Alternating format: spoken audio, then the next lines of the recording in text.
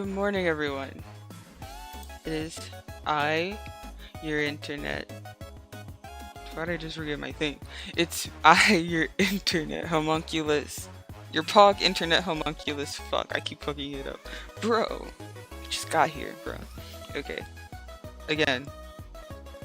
It is I, your pog internet homunculus, Pogliacciii. Welcome into my stream.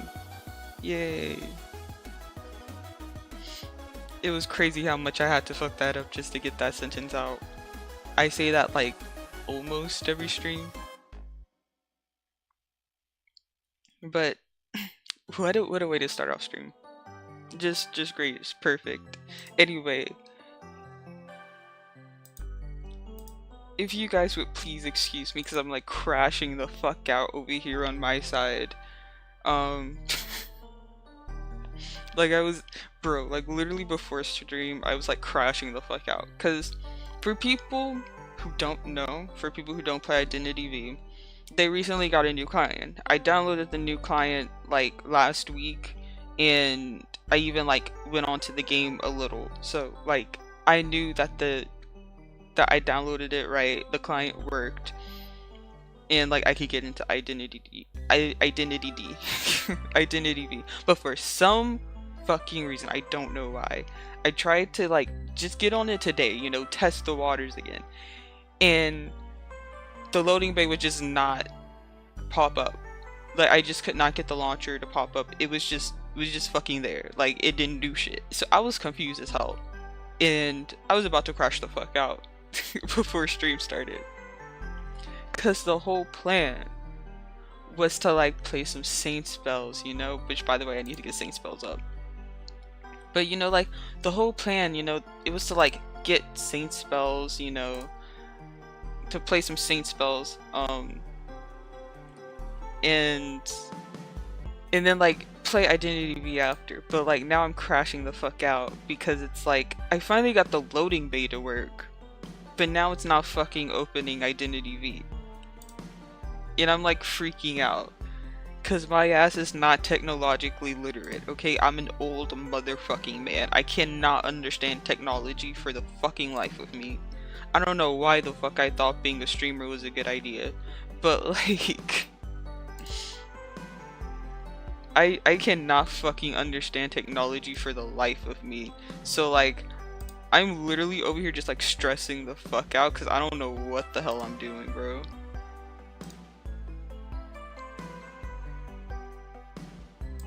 But anyway, that was my day. That was my morning. I'm also not gonna lie, bro. Today just started off really fucking rough. Like I woke up. I woke up.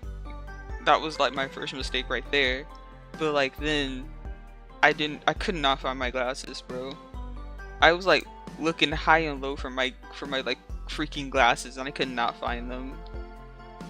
And I was actually like starting to freak out because I was like, I literally cannot fucking see without my glasses, and I'm over here trying to find my fucking glasses after waking up like 5 minutes ago with not being able to see a damn thing because everything looks blurry as fuck. Like I was having a really rough morning today. Luckily I had like an older pair of glasses that where the prescription actually isn't that different from my current ones, so I just wore those while I looked for my glasses because I wasn't gonna settle for those. I was like, no, I want my current fucking glasses. I need to find where they are. But I did end up finding it somewhere on my pillow. I like just threw it and then I heard the glasses hit something. So glasses have been found and acquired. And then yeah, I was actually gonna have a special guest on stream today. It's someone who's been here before, but unfortunately they're a little too tired and a little too medicated to kind of participate fully right now. my sister's dog. My sister's back in town, and so is her dog. He's gonna be a lot quieter compared to how he usually is, because he got a little ouchie on his paw. Nobody really knows how. He stepped on something.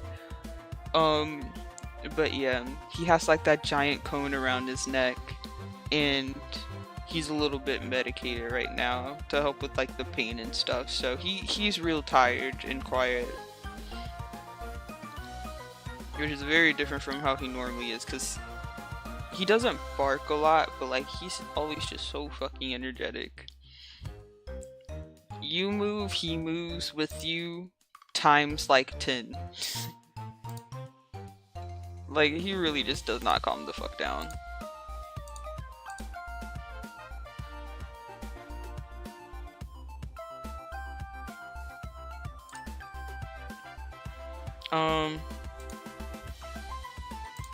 But yeah, in case you're wondering, Pog, why the fuck have you not started the game yet? It's because I'm trying to figure out how to get this freaking identity V to start working. Like, I'm literally gonna crash the fuck out. Cause I made a little fuck you. I made a really bad fuck you.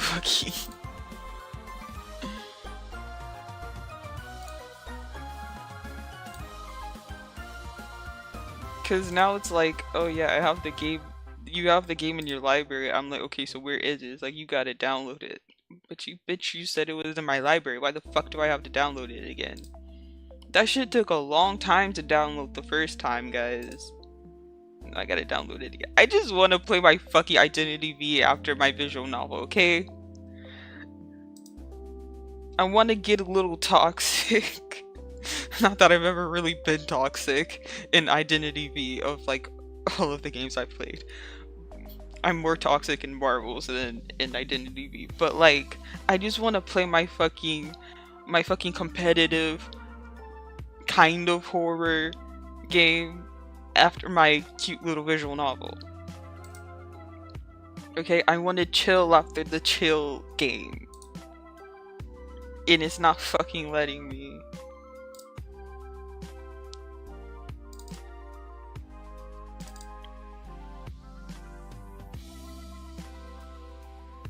Okay, wait.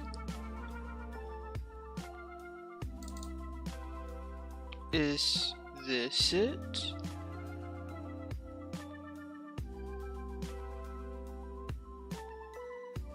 It's gonna be like, nah. It's not gonna fucking work.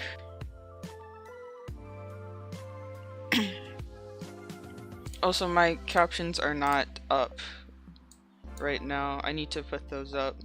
I actually have it prepared, but it covers... I only have one screen and it covers my entire screen, so I don't have my captions up right now. Sorry about that, guys.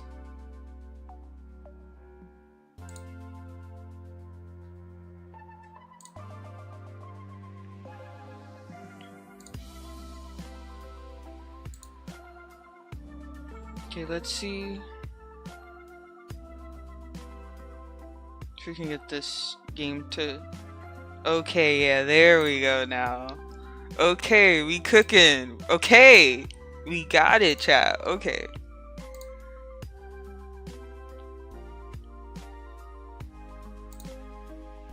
Okay. We kind of cooked a little there. We got it figured out. Okay. That's good. Okay. We can have our captions up now. We've weathered the worst of the storm. But now I have to actually get the game over and then go to the actual game screen.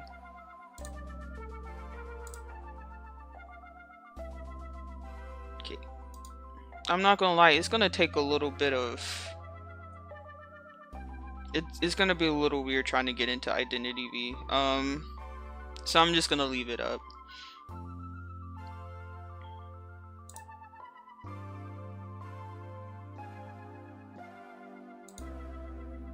But yeah, let's finally get on to what we're actually supposed to be doing, which is saint spells.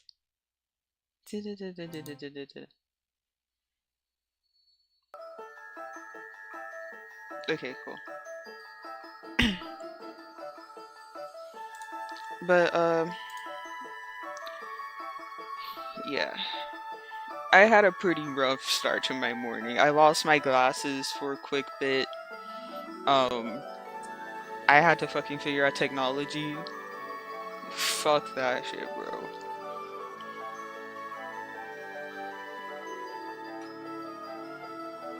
But yeah, we can finally get on with the game. So the spell book. Okay, so we're going to be doing Scylla. She's popped up a few times during my other routes. But like this bitch, I have no idea who the fuck this is. I had to fully look up the name of this motherfucker to figure out who the fuck this last person was. Not once have I seen this motherfucker pop up in any of my routes. I was genuinely confused as fuck. Even even Bugbear's motherfucking ass pops up in my other routes when I'm not trying to when I'm not trying to do his route. This other person, bro, been avoiding me like the motherfucking plague. Sorry, I got a little passionate there with my with my recounting of events of how the fuck I managed to know this guy's name. But apparently their name is Spinel or Spinel. Which when I tried to look up a picture for him,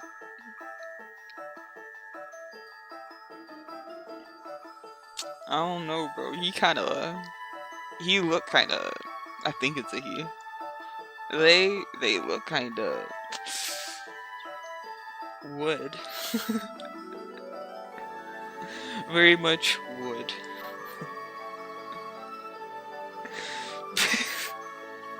Yeah.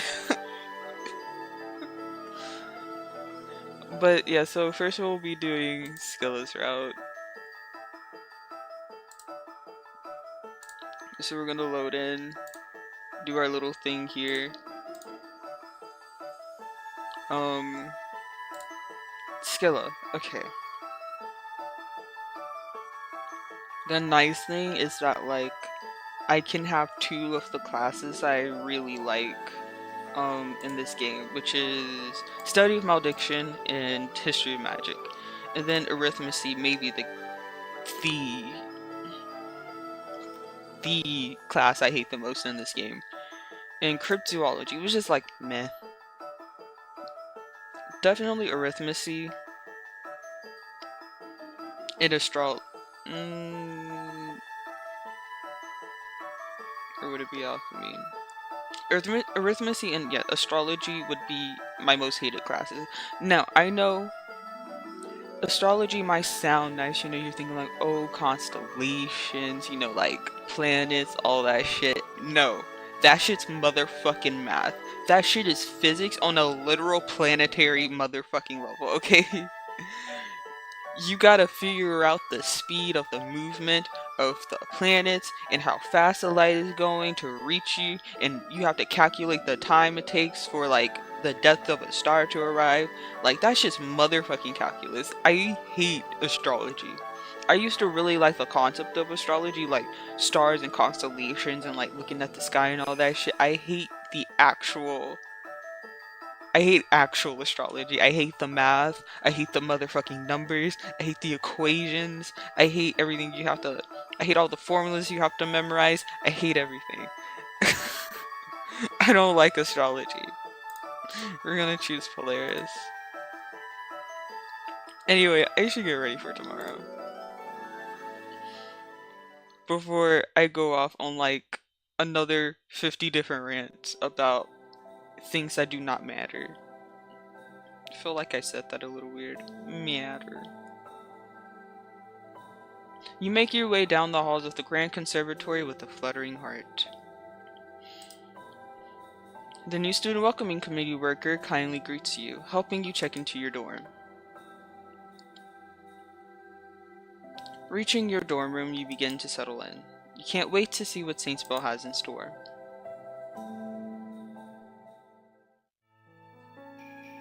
Today's Monday, and you have some free time until your next class. What do we do? I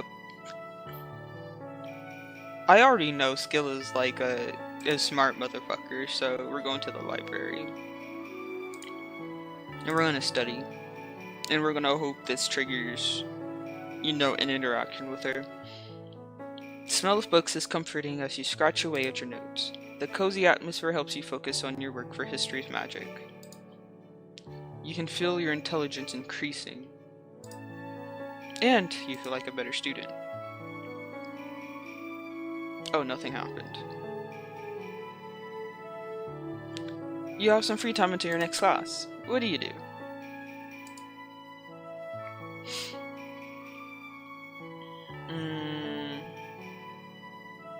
Fuck, keep studying, I guess. Oh, this time we're focusing on our work for cryptozoology.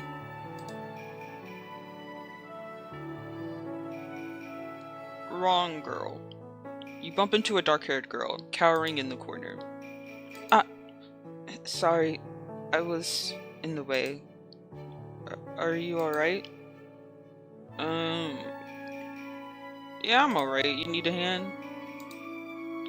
You try to help her get out of the corner, but she shifts her body away from your offer. Her eyes have a hard time focusing on something. She doesn't want to directly look at you. I'm fine. She's clearly trembling in fear and clutching onto a candelabra for dear life. There's no flame lit, and it's daylight outside. Why does she need that? The more you stare, the more intimidated the girl in front of you becomes. It seems that she's more intimidated by you than her surroundings now. Sorry for bumping into you. I'll excuse myself now. She gives you a quick bow and makes a run for it. What a strange girl.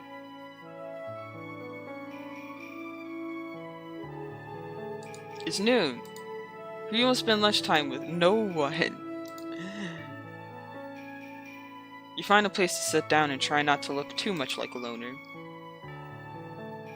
What if I want to look like a loner? What if I am a loner? What would you do then, game?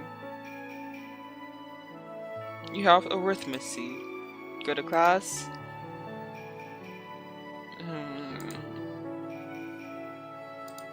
Hi, Scylla. You approach a scaled and finned woman. You are? I'm Pogliacciii. She offers you a polite, clawed hand to shake. Scylla Vice, House Polaris. Is there anything I can help you with? Are you a new student, perhaps? She looks at you expectantly. I am, actually.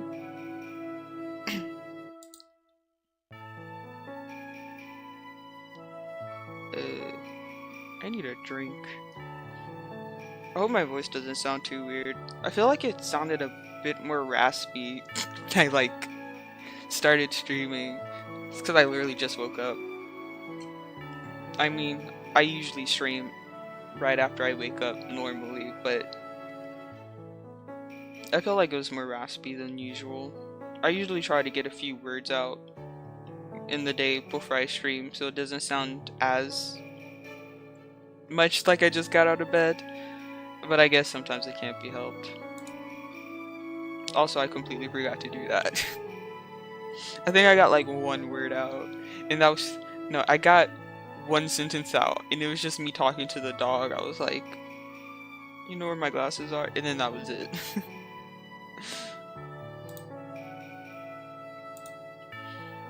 Let me be the first then to welcome you to St. Spell. I'm sure you'll find yourself comfortable here. I also got myself a quarter of a bottle of caramel frappuccino coffee drink. Like the one in that glass bottle, that Starbucks drink, that's in like the glass bottle you can buy at stores. I got it from a vending machine and I never finished it. So I just have like a quarter left. And that's my breakfast for today. Anyway, she gives a small smile, eyes twinkling. The research facilities and professors at the school are world class, as I'm sure you are already aware. Quite the draw, wouldn't you agree? Yeah. Scylla's face is positively beaming. Your eyes, they burn. I'm positively delighted to hear you think so. Oh, how thrilling this must be for you.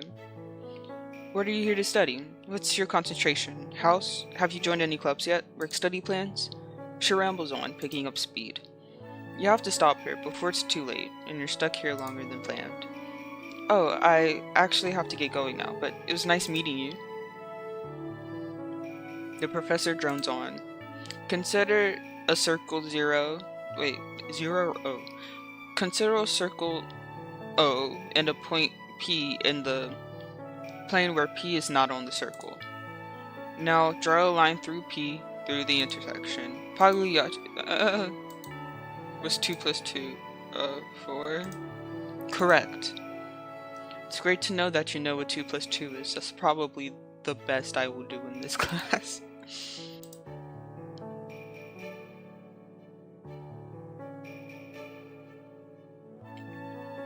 You have history of magic. Go to class? Hell yeah.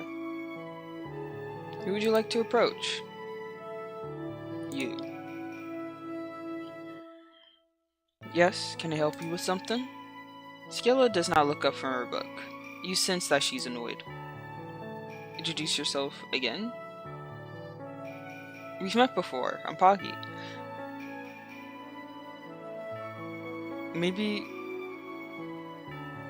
we should just, introduce myself again? Scylla eyes flick up from her to your face only for a second before politely offering you a hand to shake. All of this seems awfully familiar. Scylla Vice, House Polaris. Well, did you need anything, or am I free to go back to my book? She looks at you expectantly. You get the distinct vibe that she thinks you're wasting her time. You awkwardly leave. Okay. To create a refuge to retwinkle the fires of magic, the humans in Anima severed the gateways between realms, except for one. The last doorway over which the legendary mystical conservatory, Saint Spell, where we guard and stand today. Through this last bond between human and Anima, magic still trickles from the alternate realm into the world of man. Like their ancestors before them, humans and Anima still practice the partnership that saved them long ago, in hopes of someday destroying the Umbra in retribution. Each gateway is guarded by a magical conservatory, and all those blessed with magic are sworn to protect it, like we do here. Saint Spell is the first and oldest of all these institutions, and we seek to teach you the true power of the bonds that guard us from the dark. Hell yeah. History of magic. Time for extracurriculars. Teehee. Okay, what the fuck am I supposed to do?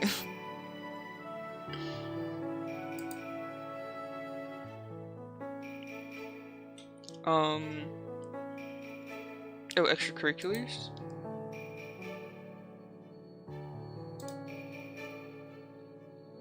You're in the arena. Join the Fight Club. First rule about Fight Club is that you don't talk about the Fight Club. The second rule about Fight Club is that you don't talk about Fight Club. Fight Club. Fight Club. You're weak sauce, and they can smell it, like sharks to blood in the water. Hey, I'm new and... You get biffed in the fucking face.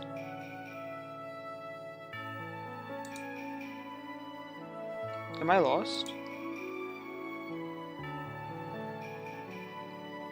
Oh, no, no, no, no, no. No, no, no, no, no. No, no, no, no, no, no, no, no. Okay, I know this route. This is the route that fucking destroyed me emotionally. This is probably the one route that made me feel single as fuck. We're not doing this, okay? Yeah, we're not doing this. I'm not doing this, bro. I'm not entertaining that.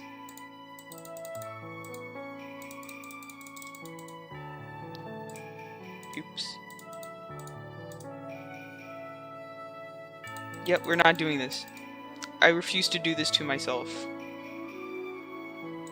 You know what we're gonna do? We're gonna read a motherfucking book. That's what we're gonna do. What to read today? Your fingers slip through the pages of Alice in Never-Ending Finals. You can feel your intelligence increasing.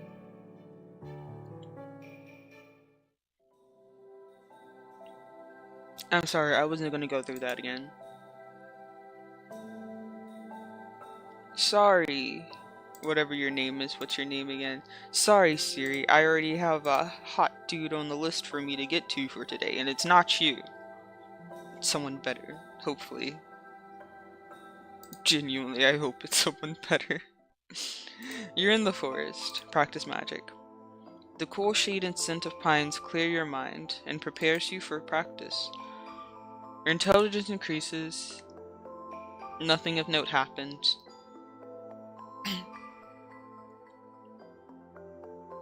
And Monday is now over. Well, I feel like Scylla might be hard.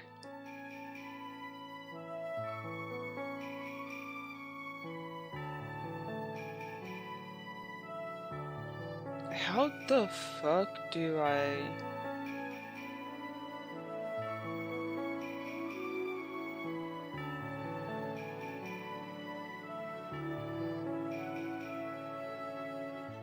How do I do Scylla's route?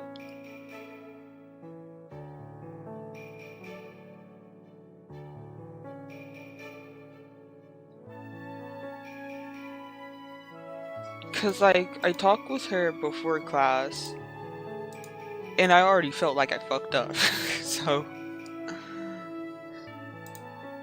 Now I'm feeling kinda like, am I doing this right? Is she like actually kinda hard? Is her route actually kinda hard? Your fingers flip through the pages of the 3 trolls and a mallet. Your intelligence increases by 2, and the day goes on. And no classes today. Okay, no classes at all.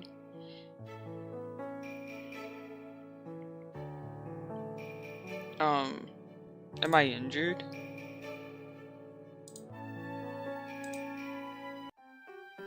Is Pogliacciii there? Huh? Yes, I'm here for a checkup. Your voice dies in your throat.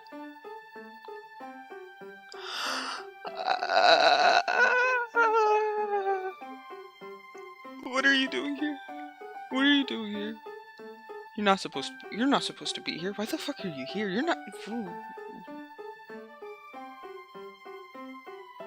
not supposed to be here.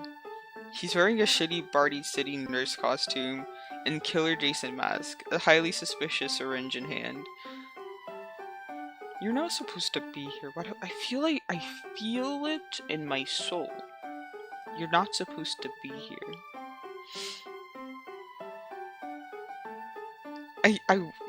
No, I can't. I don't. How the fuck did you know my name, though? We technically haven't met yet. Okay, well... Infirmary triggers Bugbear, which I really don't want to spoil too much of Bugbear's route to myself, so we're just gonna go back on that. Today, right now, this is about Scylla, not you, Bugbear. Stop fucking inserting yourself into these other people's routes, okay?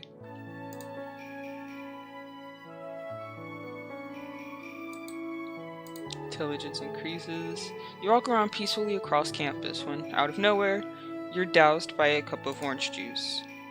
You can hear a voice yelling at you as you try to keep the juice from dripping into your eyes.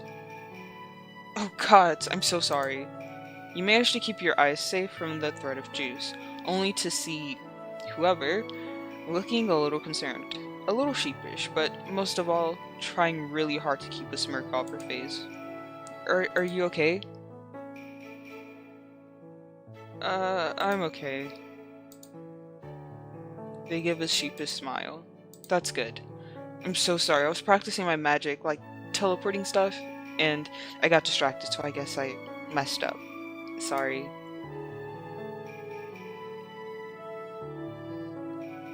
Ask them to replace your shirt, offer to help practice magic so it doesn't happen again. Tell she sucks at magic and find a better place to practice. Damn. I would just help them. Would you like some help practicing so it doesn't happen again? They sputtered. I mean, I'm not that bad usually, I swear. I just distracted. I just got distracted. Usually I'm just good at teleporting stuff. She gives you a demonstration, teleporting the now empty orange juice cup from one hand to another. Except she misses the cup as it pops above her other hand and it clatters into the ground. She slowly meets her gaze with a sheepish one. That was a hand-eye coordination problem, not a magic one. It's okay, I'm sure your magic is cool, but more practice can't be a bad thing. Please just get better at your magic, jeez. I'm not gonna be a fucking dick about it. It's okay, I'm sure your magic is cool, but more practice can't be a bad thing, right? I wouldn't mind practicing my magic too. She tilts her head, your response catching her off guard. Then she grins as she processes your suggestion. Yeah, we can be like study buddies. That'll be super fun. I don't think I got that interaction with, Ivy on her route. Good afternoon, Poggy. Spend lunch together? Well, I can't stop you from sitting where you please. You eat your lunch, silently sitting next to Scylla. Attempt to impress Scylla with your magic.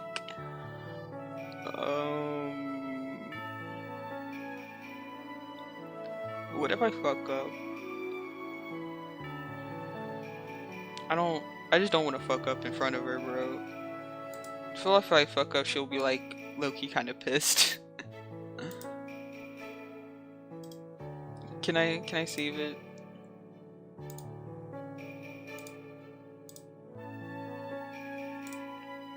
Yeah, let's impress her. You attempt an impressive spell. You don't think you did too bad, but her expression seems perplexed at the very best. You feel a little sheepish. Next time, surely.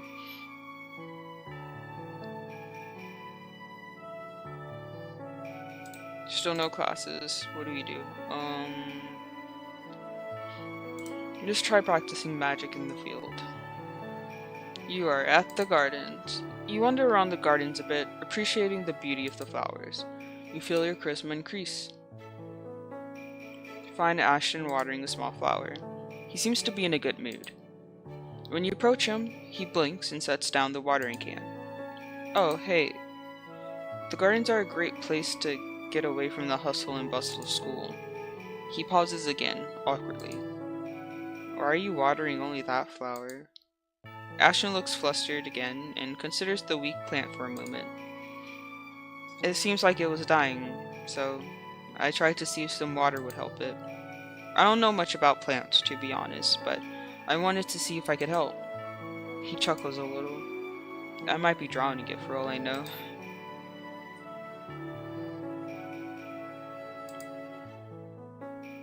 Still no classes. What do you do? I was hoping I could practice magic in the garden, but I guess no. You're in the forest. Let's practice magic. The cool shade and scent of pines clears your mind and prepares you for practice. You feel your intelligence increasing.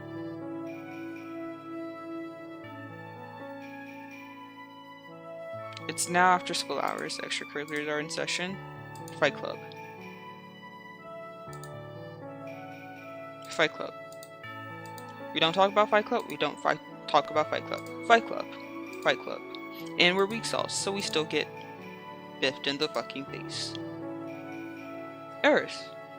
Hey, want a duel? Let's duel. He excitedly sparkles at you. Fuck it, let's go at it. Yay, Eris cheers. You attack with the strength of -2 against Eris's 11. Fuck. Again, you attack with the strength of 5 against Eris's 4. Hell yeah. You attack with the strength of 1 against Eris's 12. Again, you attack with the strength of 0 against Eris's 13. Again, you attack with the strength of 4 against Eris's 3. You're both a little exhausted by the end of it. You've won 2 exchanges. Honestly, that's better than winning 0. He smiles. My strength didn't even increase at that. It's now the evening. You have some free time before the day ends. Let's clean ourselves. You get squeaky clean, and you feel your charisma increasing by 2.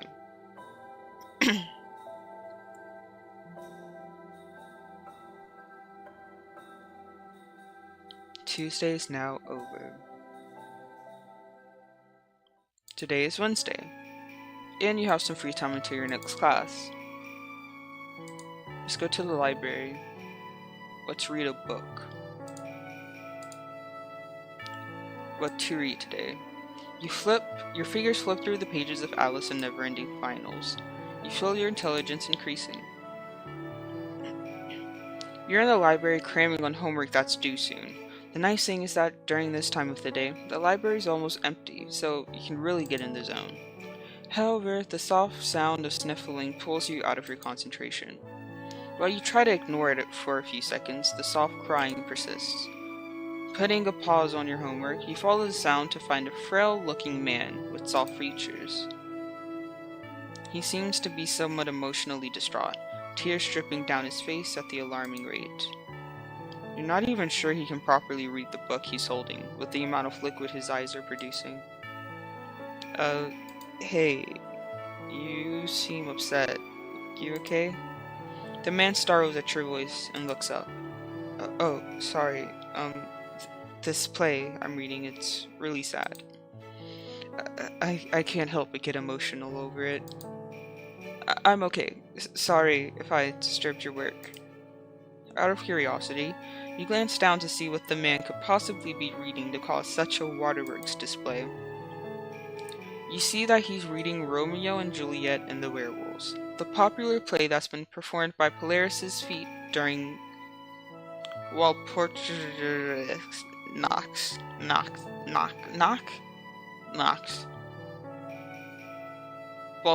knock, I think. How interesting the play is. You're reading Romeo and Juliet and the Werewolves? It's a pretty interesting play, but nothing to be sobbing over. Is there something wrong with you? Oh no, you just wanted to make a harmless comment on the play! That's so... What the fuck? You weren't supposed to be that rude. The man's crying even harder now, but his teary face is kind of cute.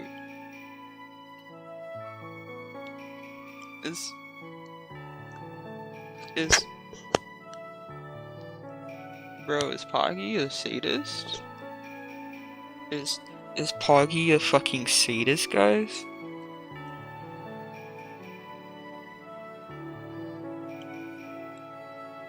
Chad, I think I might be a sadist.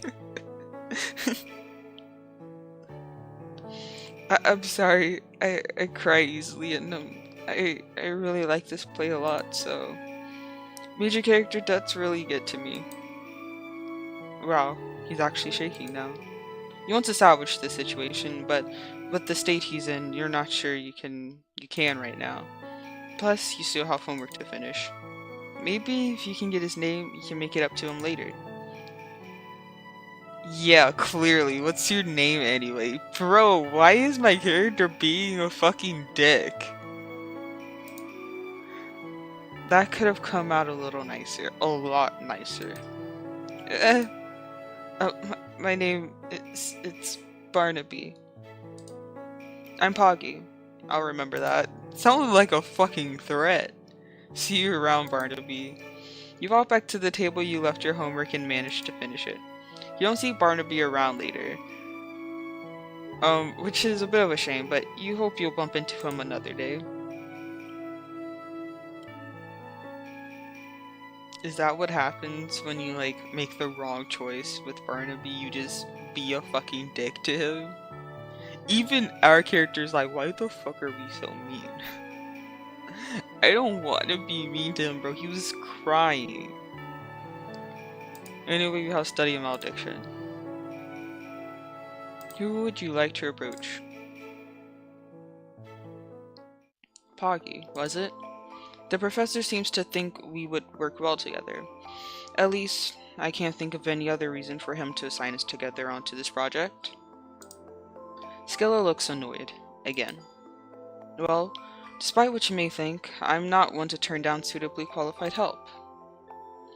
I assume the professor has given you a brief on the project I'm working on. Shouldn't group partners be choosing a topic together? Well, I would propose that we continue my research on historically prosecuted cases of malediction. The topic is certainly more interesting than classical jinxes, no? Did you have any other ideas worth repeating? Let her do as she pleases. I'm glad you understand the value of my thesis, Poggy. Let's get started. She seems a little bossy.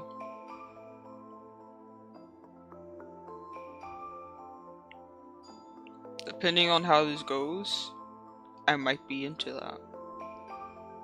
Scylla procures a mountain of books from her unfathomable, undersized purse, seeming prepared well in advance of this conversation. Okay. It looks like she wouldn't have taken no for an answer. She drops them with a loud and resounding thud onto the desk in front of you. I believe the best approach to any research project is a healthy amount of self-study before diving into the practicals. With this amount of reading, she surveys the stack thoughtfully. One night should be enough. I wouldn't dare to expect anything less from someone who comes to me personally recommended by the professor. Wait, is she giving me homework? Chad, I don't think I'm into this. I don't think I like this. She's giving me fucking homework. I have enough of that already. The TA brushes past your desk to deliver handouts for the lecture. A strange chill runs down your back, as if you feel that something is not quite right.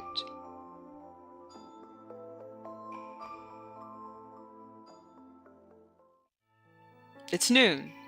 Who do you want to spend lunchtime with? Good afternoon. How often we run into each other? You spend the lunch with Scylla. Attempt to impress Scylla with your magic?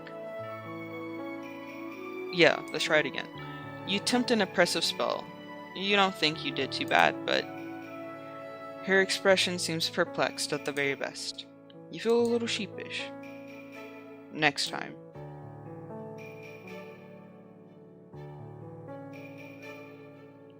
You're already done with classes for the day. What do you do?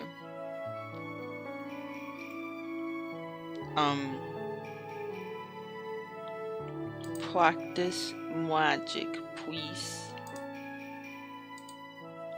The cool shade instead of pines clears your mind and prepares you for practice.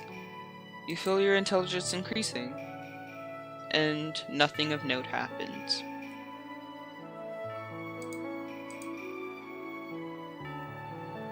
Let's go to the infirmary. You're in the infirmary. You go to the infirmary to address your injury. They wrap you up pretty well, and with a sprinkle of magic, you feel significantly better. You see a student searching for something, seemingly distressed. We've already talked with them. It's their problem. We're focused on one person and one person only.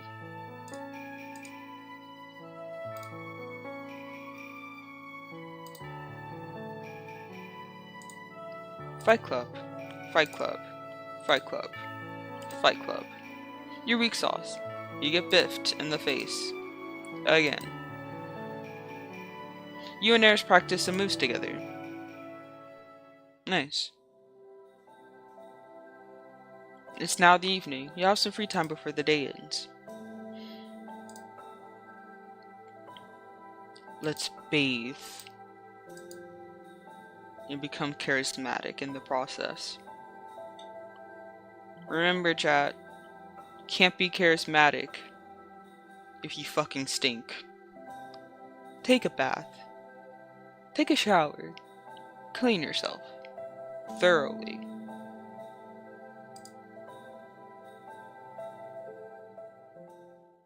Anyway, today's Thursday, and you have some free time until your next class.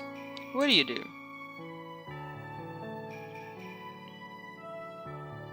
I don't even know if I'm making the right fucking choices. You're in the library. Just read. We're reading My Little Axe Murderer Can't Be This Cute. And our intelligence increases by 2. I love how we're reading books that just feel so uneducational. Yet we get like such a fucking... You get like such a high intelligence increase from it.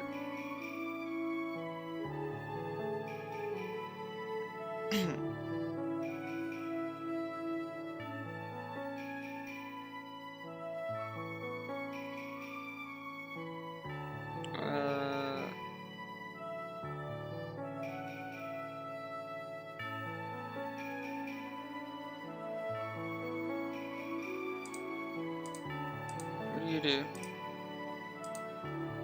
The library, study. The smell of books is comforting as you scratch away at your notes. The cozy atmosphere helps you focus on your work for History of Magic. And your intelligence increases. And you feel like a better student. Yippee, I guess. It's noon. Who you want to spend lunch with? Scylla? Good afternoon. Here, let me take a look at that for you. You and Scylla chat about the morning's lesson plan.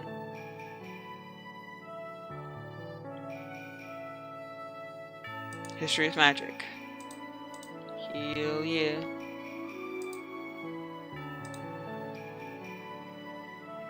You try to find Scylla, but the professor's already starting their lesson, making you hastily take a random seat. Earth and Alterna are joined by magical gateways, bridged between 2 worlds that allow the font of magic to flow freely among all people. Long before the peaceful rule of the Circle, the human and Anima empires warred against each other, fighting for dominion over the magic-imbued lands. With every battle, more and more humans in Anima were killed, until the Anima met the brink of extinction.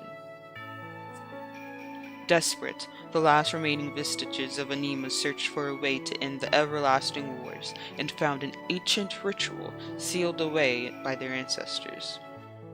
They were unknowing of what evil they would unleash upon the worlds. The Anima created a creature of nightmares and darkness in an unholy ritual known only in history books as the Sacrament. That poor creature, born of bloodlust and hunger, was called the Umbra, and was unleashed upon mankind to feed on their souls to satisfy its endless starvation.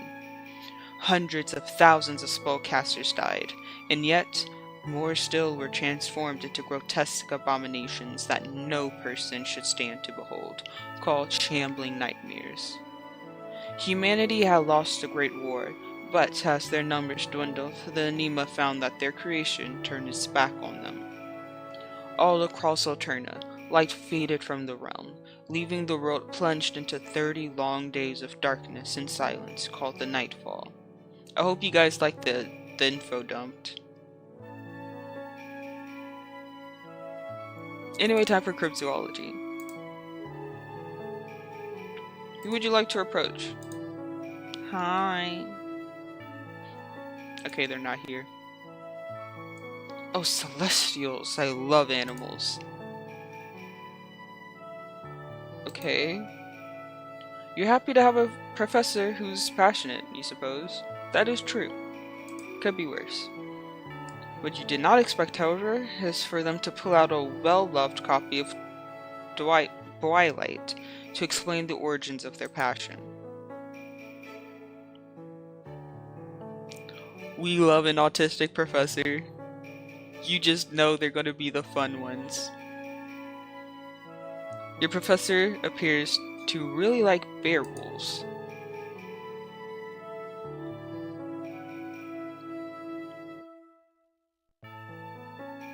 It's now after school hours. Extracurriculars are now in session.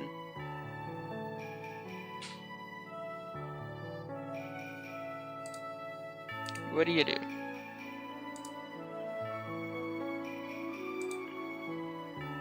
Oh, nice. Work on your class project with Scylla. I'm surprised to see you here so early, Poggy. I thought we hadn't planned to meet until after hours.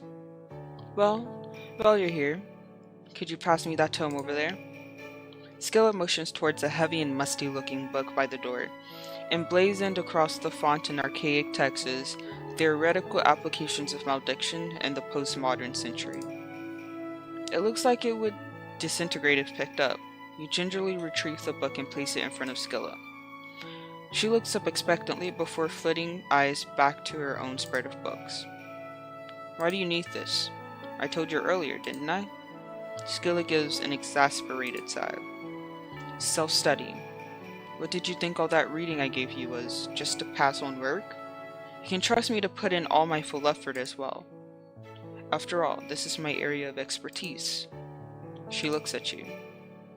Say, you're my partner after all. Before we start, let me ask you a few questions so I know you have understood the reading properly. A pop quiz? You sputter, obviously caught off guard, but Scylla pays no heed and begins throwing material your way. You answer each question with ease, feeling relieved and slightly more in your element as you get over the initial surprise. Back and forth goes a bit like that, and you can recognize you've gone over everything in the first book already. Scylla seems immensely satisfied. You're becoming an expert in your own right. Don't underestimate what you're capable of. I certainly won't.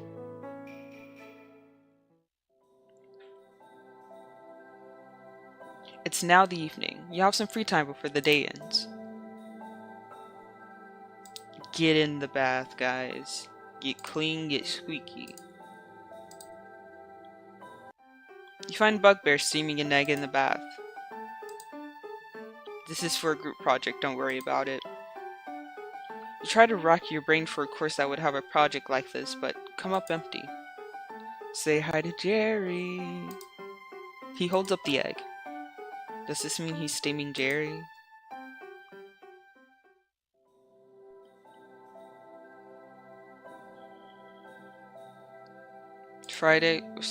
Thursday's now over.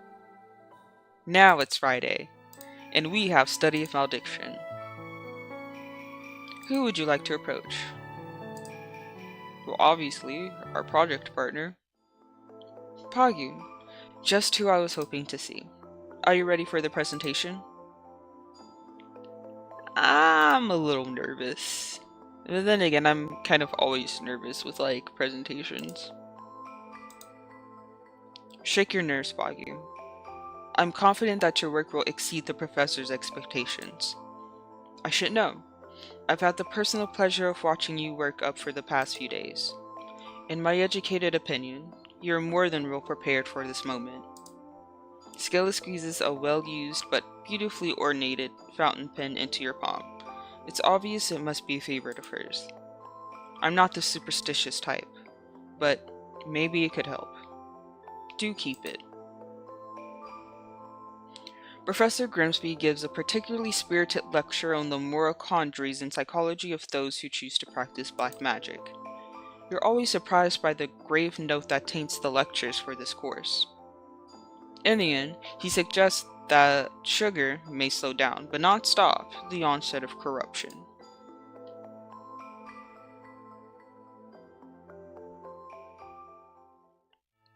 You have some free time until your next class. What do? Get I sleep? It's Friday, I don't want to do anything. You idly laze around. And it's noon. Time to eat lunch with my girl. Good afternoon. How often we run into each other? We go over the lesson plan. Attempt to impress Scylla with your magic. You cast an impressive spell, and Scylla looks undoubtedly impressed. Hell yeah. You're thrilled and preened under her attention. Look at our boy trying to show off. Okay, let's go to math. I'm not even gonna be worried about this. You think you might be getting this. And so, when you... Pogliacciii. Yeah, you seem to be in a good mood. What's the derivative of 666,999?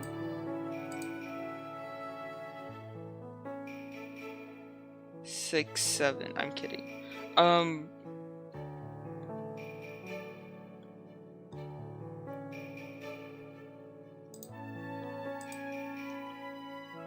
Perhaps if this was magical literature. Next. Oh shit, my bad. Also, why the fuck am I not in magical literature? That seems like a class I would fuck with. Heavy. Why is that not an option? Who would you like to approach?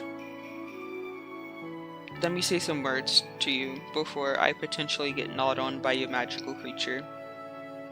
Oh, it's just you. Don't sneak up on me like that. Today, we have the delight of having a couple specimen of Kioskin murder devils in class.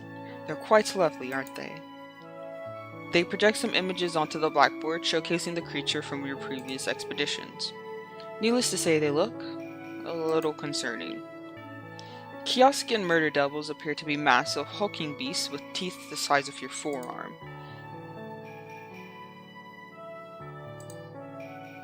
You're gonna be safe, right? Grrr. Grrr. The dog's looking at me weird. The professor releases a bunch of said Kioskian murder devils onto the class, one of which descends angrily upon you. What are you supposed to do in this situation?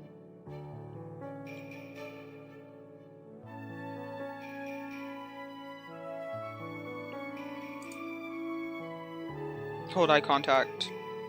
Just...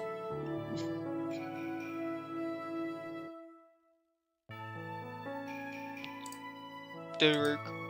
It seems to be charmed by that handsome gaze of yours. You feel your charisma increasing. Ooh. So handsome, you charm a literal devil. Well, it's not a literal devil, but it's called one. It's now after school hours. Extracurriculars are now in session. What do you do? I'm going to bed. You spend some time on Wikipedia, nothing happens. And then we clean ourselves, chat. Because we're not nasty. And we get squeaky clean. Nothing of note happens. I think it's best if nothing of note happens in the bathhouse. Anyway, Friday is now over. The long-awaited weekend has finally arrived. You do your usual morning routine, washing up, changing your clothes. You go to your desk to search for one of your items, and you can't help but notice a strange note placed face down amongst your papers. You pick it up gingerly, turning over the blank side to reveal 2200. Tonight. Classroom 64B207. Scylla. Huh? Doesn't surprise you in the least, but Scylla's handwriting is beyond precise. It would appear printed if it weren't for the slight blot of ink. 10 p.m. isn't for a while. You mutter to yourself, slipping the note into your back pocket. You mindlessly go about the rest of the day, but the anticipation of meeting with the Leviathan places your heartbeat in your throat. Oh, it's a malediction classroom. Ah, Poggy, you came. And right on schedule. Did you see my note? Yeah. I'll get straight to the point then. Your project, Poggy. There was something about it that inspired me. Your research, for how thorough it was, merely scratches the surface of the theoretical. I think, of all the students here, we two are the ones who will be able to propel this to the next logical step forward. Poggy, I don't want to prove your research. Don't you want to prove your research works? I'm talking about the practicals, beyond the theory. We can do it, the two of us. Professor Ginsbury's two best students, under two pairs of trained eyes, not can escape our notice. I have an experiment I've been working on in the lab after hours. The progress has already been steady, but I thought it would reach new heights with us both combined. What do you say? Would you jump into the unknown with me? Your heart is absolutely in your throat. The acceptance not able to leave your lips fast enough. I would love to, Scylla. You barely maintain your excitement. The prospect of this experiment sounds fascinating, and any more time with Scylla was something you could not give up. She seems pleased by your reciprocated interest, a half smile of something devious crossing her face, a sort of ambition. Well then, shall we? Ooh. Scylla success. Partners in crime and... Oh man. She looked like she'd run experiments on me, shit.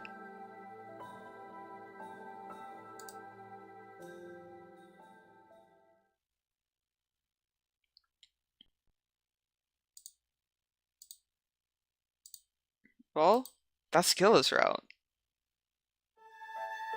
Okay, wait, let's see what the book says about her. Scylla, Anima Leviathan, 27, female, 5'8", pressurizing magic. Okay, interesting. Born into a line of celebrated magic researchers, Scylla has been surrounded by influential mathematicians and magic philosophers. Scylla engrossed herself in the field of magic aquabiology, publishing by the age of 20. Shit. Scylla plans to return to her career as a field magic researcher after graduating from St. Spell and completing a formal degree. Okay, smart woman, I like that. Now we have this mysterious guy. I'm low-key kind of excited because when I looked the picture up for like the thumbnail for YouTube, bro, like I would, bro, like smash. He looks hella attractive, like I gotta tell you the truth.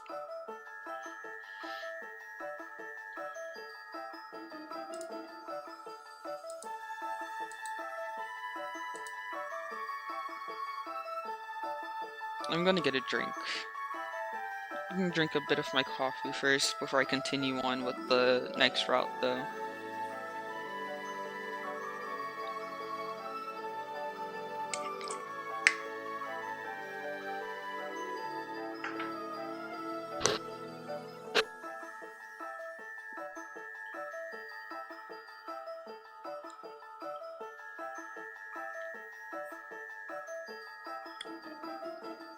Okay.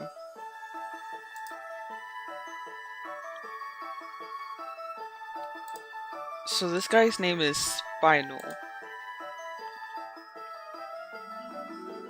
I know a little bit about him. I know his name is Spinel. I know he looks hella good from what I could tell. And I also think it's a he. I think it... When I was like trying to find like this stuff for him, I saw something that referred to it as a he. So I do think it's a guy. This is like a male character, from my understanding. But then again, my understanding is a little limited, so I might be wrong. Okay, so... Astrology... Study of malediction... And practical... Question mark...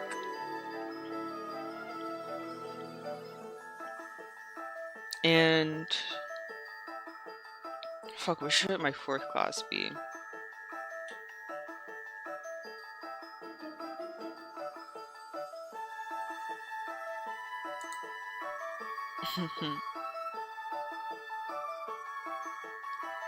I'm looking at this and it's like...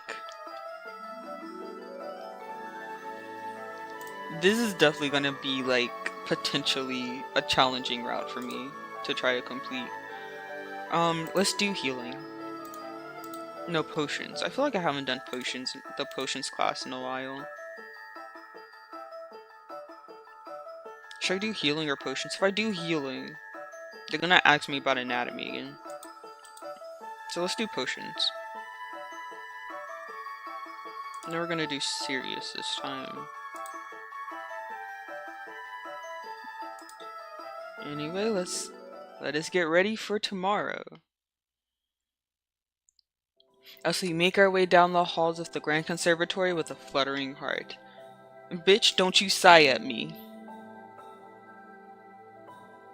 The dog just literally gave out the loudest fucking sigh. I did not ask for your fucking attitude. Continue resting. You're injured.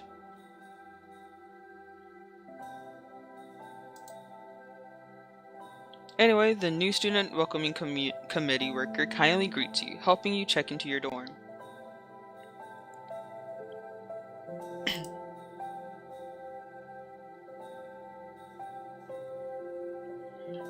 Reaching your dorm room, you begin to settle in.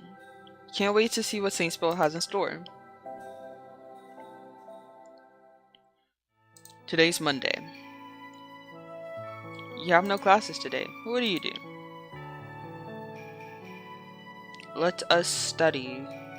No, let us read, actually. Honestly, that's what the serious house place looks like. I always forget. Okay. In the library, we're gonna read. Today, we're gonna read The Pirate Queen's Hidden Treasure. Our intelligence increases by 2. While minding your own business, you hear distressed muttering. Simon. How did I get this question wrong? I thought I saw this somewhere in the book.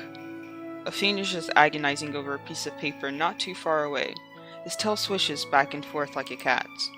Although you can't make out all the text, you can see History of Magic stamped on the top. When he lowers the test, you catch a glimpse of a sad-looking score. The student looks rather preoccupied with it. I'm sorry, Simon. My child, but this is not your route. This is Spinel's.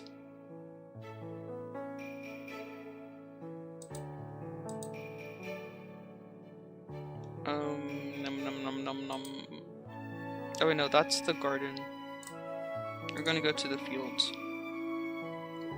We're gonna practice magic. A wide open space helps you focus your magic. Your intelligence increases. Darcy! Bonjour! I don't think I've seen you around here. I don't know how to do a French accent, guys, and I'm not gonna try.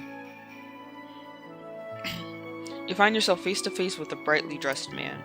Despite the school's dress code of neutrals, he had added several areas of color into his outfit. Green vest rests snugly across the broad chest and instead of shoulders. His white uniform shirt is unbuttoned to reveal pale skin and a peak of what is clearly muscle underneath.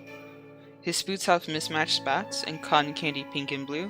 Perhaps the most interesting component of his ensemble is the strange choice of accessories. A piece of normal buttons, his shirt has what looks to... I can't fucking read. In place of normal buttons, his shirt has what looks to be peppermints, while his vest boasts a colorful array of gumballs. Upon his fingers he wears gold rings topped with candy rock crystals in place of gemstones. His hair is bright orange. His eyes are deep sea green, with a beauty mark beside the right eye. You briefly wonder if the candy bedecking his outfit is actually edible. Though his appearance is anything but conventional, his smile is kind and pleasant. There is a comforting warmth in his gaze as he meets yours. Placing a hand over his heart, he offers a short bow as he introduces himself. I'm Darcy LeVay, the RA for House Sirius. Oh, that's my house. You are? I'm Poggy. It's a pleasure to meet you, Poggy. Nice. Welcome to our magical academy. I hope to see you around campus more. If you ever need help with anything, feel free to find me. I'm often in the gardens. With another smile, he leaves you to continue on your way.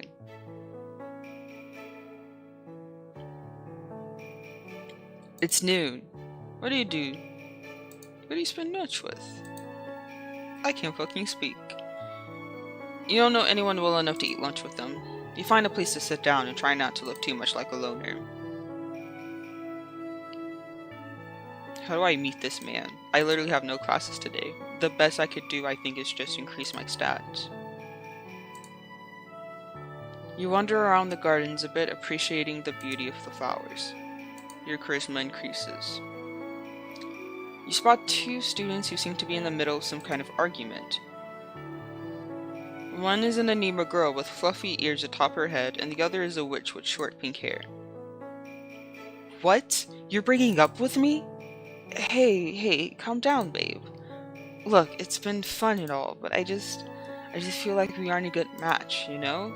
And honestly, things have been kinda getting dull lately.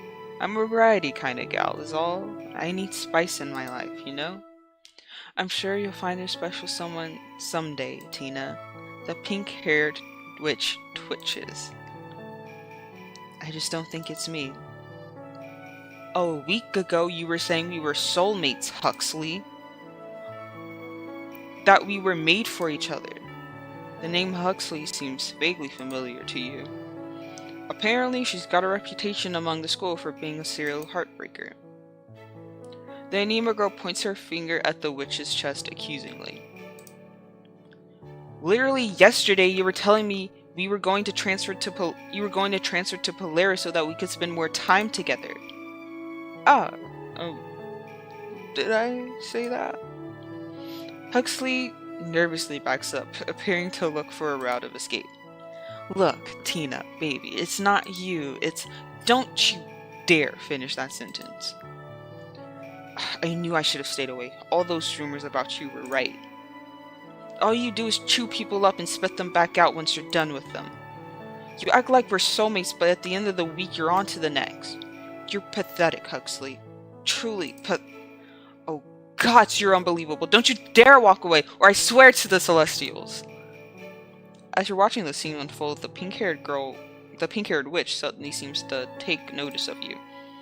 Realizing that you had been staring for quite a while now, you turn your gaze elsewhere, reflexively.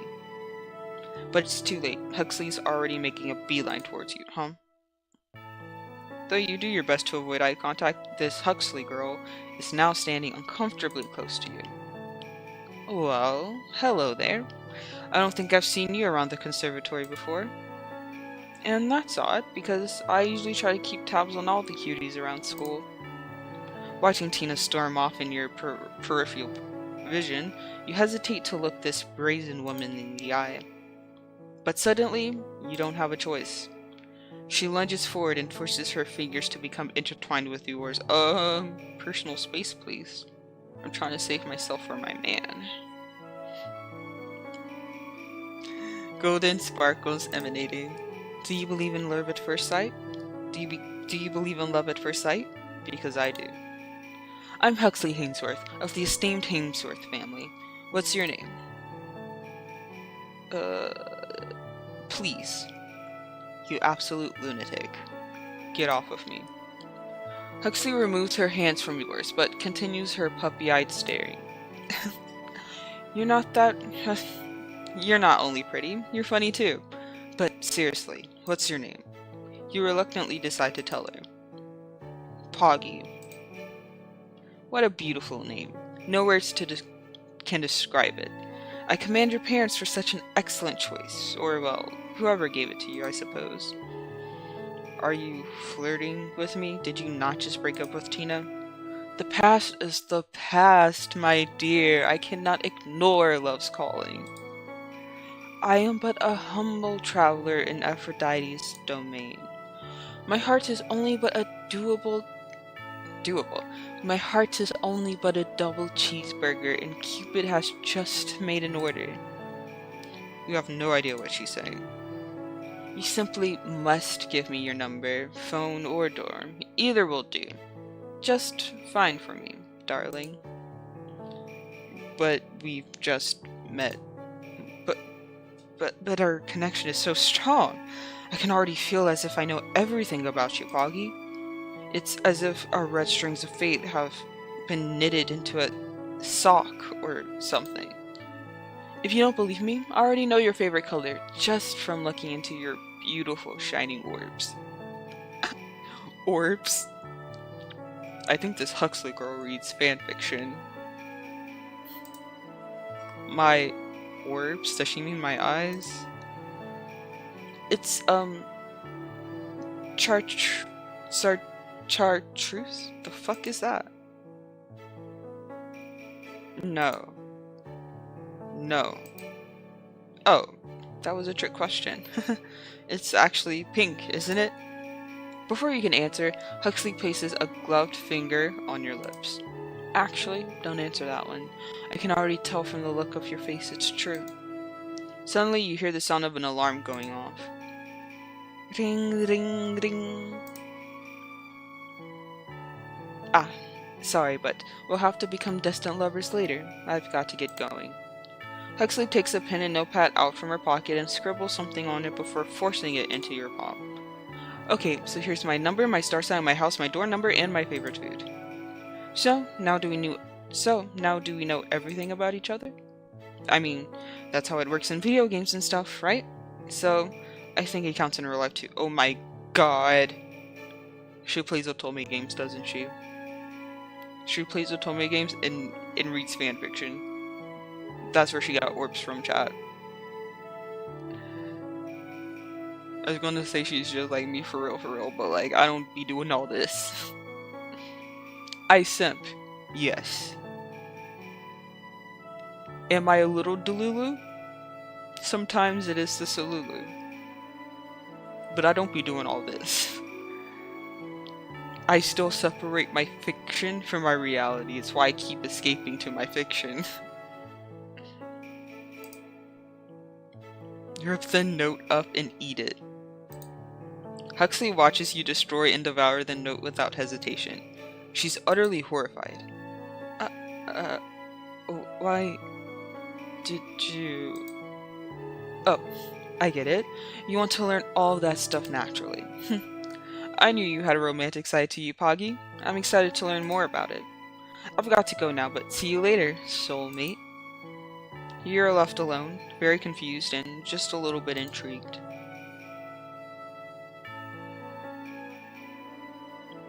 You have no classes today. What do you do? I'm gonna need Poggy to stay strong, okay?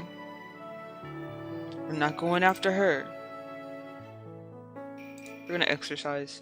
You look around for someone to spot you on the press bench. You feel your strength increasing.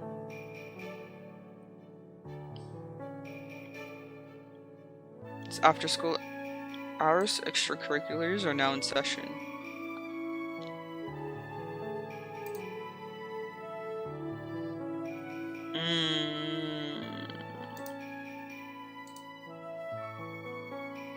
Oh.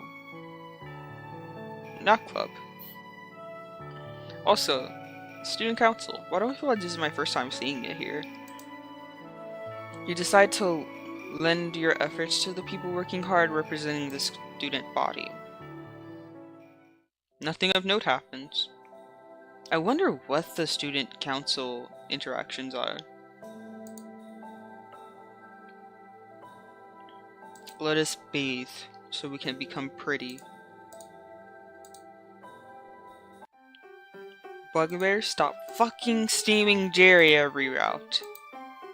We're going to run out of eggs one day.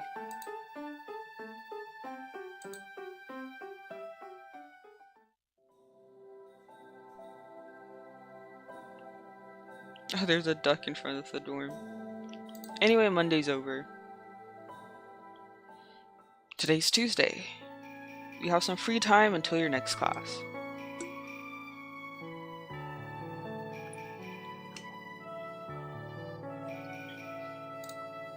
What do you do?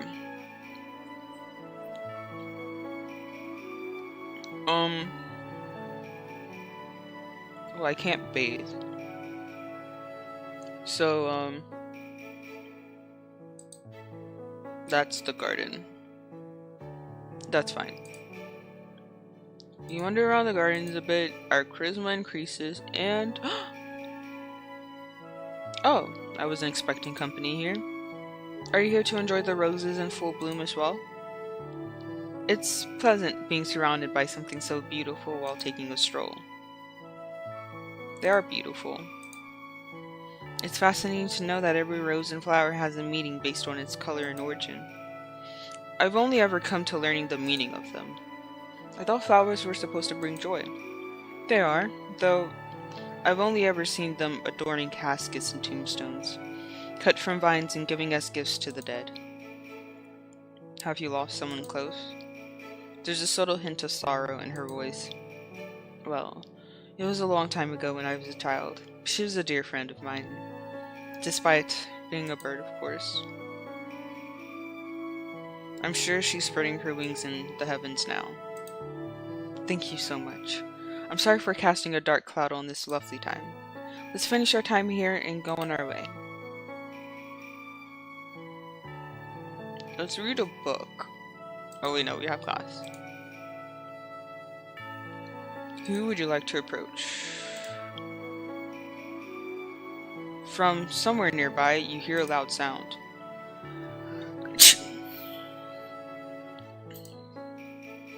It sounds like a sneeze. You venture further down the way before catching sight of someone. It's our guy! Chad, doesn't he just look so smashable? He just looks so smashable, guys.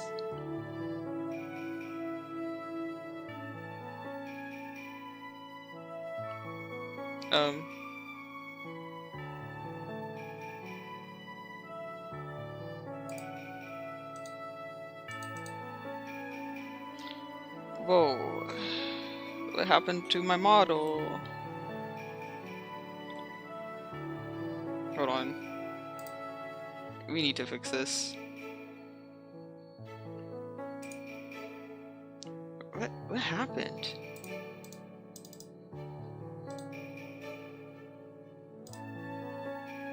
What the fuck? Hold on.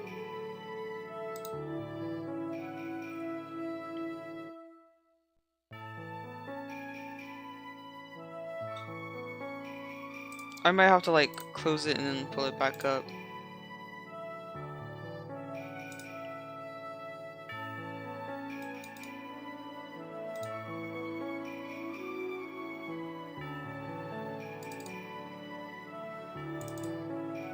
Is he?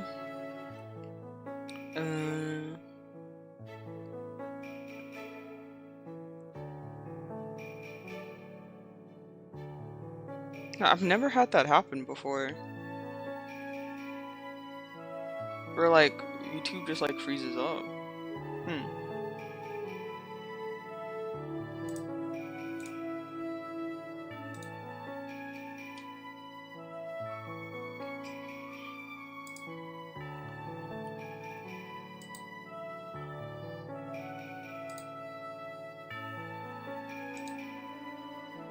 Okay.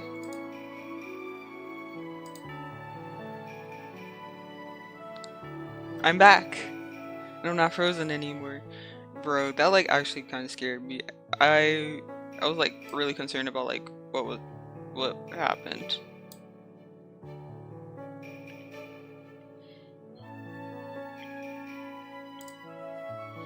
Anyway, a blonde man is kneeling in the middle of the path, gathering a massive books and loose pages into a traveling bag from where they lay strewn across the ground. As you see him, a breeze blows by and some of the pages flutter into the air. Let them go? Why? I'm not trying to be fucking poetic here, I'm trying to help a guy out, like... Just let them go. If they truly love you, they'll come back on their own. Like, bitch, know their papers. Grab that shit. Oh, thank the gods you came along when you did. You saved my life. Can't begin to thank you enough. The man finishes gathering up his remaining papers, and books, and pages, stuffing them back into their rather messy-looking bag. You peer into it for a moment and catch a glimpse of books, inkwells, and feather quills. When he's done, he stands up and begins to examine you. My apologies. It seems the lock in my bag's become a bit fiddly. Well, well. Your refreshed face. Pray, what is your name? I'm Poggy. It's my honor to make your acquaintance, Poggy. That's strange. I thought I'd just about begun to remember everyone at this school. You wouldn't happen to be a new student, would you? Um, what's it to you? Yeah, I just arrived here. Welcome to St. Spell's, Poggy. If there ever might be something I can help do for you, do not hesitate to call on me. I will be at your aid as swiftly as my legs can take me.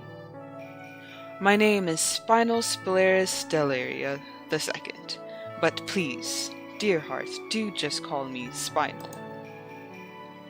There are a lot of strange people at this school, but only Spinal seems to talk like he's from a medieval fantasy. I guess it might just be a personal quirk. Were you on your very way to class? How lucky, so am I. As am I. Shall we talk there? Shall we walk there together? I cannot fucking speak. Spinal smiles at you, his bunny ears standing eagerly on end. Oh, they're bunny ears.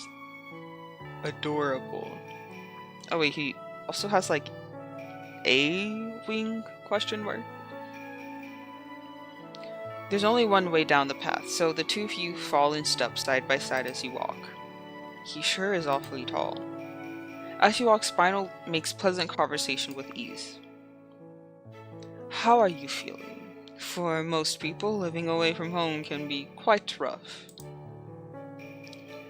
I'm feeling really good, or actually this is pretty tiring. I mean, that would kind of make sense.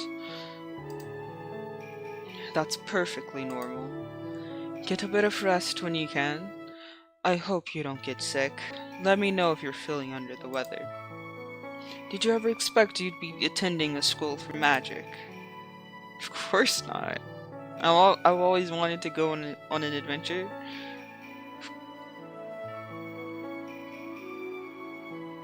I would realistically probably say the second one. Does it really... Oh shit.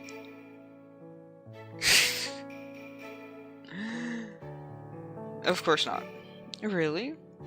I suppose it does sound a lot like something from a fairy tale book, doesn't it? Magic can be a very complex thing. It grants us beautiful powers that can be used to heal the sick, create new things, and keep us in tune with the soul of Alternum.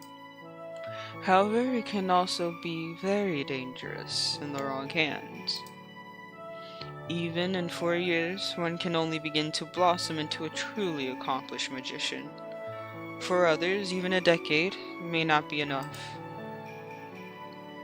How hard can it be to be that good at magic, brother? It can be really hard if it's like literally any other subject. Does it really take that long? Seriously? That would truly depend. For some, I'd imagine it could take an entire lifetime. I dare say there exists some magic that never can be truly mastered.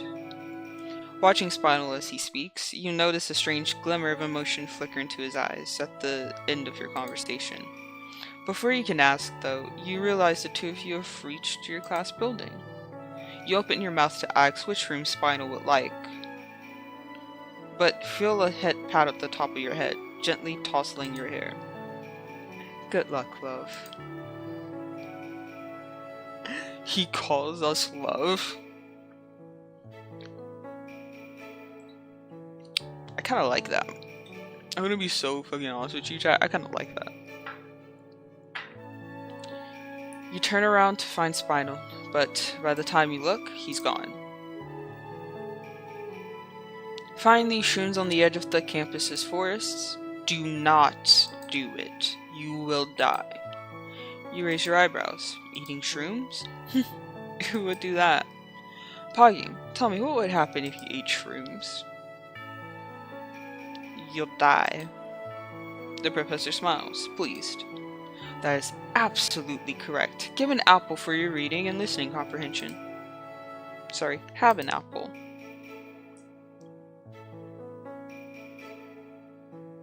The specific mistakes I'm making, yeah, you could tell I'm not dyslexic, I'm just fucking dumb. It's noon. Who do you want to spend lunchtime with? Oh wow. We really ran into this many people. Well, I guess we did have the entire Monday to ourselves. A grand ring of bells echoes throughout the campus, and from far away you hear the bell towers sing out the Westminster quarters. After a long morning, it's finally midday.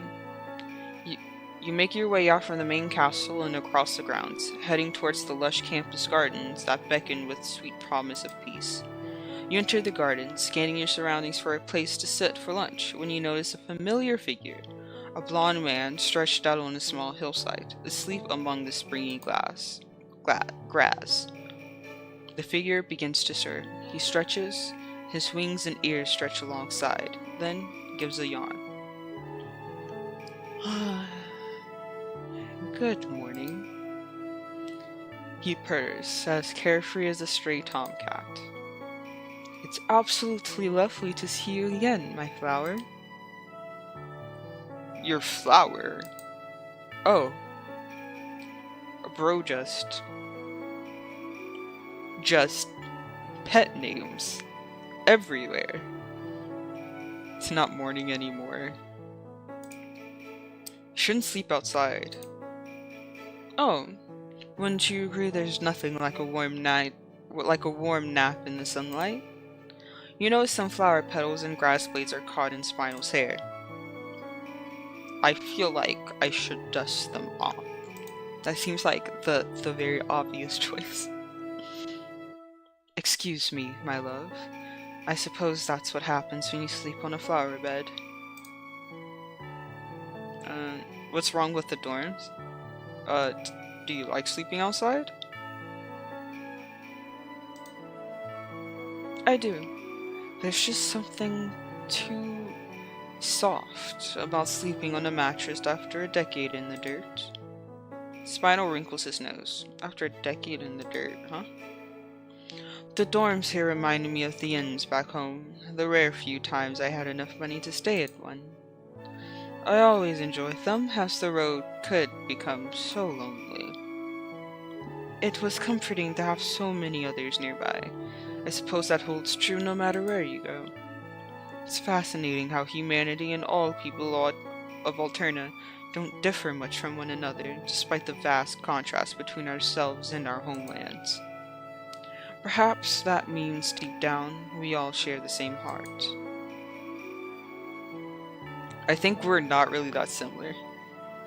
I'm glad that we can all connect with each other. I'm glad about that too, Poggy. Why, I'd say even that I can't remember the last time I ever have felt so connected before. I could not have wished for more. Spinel reaches forward and places a flower in your hair. It's a dandelion puff. There now. Carry a wish with you wherever you go. What would you wish for, or what should I wish for? What should I wish for? What should I wish for? Now, dear, I cannot tell you that. You alike must not tell me, or else, as they say, it will not come true. And know well, my beloved, that only granted wishes are what I want from you, are what I want for you. He seems very much like the romantic type. Not like the Huxley romantic, but just... I did not mean to do that. But like, he's very kind of poetic and romantic in the way he talks and interacts with the things and people around him. What's this class again? Save me. Oh fuck. You try to find Spinel, but the professor's already starting their lesson, making you hastily take a random seat. You shiver upon seeing the ginormous textbook in front of you. The professor wants you to drop and give them 5 entire planes. By next Monday, at that. Alright, now that we've gone over the assignment, what is the chance of rainfall? I don't know. Correct. Neither do I. We're not meteorologists, after all. Could you do me a favor and check? I haven't brought an umbrella with me today. You didn't bring an umbrella either, so hopefully it wouldn't rain. It's a 13 chance. They breathe a sigh of relief. Thank my lucky stars. It seems you've gotten on the professor's good side at least. You feel your charisma increasing.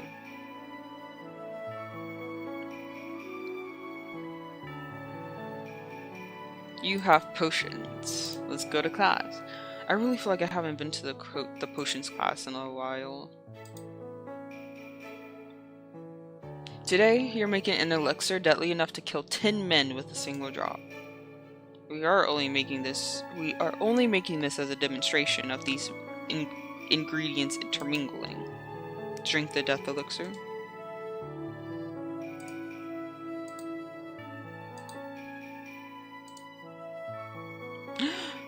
Okay, I won't do it. Oh wait, shit. You like the taste of death and danger. You sip the potion. You feel like a bad student plus 10. And then you die. No, you dumb fuck. Yeah, I wouldn't either. I'm sorry, I would like to live this playthrough. It's now after school hours and extracurriculars are now in session.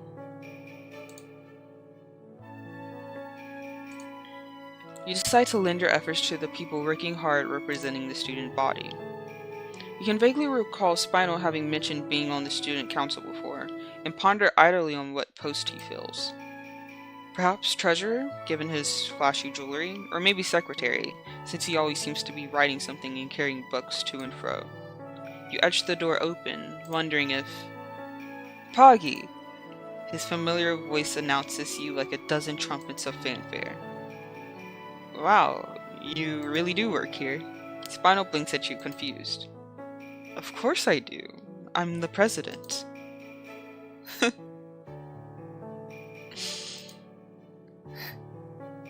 Don't laugh. Don't laugh. You're the student body president? Or sorry, you're the student council president? I don't know what I was expecting, but it wasn't that. I mean, what else would you expect from him?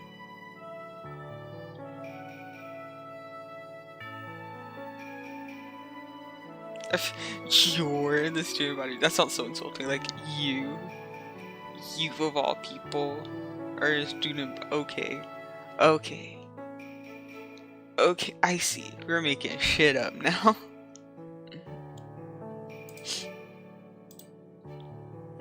What does that mean? Spinel's handsome face furrows and the curtains nearby begin changing into a horrible chartreuse shade. Fuck. Aw shit, I think I pissed him off. Oops. Yes, I am I am the president. And I'm a damned good one. Usually. You continue staring at him. Most of the time. Sometimes. Spinel is silent, looking suddenly a bit sick. Just giving him that hella judgmental stare. Finally, he sighs. No lying, guys. You can't eat. Finally, he sighs. Okay, today has been a struggle. I had meetings with the conservatory's club presidents all morning, and I can hardly find my way through another coherent thought. I swear. But I have a mountain of work to take care of before I can even begin to think about leaving here. If you need help, I don't mind working through it with you. Oh, Poggy. Could you really mean that? For true? For true? Oh, kinda lazy, but like, of course I mean it. Poggy, I can hardly believe what an angel you are. My savior, my blessing, my Poggy. Spinel chirps happily and flops a fat stack of papers down in front of you. Nothing left to do but work, you suppose. As you continue to talk, you help Spinel sort them. I'm terribly unaccustomed to such work, you see. There aren't many deadlines on the road of travel. Why did you choose to become a student council president if you aren't used to the work? I suppose I thought... Spinel ponders, tapping his feather quill pen onto his chin. Is the student council president not something like the king of students, no? Well, on Earth there's something called democracy, and yes. Oh wait, did I say that? Well, on Earth there's something called democracy, and yes. Spinel wiggles his quill at you. His quill at you. I'm not fucking illiterate, okay, I swear, I'm not. I can read. Details aside, I believe that this office is perhaps the closest I've come in recent years to assuming anything near my true birthright. Wait, what? Suddenly the cheerfulness on Spinel's face falters. I wondered, if perhaps there is some use left in me as a leader. Perhaps if I could learn to be a president, I could learn to be a better prince. Is that foolish of me, Poggy? I don't like how I said that. It felt kind of confrontational. Is that foolish of me, Poggy? I don't think that will make you a good prince. It's not foolish. I admire you for always trying. I do. I mean, I don't think it's foolish. I think it's actually a pretty smart thing to do. A lot of people do something akin to that in real life. So that way they just have a better chance of getting accustomed to positions they know they want in the future. It's not foolish. I admire you for always trying. I think, Poggy, I admire you for that too. Spinel murmurs, smiling.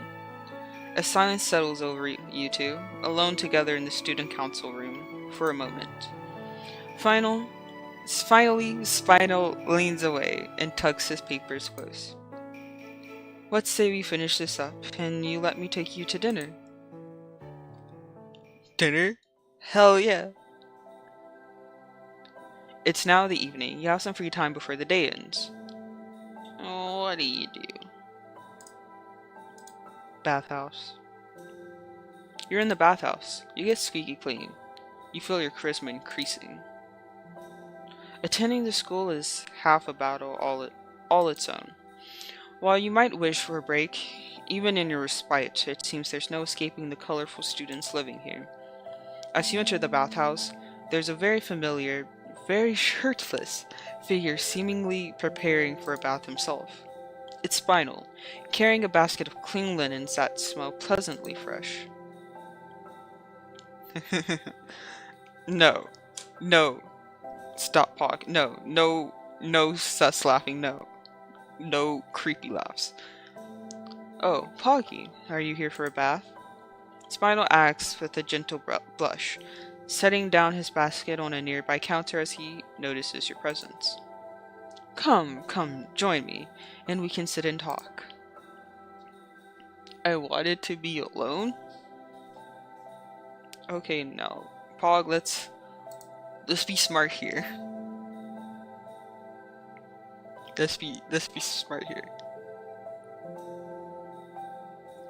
Actually, Pog, let's not be smart here. Did you? I must have mistaken the look in your eyes then. What look? Okay. Actually, I would have a look in my eyes. Let's be so real. You seem in need of comfort, so I'm afraid I can't leave you be. Oh, you mean that? You mean that look in my eye? My bad. Sorry, misunderstandings all around. It happens. You're not sure whether or not to thank him for the gesture. Is he being kind or over familiar? With Spinel, you're beginning to learn. There's a little difference separating the two notions. Whatever is to be made of Spinel's behavior, it does seem as though you've no choice but to share the bath with him. Making your way to the changing room, you exchange your clothes for a fluffy white towel. When you re-enter to enter the bath, Spinel is humming to himself clearly, cheerily, softly. Poggy, is the water comfortable enough? If it burdens, only say the word, and I shall rescue it, and I shall rescue you from it.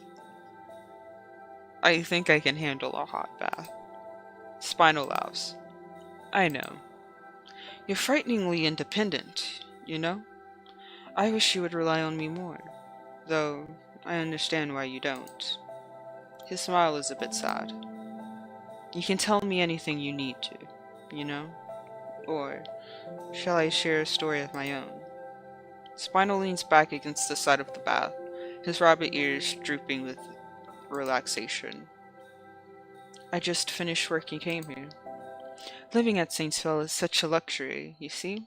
On the road, most of my baths were had in some very chilly river waters. You seem too picky to bathe in water. That sounds rough. I wish things had been easier for you. A part of me just wants to say he seems too picky to bathe in a river. But, like, we do know that, like, he's talked about sleeping on the dirt for, like, a decade, and how living in inns were, like, a rare occasion, so I'd probably think, like, yeah, he's had it rough. You do. Spinel asks you softly. Spinel blushes sheepishly. Well, I suppose I like it here, because it seems quite luxurious. Spinel laughs, still flushed. It's comforting. Things were more difficult for me. Things were more difficult before I came here. But I don't think I regret my experiences entirely. Not all of them. If I hadn't had them, I wouldn't be who I am today. I would be a different man with a different story. Stories are important to me. Dearly so. So you're a writer? Yes. Something like that. I suppose I write about that which I would myself love to experience most, yet, in my years of life, have yet come across at least. Fiction blooms from the root of truth, Poggy, like all things. Authenticity, reality, true emotion. These are all that's worth writing about. The heart. You say that, but aren't all your books about, like, sexy pirates and stuff? Is it actually? Is it actually? Pirates can be such interesting fellows. Why, there was one night I was even kidnapped by a pirate crew. Is that what made you come to think of them as sexy? And I met a strange man, another one, stranger still. This world is quite unpredictable, and in that, it is beautiful, don't you think? What happened after you escaped the pirates? I was saved. By quite the curmudgeon. Then he sent me on my way. I did steal some pants from some poor fellow's laundry line. With that, I could return them to him, but I'm afraid I don't remember how to find that little town again. Spinel looks a bit dreamy and melancholic. I wish I could return there again, Poggy, but sometimes things we've lost to time we never get back. So the story was about your heart.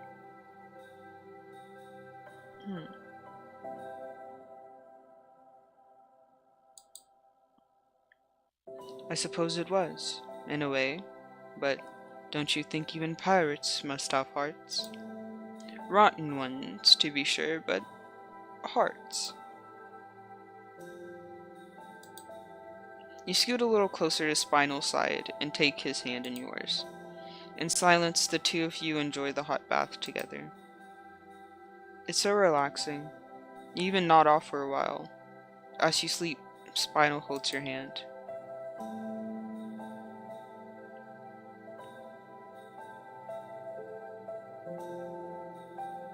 Tuesday is now over. It's now Wednesday, and I still have time before my next class.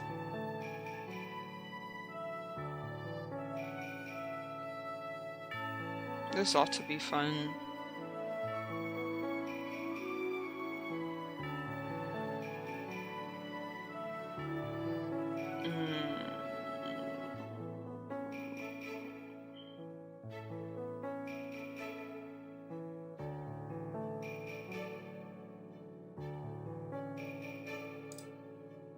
I really want to talk with him more, because his character actually seems really interesting.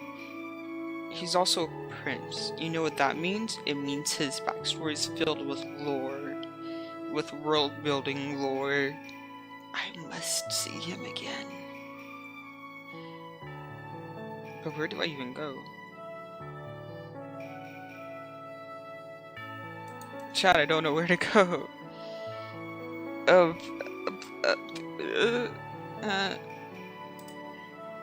Oh no, let's go to the field and practice magic.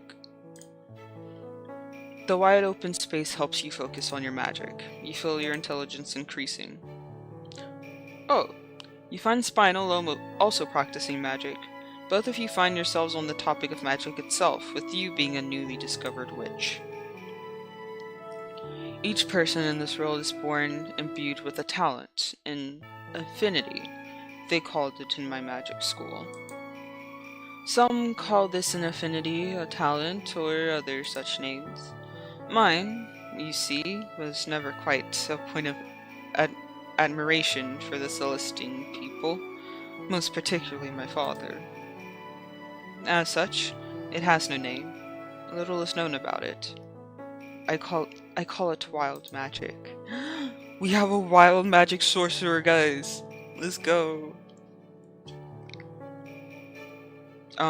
Why do you call it that, or what does it do?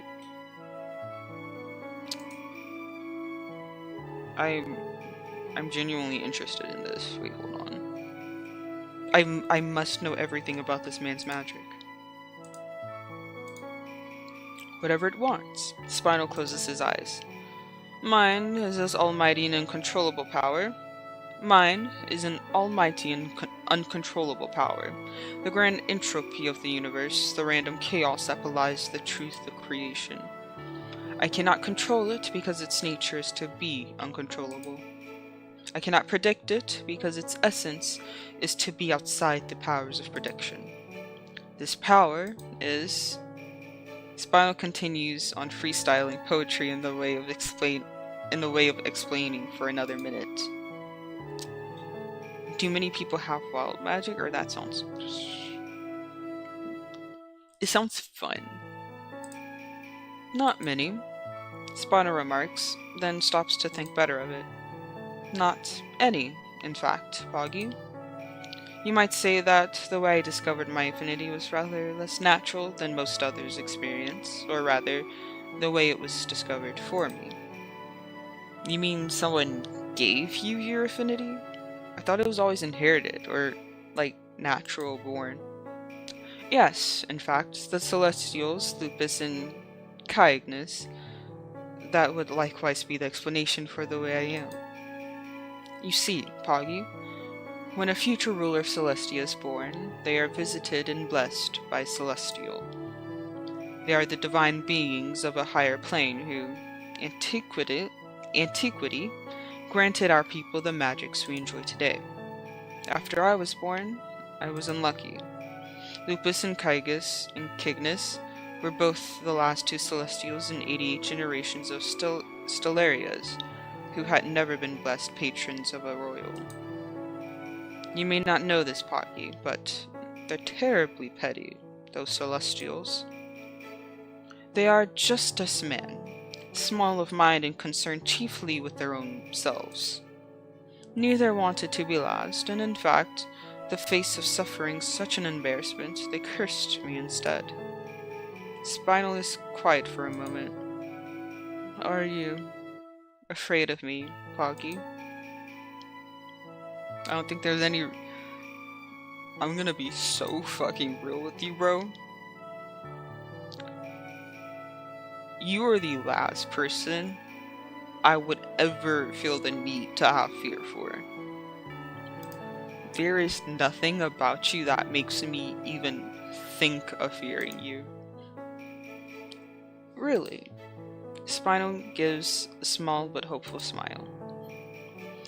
Because I'm afraid I was just now doing my very best to frighten you.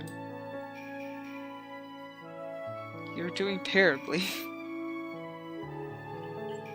You have studied malediction. Go to class? Yep.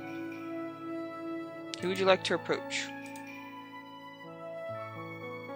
You try to find Spinel, but the professor is already starting their lesson, making you hastily take a random seat. The practice of malediction is sometimes called black magic.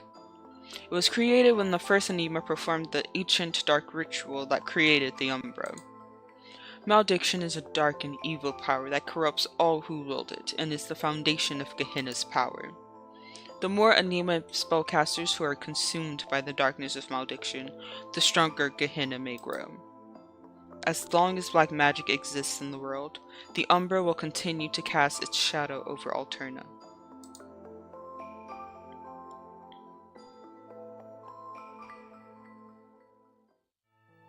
It's noon. Who do you want to spend lunchtime with? You hold your books and supplies to your chest as you make your way, wondering what the next class lesson will be like. The more time you spend at the school, the more mysteries and questions seem to arise. Each time you learn something new, you feel as if you only became more aware of all there remains to be experienced.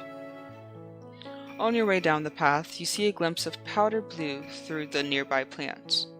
Approaching carefully, you peek through the leaves to get a better look.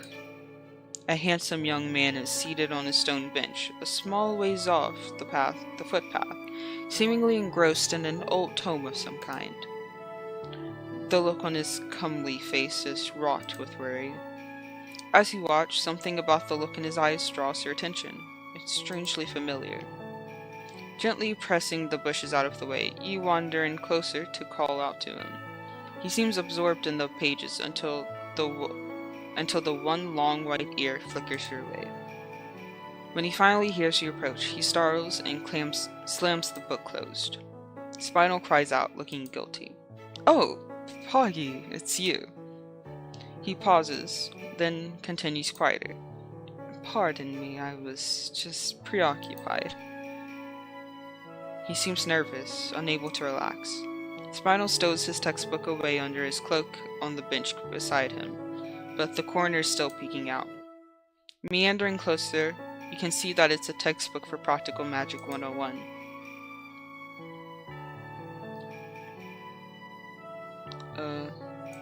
Are you good? Wait, isn't this a lunch interaction? I've already forgotten. Wait, what this interaction is. No.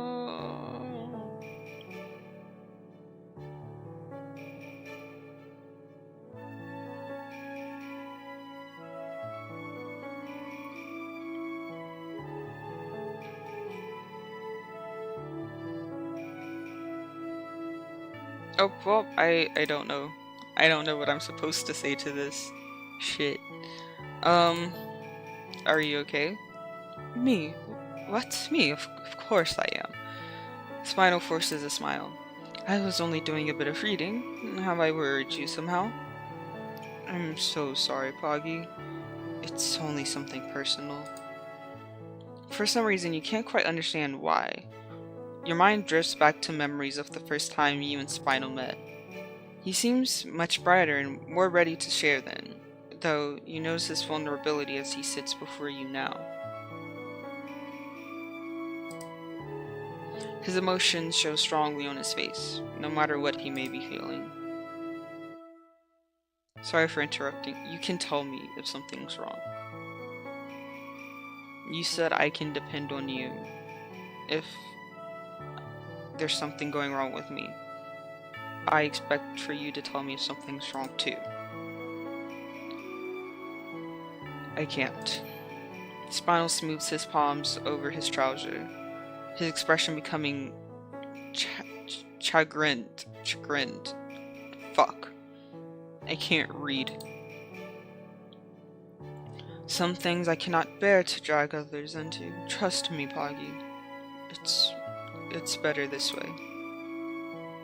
Just be honest. You don't have to deal with it alone.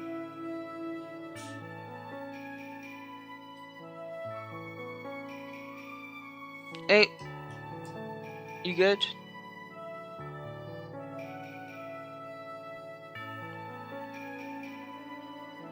I'm worried about this dog, bro.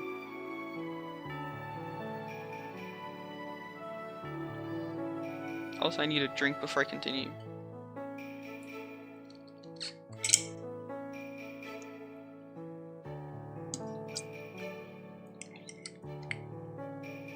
I will return as I accidentally spilled the drink on myself.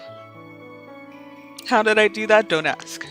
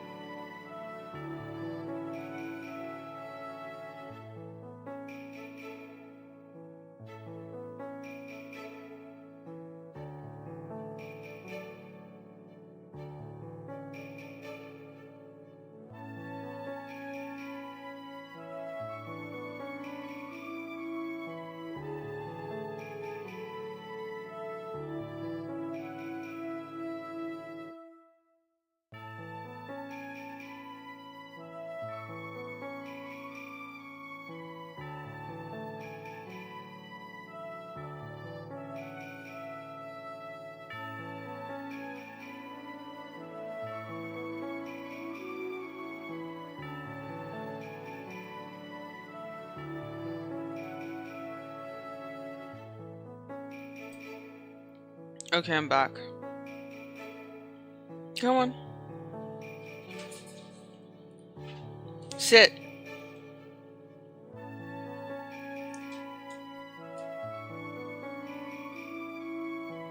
Bro does not want to listen to me.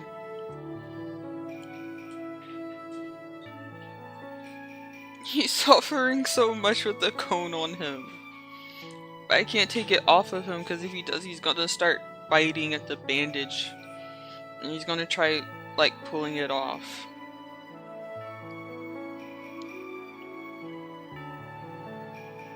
Poor boy.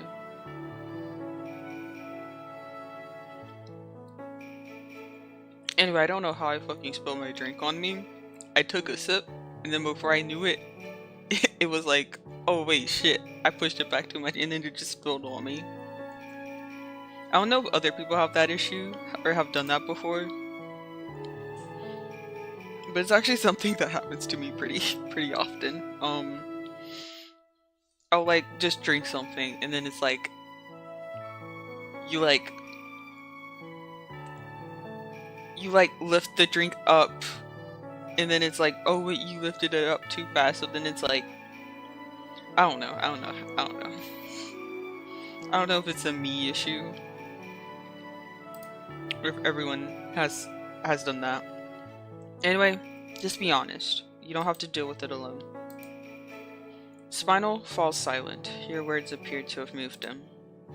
He's quiet for a moment longer, examining you as if secretly judging to himself whether it would be wise to share a secret. Then, after some consideration, he closes his eyes to confess.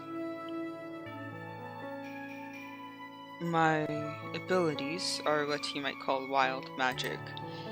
It's an uncontrollable power, roiling with the chaotic creative energy that shapes our universe. While its magnitude is great, I'm hardly capable of exerting even basic control over it.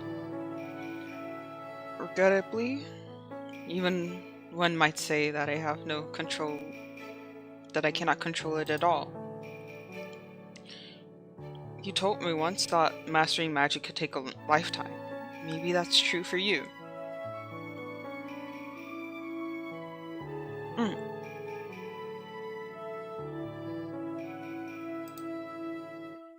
Did I say that?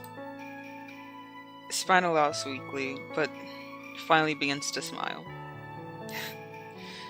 Why, in such little time I believe you may have surpassed me as a magician.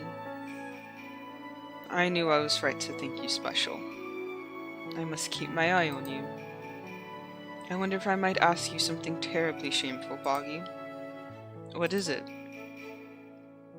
Do you think differently of me, that you know the truth? Now that you know the truth. I think being around you might be dangerous. Not at all. Everyone has their own plot twists. So true, bro. So true. Do you really mean that? Thank you, Boggy. You can't imagine how much that means to me. Spinel starts to laugh. Plot twist. Did you come up with that? It's awfully clever. After a moment, Spinel gathers his things and stands up with a smile. It seems sad around the edges, but you can't say so for sure. I dare say I'm ready to face the lesson, Boggy. Let's say we face it together.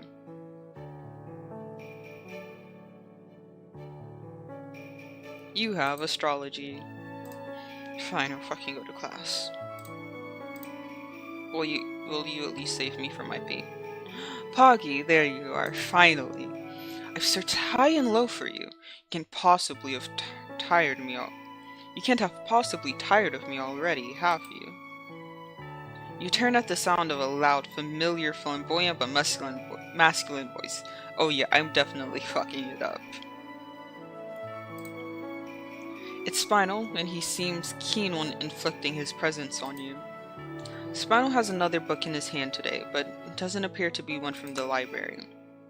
The label on the back says Bins and Nipples. Bins and Nipples. The popular bookstore down in the nearby town. Someone must have brought it for him. Spinel chirps up, clutching his book. I was visiting town this morning. Earth is so colorful, so diverting. I must say, had I the opportunity, I would have loved to explore your world more freely. What are your friends like? You've never seen Earth before? Did you grow up entirely in Alterna? No, I didn't. I grew up entirely in the grand realm of Alterna. Has anyone taken you there yet? If not, I must show you there myself. In fact, I swear I will. I don't mean to pry into your business, but was there anyone special to you that you've left behind in the mundane world? Not as special as someone I've met here. Is that flirting? I feel like that's flirting. Just some friends. No one as special as someone I've met here. I see. What a relief. Spinel carries on chattering. I read that throughout most of Earth, it's common for humans to keep multiple animal companions throughout their childhoods. I don't like animals much, or yeah, I loved animals growing up. Personally, I loved animals growing up. My family didn't, but I did. If I could have any pets, I think I'd like to have a squid. He ponders to himself. I guess that's not weird where he comes from. I suppose you and I had very different childhoods. In my first Magic Academy, the school was all boys. We held a yearly holiday tradition where we each dressed up like girls and put on a show. Oh, you you guys did drag shows? Wait, hold on, that must have been so fun. Oh, beauty pageant. I was gonna say like, oh wait, you guys did drag? That sounds fun. I'd actually really like to try out drag one day. You know, just for the experience. Like putting on all the makeup and then like all of the showy flamboyant clothes. It just seems like it genuinely just looks fun. I hear among humans you call it a beauty pageant. I never thought it very strange, but many humans at Saintsville tell me that it's weird.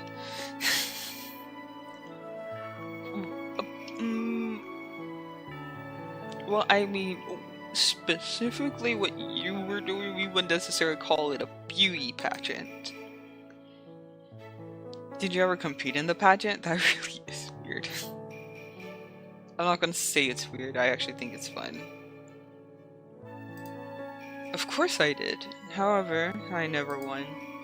I think I was too tall, so I didn't make much of a lovely lass compared to my peers. You're pretty weird. Weird, again. Not as weird as you are to me, Spinel teases. I suppose I can be quite odd. I am known to cause strange magical happenings when my emotions get the best of me. That explains the things with the mirror, with the curtains at the student council. Oh, wait, that actually explains a lot. Such triggered by emotions. I was quite the black sheep among my family growing up. Oddly, you notice this is the first time Spinel has ever mentioned his family. Should we ask him about his family?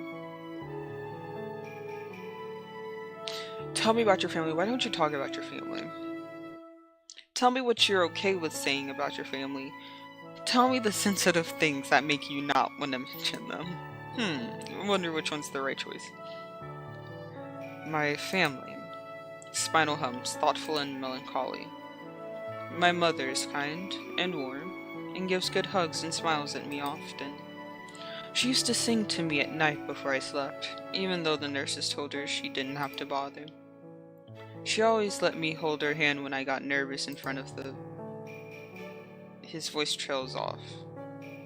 A pause passes before he carries on. My father is... Spinel's voice lowers. A wise man. A great leader. He's good for the people around him, and much smarter than I'll ever be. He doesn't like me. Not very much at all. Spinel gives a weak smile, as if to punctuate the memories. I hadn't seen him in almost 10 years.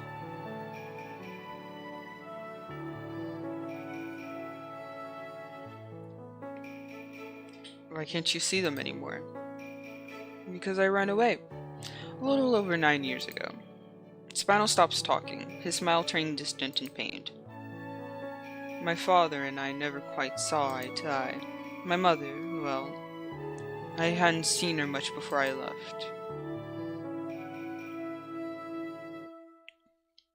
That explains a lot about his stories and what he said in like in our earlier meetings with him.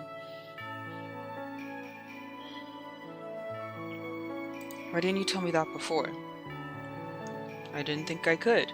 Not without your opinion of me changing in such a way that we may never... He pauses. His voice dies again softly. I apologize.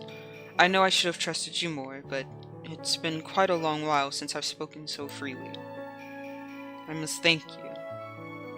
It was kind of you to listen. I wonder if I sent a letter back home to my family. What would they think of it now? Would it ever be received? I'm sure your mother would love to hear from you and know you're well.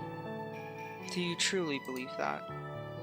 For many years, I feared she would be angry at me for my disappearance. I'm not sure why I think about such things.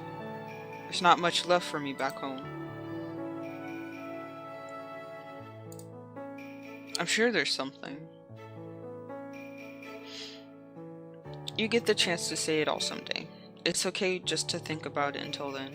You should hurry up and tell them right away. You'll never know when you might lose the chance.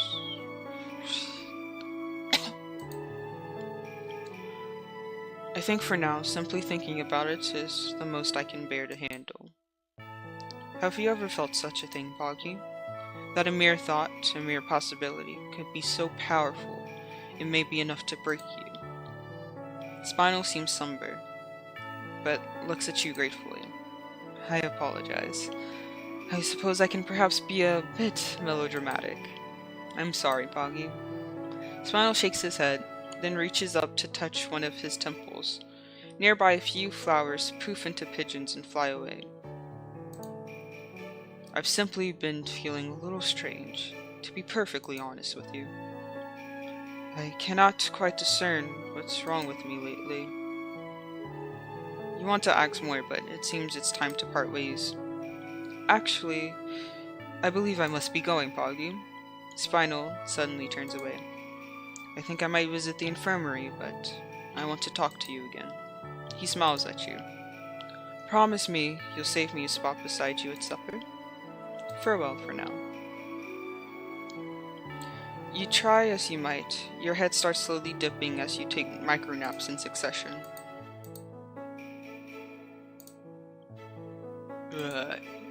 Pogliacciii. Getting back onto topic. Hey, Liachi, how do you calculate the gravitational force between two masses? 1. Thank you, Poggy. It appears you studied. Look at us being smart.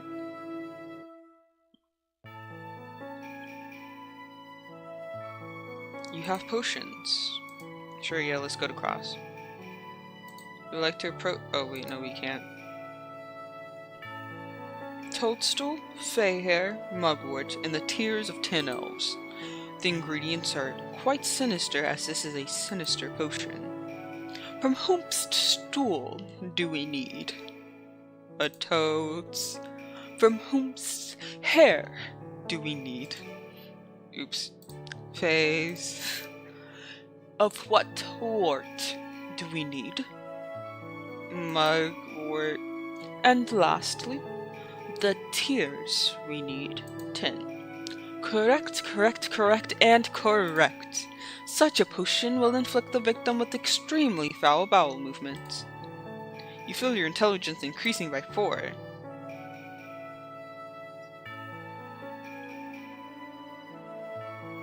It's now after school hours. Extracurriculars are now in session. We're gonna help our man out at the student council, cause it's obvious he's swamped. Poggy, there you are. I hope the concept of malediction did not frighten you.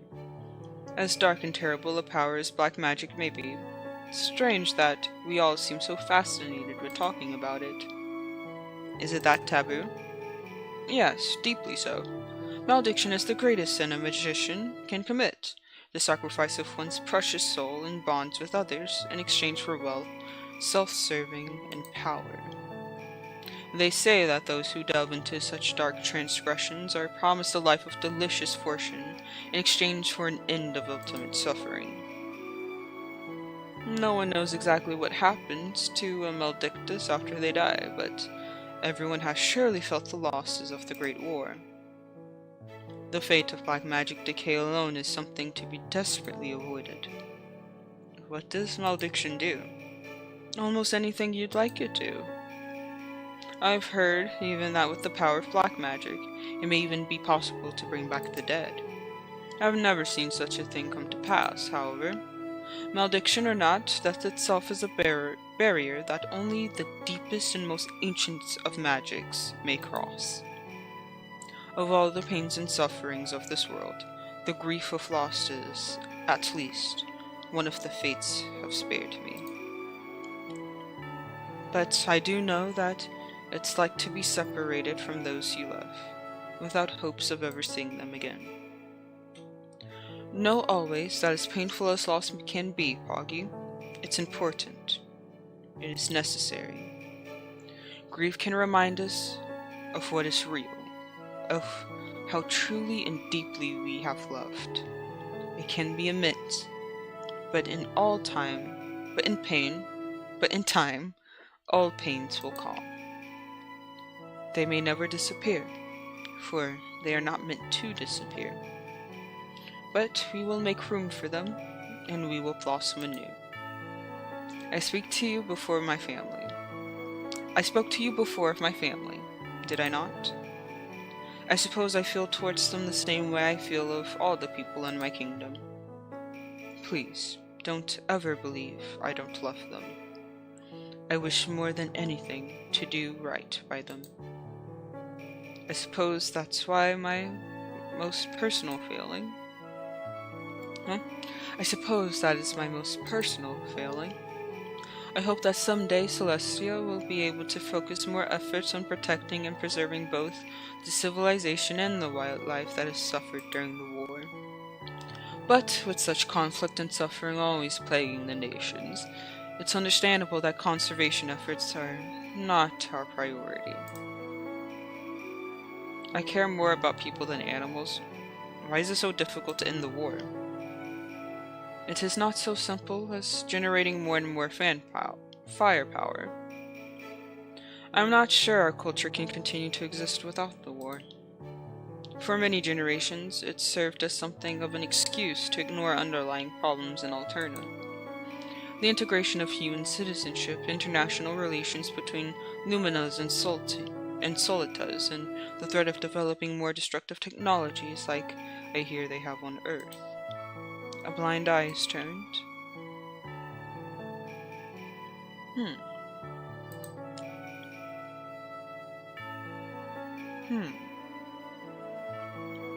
We're learning a lot about the actual political situation of Alterna with them, which I kind of like.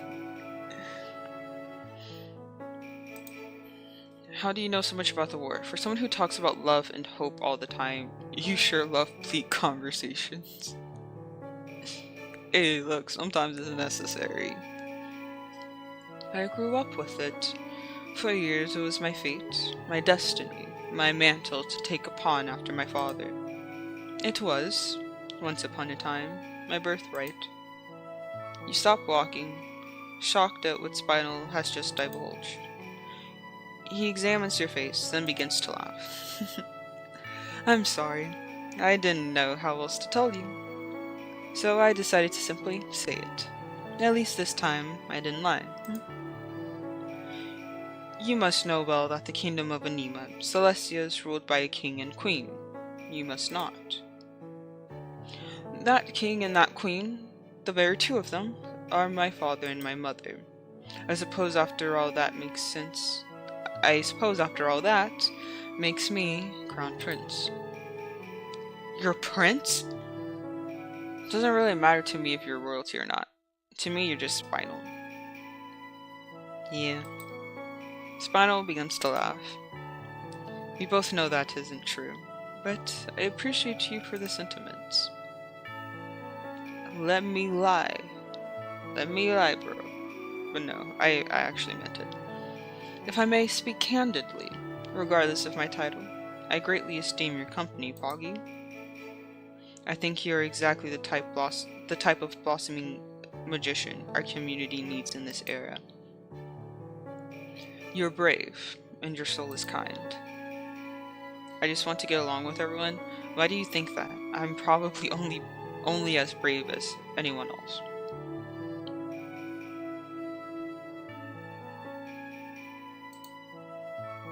You seem to be true to yourself. No matter what happens, I believe in your heart. Spinel smiles. There are many things I'm afraid of too. I think it's only in the face of fear that a man can truly be brave at all. What are you afraid of? Do you think that people can exist without conflict? I often find myself awake at night, worrying as to the essence of the heart of man.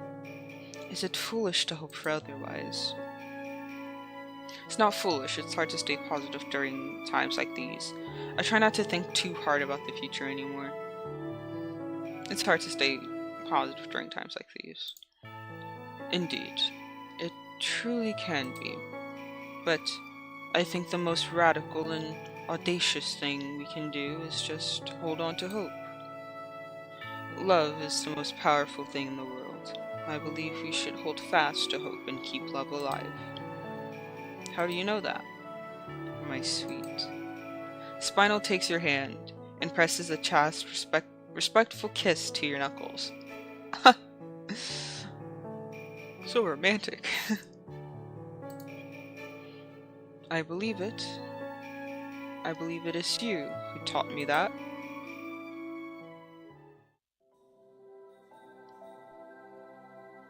It's now evening, you have some free time before the day ends.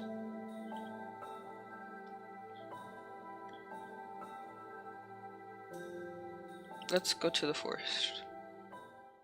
Let's just practice some magic. The cool shade and scent of pines clears your mind and prepares you for practice. You feel your intelligence increasing. Oh, it's Scylla. Hi. No. Really? Not a face I've seen before.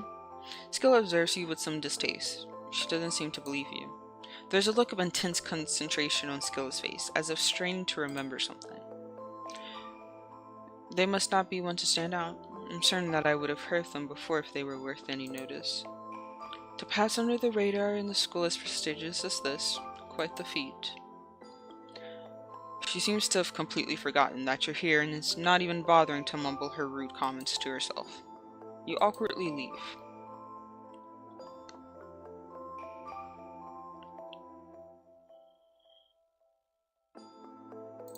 Wednesday is now over. Today's Thursday. You have some free time before your next class. What do you do?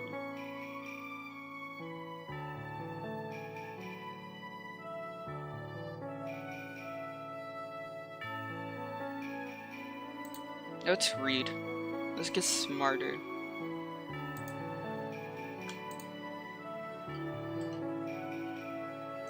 Today we read The Three Trolls and a Mallet. And our intelligence increases.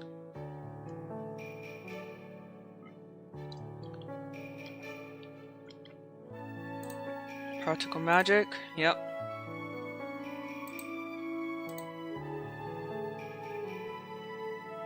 Spinel appears to be staring at you. Is there something on my face? No, only your beautiful eyes, adorable nose, and precious mouth. Stop. Spinel laughs sweetly. To tell you the truth, Boggy, as of late there has been something occupying my thoughts. I believe I can scarcely banish the thought for a moment. Might I bend your ear for a moment? Spinel begins to smile, and there's a pause before he speaks again. Whatever shall this be about? Who knows?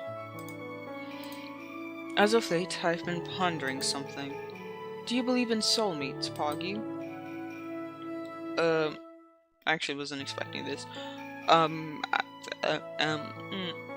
don't know. I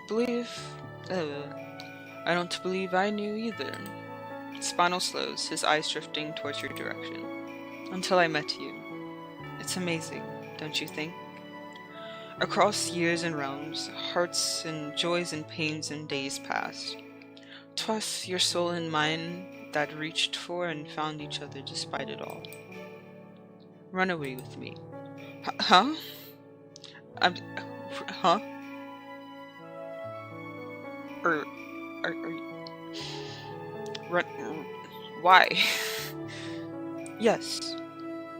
So, run away with me.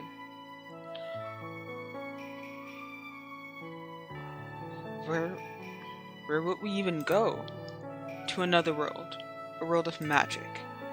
Spinel whispers to you, his eyes scanning your face as he lifts a hand to smooth back your hair. For the weekend. You stare at him incredulously, and he bursts out into peals of jolly laughter. I literally thought this bitch was serious. He's like, just for the weekend though. Just one night, I promise. He swears to you. You're just about to complain about being tricked when suddenly his hands move to cup your face. There's something important I need to ask you. Maybe someday? Do we have to go now?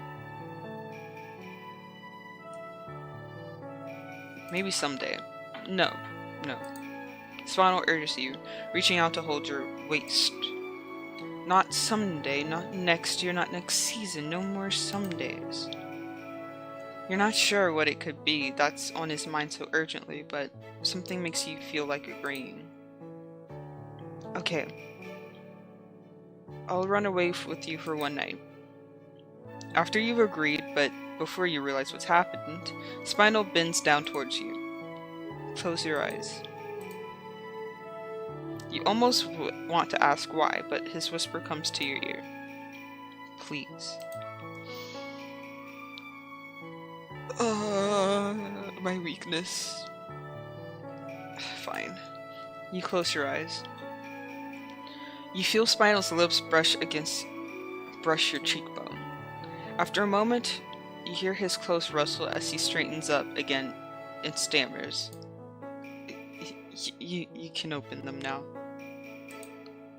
Looking at him, you get the sense that maybe he was trying to kiss you properly and chickened out.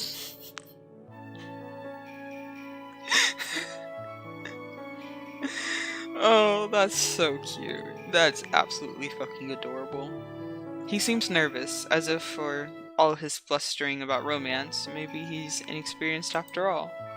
Spinel blushes.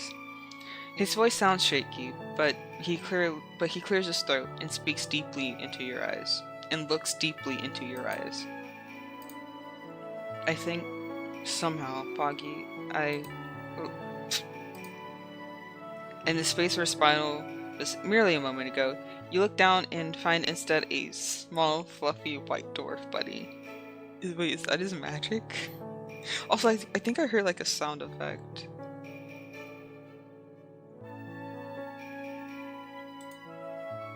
No. I thought I heard a sound effect. Maybe I'm crazy. Anyway, he's now a dwarf rabbit. It looks like two wings are fuzzy. Its two little wings are fuzzy and feathered and soft down feathers. Spinel! Oh, cause he's like gonna confess and say that he loved us. But like too much emotions were running through him, so like his magic reacted. Wait, that's so fucking cute. Hold on, wait, shit.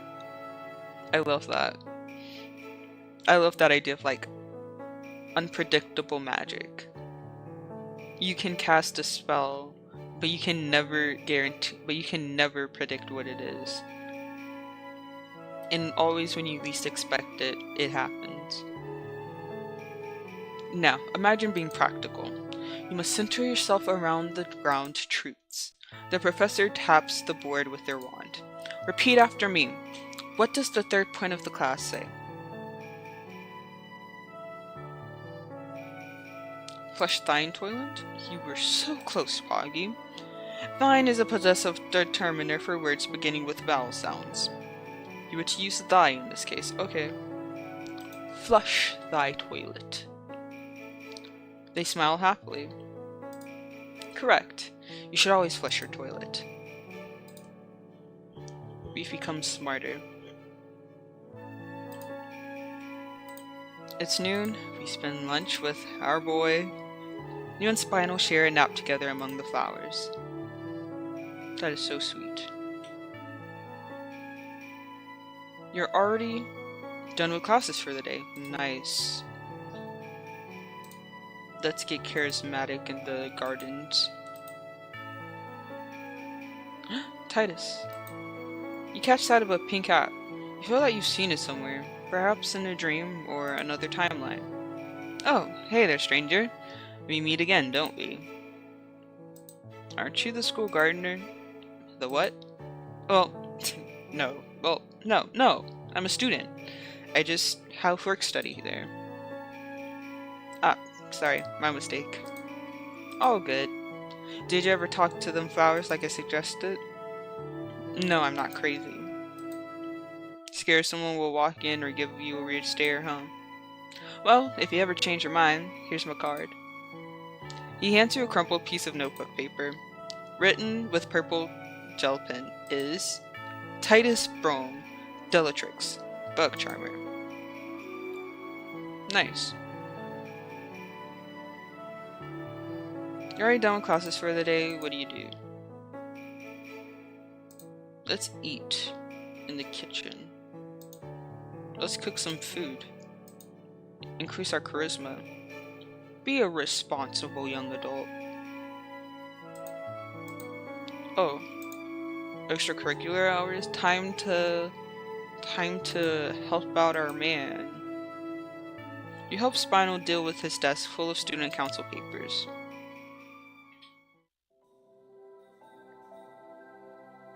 So now the evening. You have some free time before the day ends.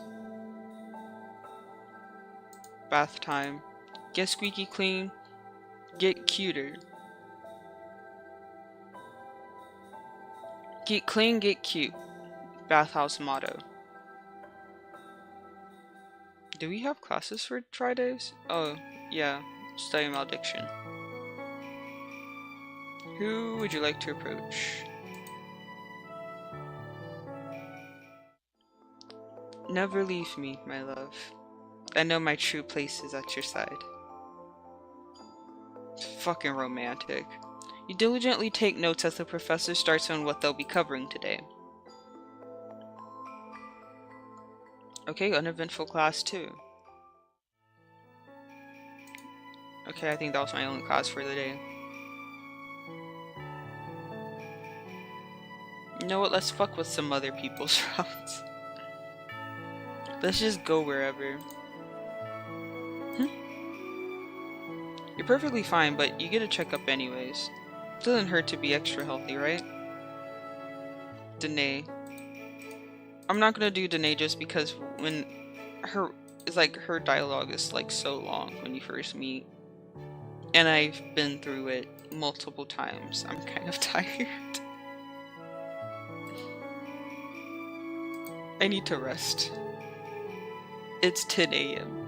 I need to fucking sleep.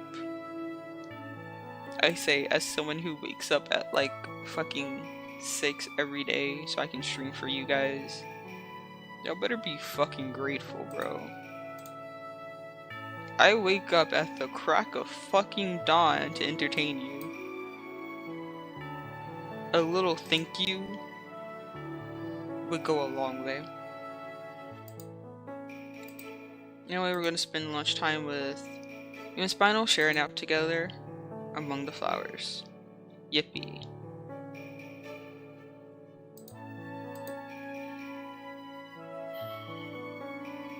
And then we're gonna cook some more food.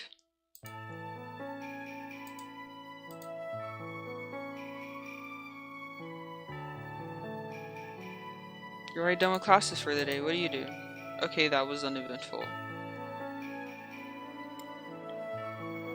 Let's go to the library and let's read a book like the nerds we are.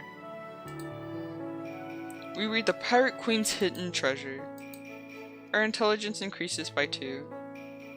And something white flickers at the edge of your vision, faint and barely there. It's just enough to draw your eyes, and like a moth to flame, your sight is guided towards pale white. It takes a second for you to realize that what or who you're looking at isn't a ghost, but a very much alive human girl. Her face seems oddly familiar, though you swear you've never met.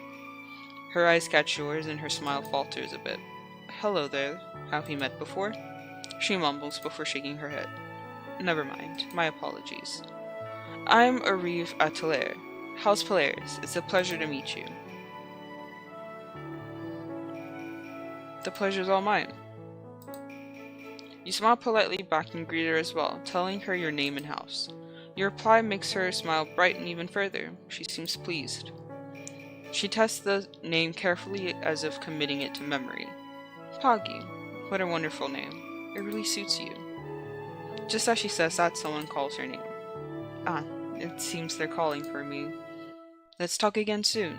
I look forward to chatting with you. And with that, she's gone, being pulled away by another student, obviously in need of her assistance.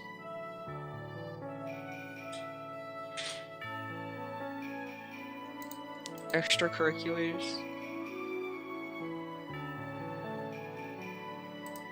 We can go to the bathhouse during extracurriculars. Oh. Oh wait, that's not the bathhouse, that was the dorms. This is the bathhouse. Oh. I can't do anything.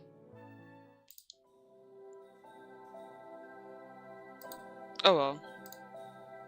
Let's just go ahead to the dorm and rest then. Take a fat nap. Friday's now over. The long-awaited weekend has finally arrived. The Crown Prince invites you to join him in a secret location once the sun had long set and the moon was high. When you approach the clearing, you see a small ring in the forest.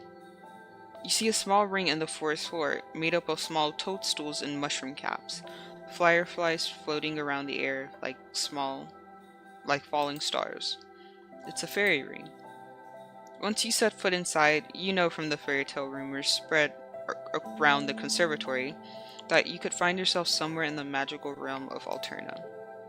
It's Spinel who called you here, but is it really safe to follow him into the magical world? Stilling your heart, you set foot into the fairy ring.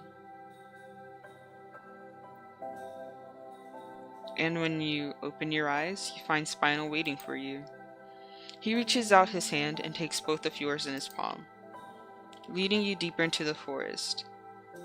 Beds of clovers and a sky full of stars overhead tell you this can no longer be the Earth you knew. This is the realm of magic, Alterna. This is where... Oh, sorry, he's talking. Fuck. This is the realm of Alterna. The realm of magic, Alterna. This is where I was born, the kingdom I am destined to rule. Earth is a gorgeous place, but Alterna is my home.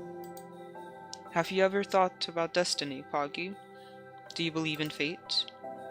From the moment the universe was created, entropy and energy coalesced to form our lives as we know them to be this day. From the moment our lives began, sequences of seemingly random choices and events brought us to where we stand now.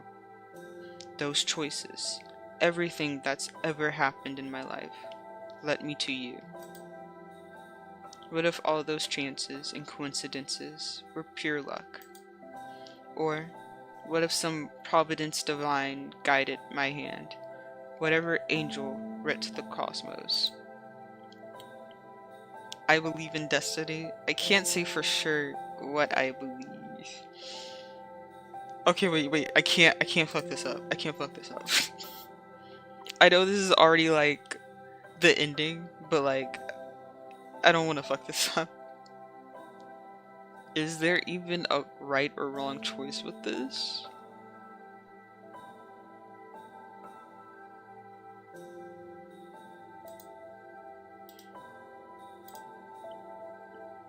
Just in case. Can't say for sure what I believe. Is that so? I'd read once that it is not our biology that makes us who we are, but rather it is our memories and thoughts. Our feelings and our experiences make up our consciousness. The summation of our life's experiences are what shaped who we are today. I must say, even after everything I've seen in life, I can't say for sure what it is I believe. But I do know that I believe in you. I believe in what I feel inside my heart when we're together. I apologize for my rambling. Never have I ever been troubled with such thoughts. Until you came. Until our destinies had been different. If our destinies had been different, if all our thoughts and memories had not been exactly what they are now, I wonder if a lifetime of different experiences could create another Poggy. Alike to you in face and flesh, but not in spirit. Which Poggy would I fall in love with? I suppose it may only make a little sense in the end. The Poggy I love is you, the one whose destiny intertwined with mine in passing. All of those little chances, choices, and happenstances are what made our destiny. They are what wrote our fate into the fairy tale it is here and now. Our love is luck and faith both, ordained and unknown. Since the day you appeared before me, you have worn my gaze like a divine raiment. I don't know where along the way I fell in love with you, but I have, completely and irrevocably. And as full as my heart feels to have found yours, I also fear that I may lose you to this chaotic world. Oh, please, Poggy, let me protect you. Oh, so this is how he looks. Okay. Shit. Let me belong at your side, for now and evermore. Will you marry me? Your heart flutters, moments stopping in time. Yes? I love you. Am I the only one who thinks this is just a tiny bit too fast? Happily ever after. I mean, it's not bad, but like, damn, we just met. It's literally been a week. It's literally been a week in the game, and we're marrying this motherfucker. I mean, I'm not gonna say it's a bad choice, but like, we just met you, bro. Pai, what the fuck are you thinking? I feel like I would be a bit more logical in this situation. But let's look at what the spellbook says about him. Spinal Spirella's second of House Stellaria. Edema Scavator. I have no idea what that is. 25, male, 6'3". Okay, he is tall. Wild magic. As the first and to be only ruler heir of King Leo Solel III and Queen Lumina IV, Spinel's birth was a grand historical event. Spinel's affinity came from the wild forces of chaos that underlie the order of creation. Treated like a magical time bomb, Spinel abandoned his magic, making his living writing romance novels about the adventure he dreamed of, the love he always sought. Oh, wait. Oh, I kinda really like his story though. Fuck. Okay, now we have like two. We're literally, after that, bro, we literally only have two left. Bugbear and Luca. We're literally at our final guys. Our final two people. It's kind of exciting. Oh, I need to take a drink, bro. That was a lot of fucking reading, and I was fucking up like crazy on top of that.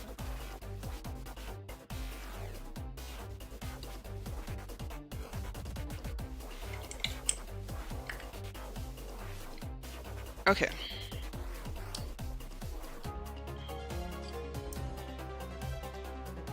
I can't get this bottle to close properly.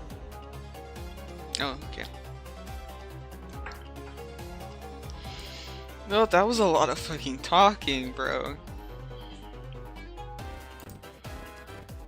But that is it for Saint spells. I liked out of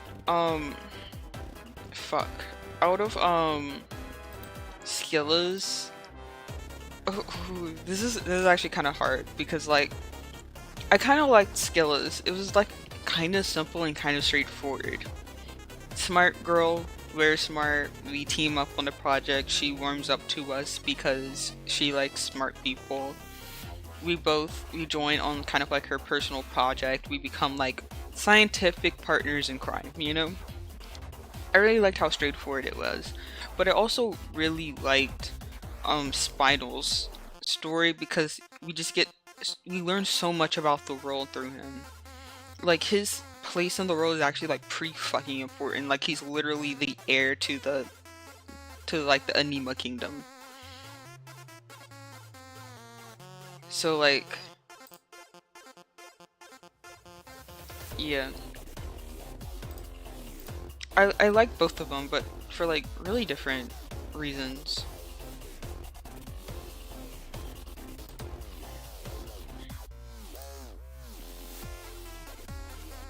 And I gotta prepare um for Identity V, which I did not close because I was afraid of, like literally bro, I was just afraid of like forgetting. Like I'm literally just afraid of like forgetting like how to pull it up because I can't pull it up like normal because of like the new client. I need to like kind of get that situation figured out and fixed essentially.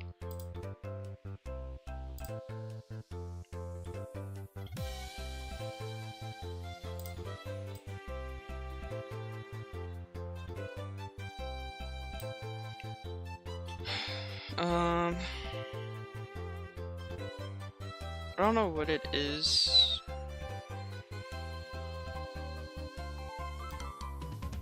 About this, but it just loves to be off every time.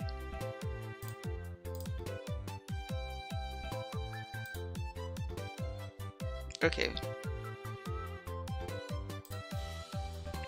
We're going to switch over to Identity V now. We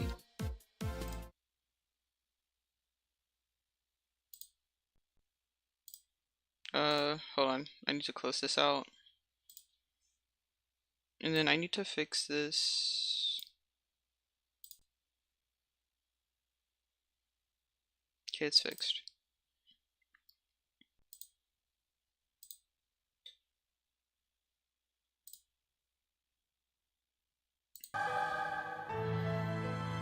Oh, nymph awards. Okay. Who's getting their nymph awards?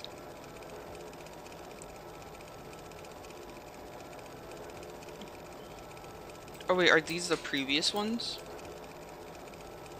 Oh yeah, these are the previous ones. I know because I own one of them. Bro, this one, bro, the Ripper one I actually really like. What's this?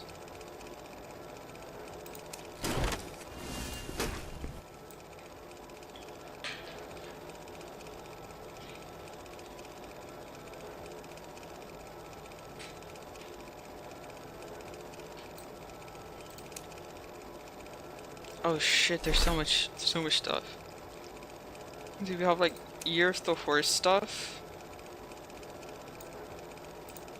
What is this? Oh, window decor. Okay.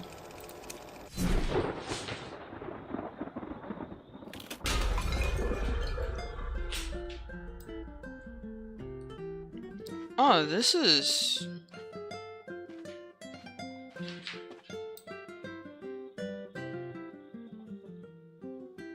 Okay, hold on. I need to take... Hold on. Come on! You okay?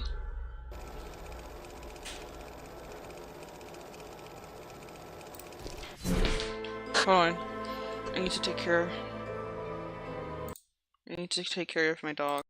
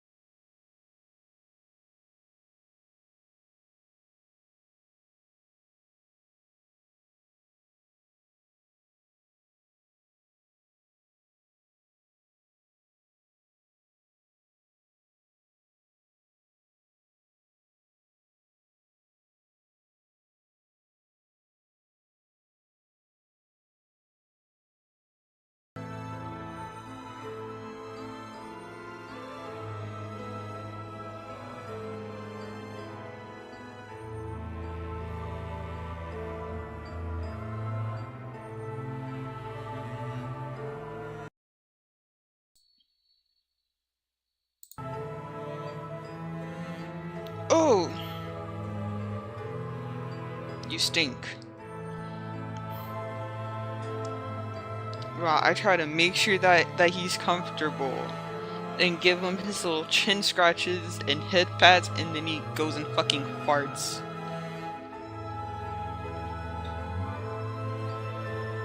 Bro is so fucking annoying.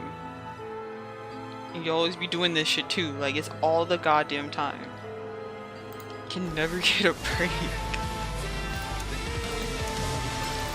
have a portrait? Oh yeah. That portrait. So that's nympho word stuff. Wait, he's out right? Is he out now? Is Matador? I'm sorry. I'm not worried about that right now. Okay, I need to see if Matador is out. If he's still not fucking out, bro. I'm literally just one day ahead, bro.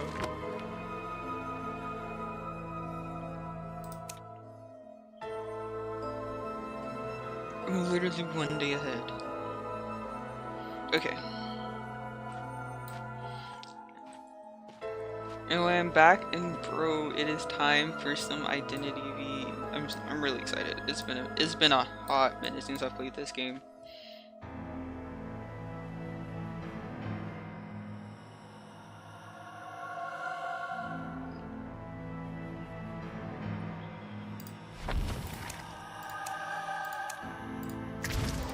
Let me play, please. No. Please don't make me switch factions. I don't want my first game to be a hunter match. Please, I just got back. It's been a hot minute.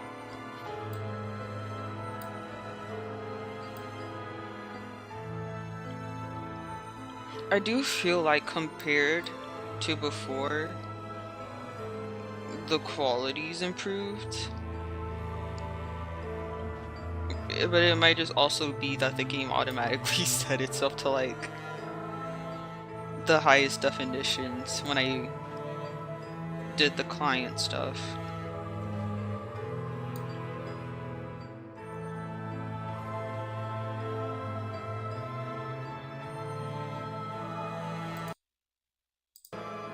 Oh bro, this wait time's gonna be a minute.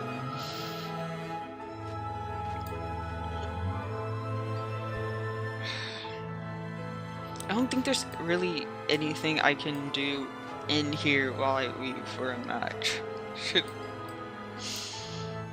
Oh man, I really don't want to do a hunter match, bro. Cause like, bro, I really don't want to do a hunter match. Cause like, it's gonna turn into 1, then it's gonna turn into 3, then it's gonna turn into 10, and then my ass is gonna be crying.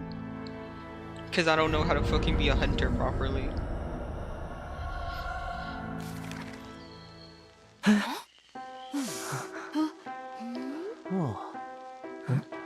Yeah, we're staying with my Florian Koa skin.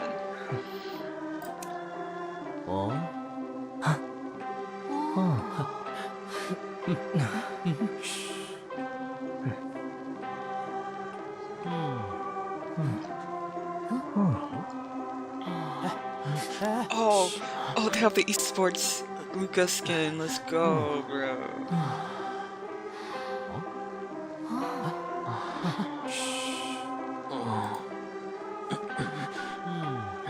Okay, now we're just kind of waiting on the hunter. Being a bit of a slow ass. I'm sorry, I didn't mean to say that to you, hunter. I'm just kind of tired of waiting in this game. I'm kind of impatient. I really want to play a game. My IDV addiction's coming back.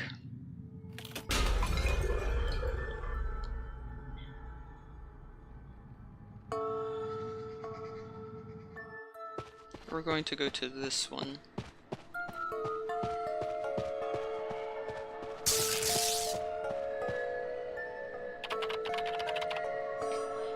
I'm over here. Please don't. Oh, I think Huntress is first choice. Not Huntress, Enchantress. I'm pretty sure she can only get those stacks when she's around a hunter. So yeah. Good luck, Enchantress. I believe in you. I actually do believe in you. Do a 5 Cypher Kite, bro. That would be so fucking epic for my first game. A 5 Cypher Kite. Not by me, because I can't do shit. But by my teammate, who's probably gonna carry me in this quick match. Oh shit, they're going after Prisoner? And it's a night watch. Does Enchantresses stuns do not... Do Enchantresses stuns stack even when the hunter's not there?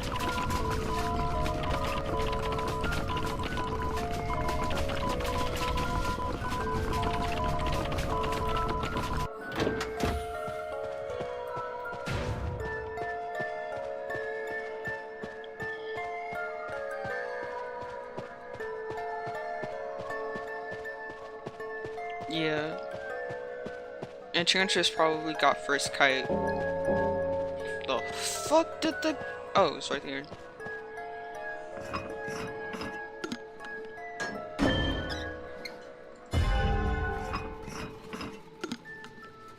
He looks so fucking... The dog looks so fucking miserable, bro. But I literally I can't take the cone off. You're not mine, you're my sister's. When I take the cone off, I have to like make sure he stays in the room with me and like keep watch with him so that way he doesn't try to tear off the bandage.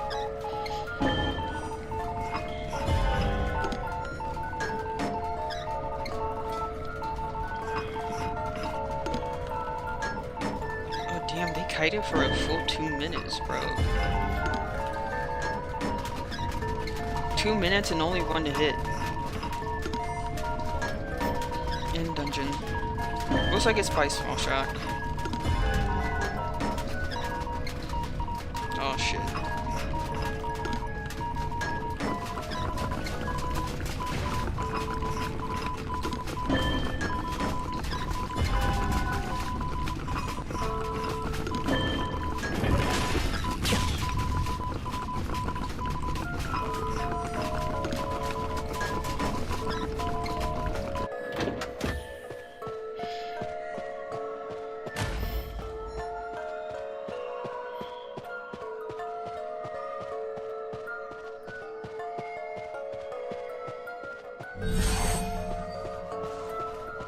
Accelerated decoding, yay!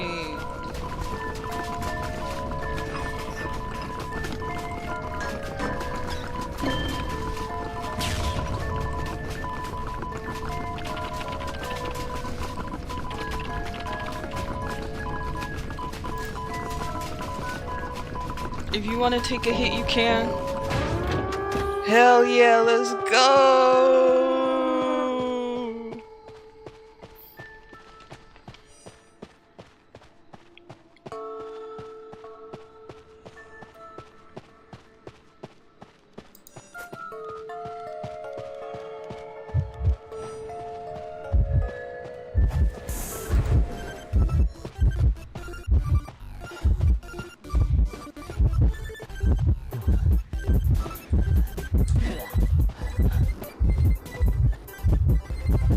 No!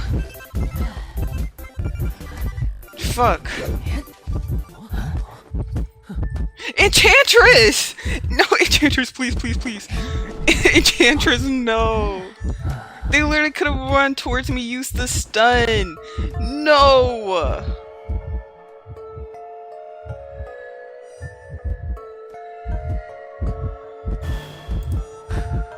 Oh shit.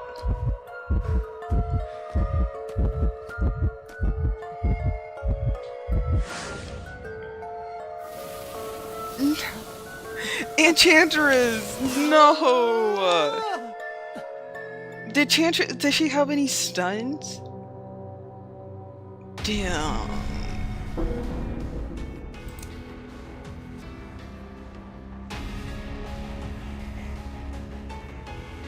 successfully heal a teammate. When the fuck did I heal anyone?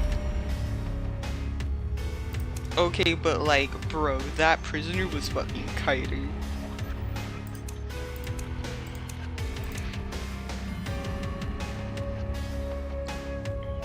See, I can like tell it's been a minute since I played this game because I'm going back to like fucking shaking when I'm playing now.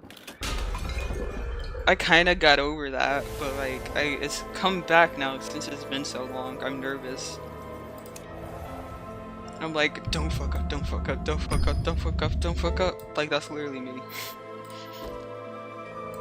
Just the entirety of me playing. Just like, don't fuck up. Don't mess this up, bro. Don't do some dumb shit. And you know what I did? Some dumb shit. I probably should have tried to just go for dungeon. It would have been possible.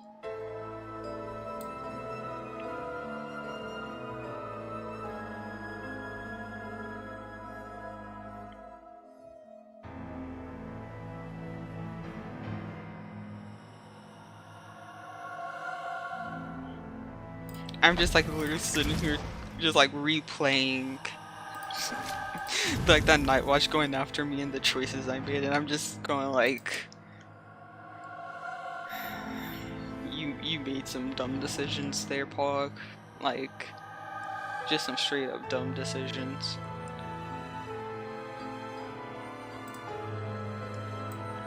But that's okay. I was never smart to begin with, so it's not like anything changed. Yippee! You wanna know?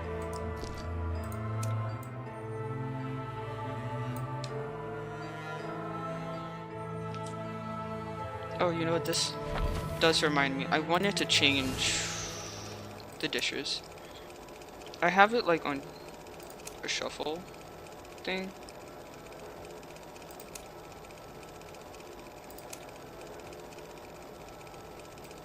But I don't want to do that anymore.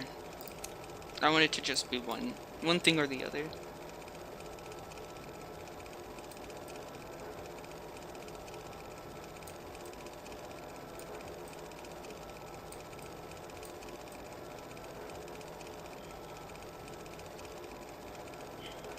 I like cinnamon rolls.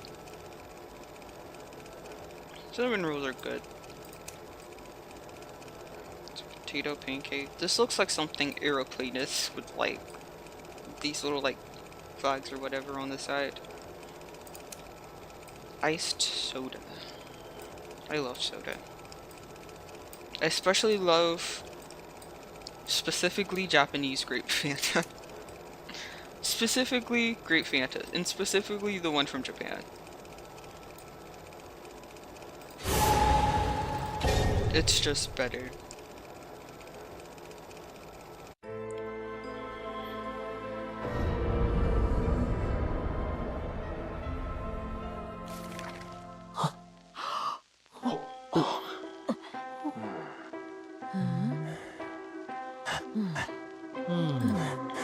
I forgot a lawyer. A lawyer has the light skin. Oh, I had no idea. Prisoner, let's go. Okay, so like, don't hate me if I fuck up with my balls. I'm still kind of getting used to flooring.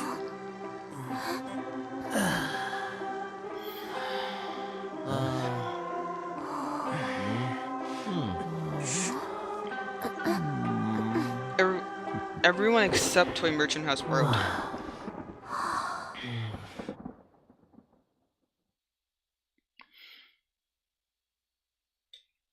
That is a good thing I actually decided to check people's skills for once. Toy Merchant does not have borrow time. Now we just have to hope that I actually remember this.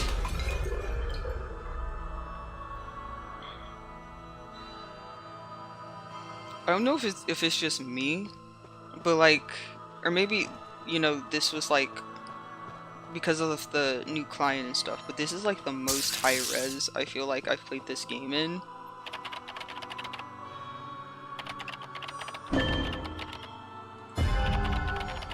Oh fuck, it's an Anne. I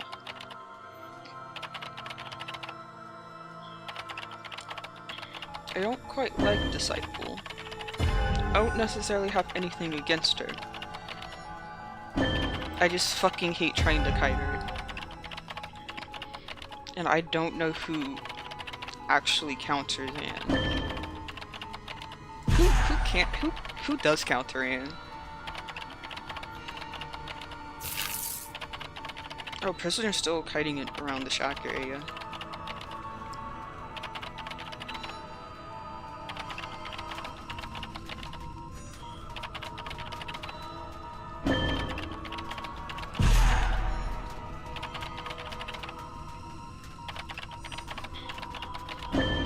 I'm sorry, I said skills, they're talents, but same difference.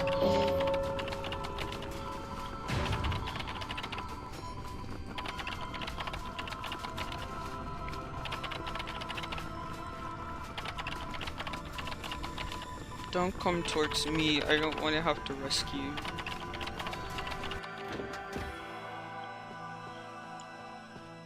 Oh shit, Toy Merchant's already there.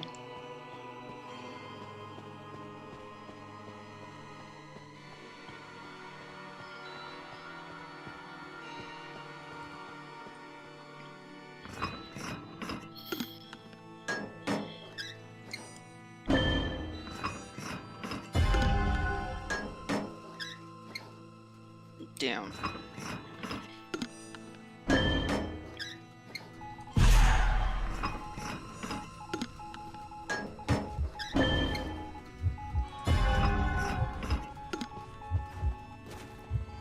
Oh, she's coming towards me now.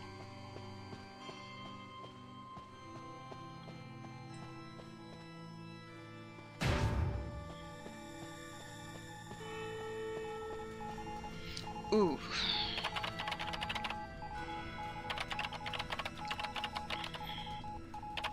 I was gonna say Toy Merchant could still just take the hit for him, but Toy Merchant doesn't have, fuck, what's the word? Borrowed time. So if they get chaired, someone with full health is going to have to, like, probably rescue if they're on chair when the Cypher's primed. Because if they get hit before saving, they can go back up. Sorry, no, yeah. Yeah, they can just like take the hit.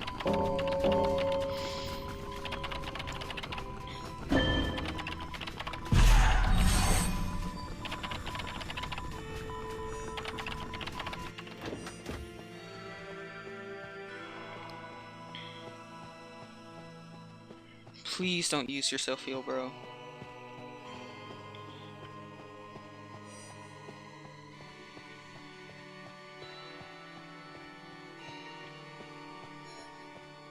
Fuck.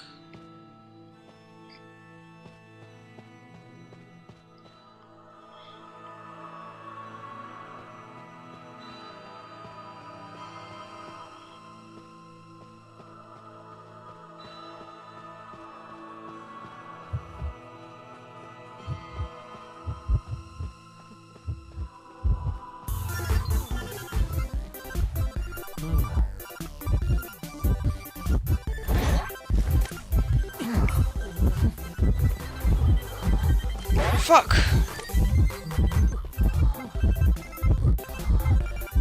Shit.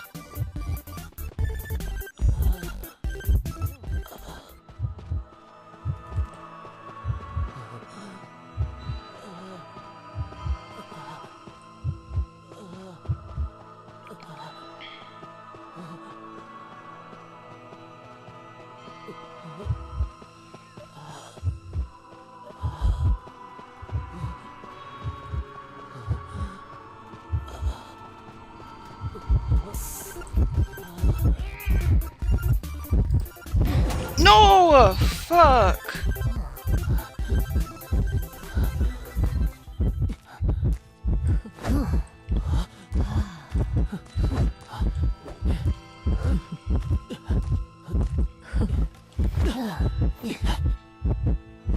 No.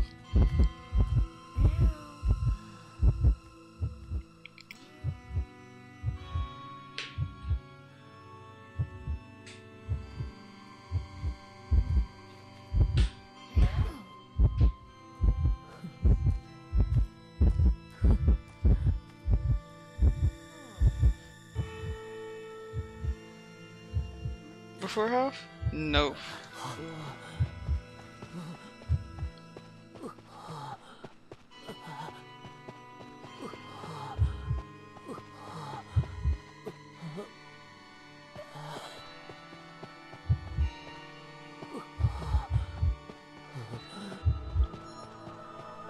Where the fuck is she? She's over there.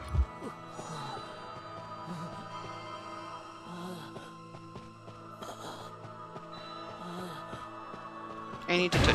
Oh, fuck.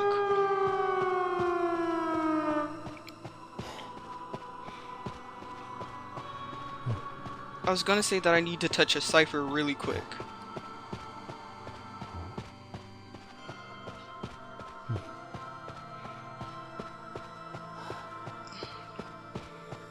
She has blink. I know that. So she can't come over here. She's gonna have to like... She's gonna have to like try it.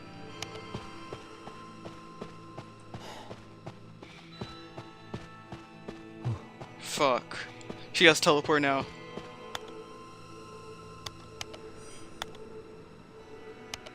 Already fucking know. Oh, but she is preoccupied by Professor right now though.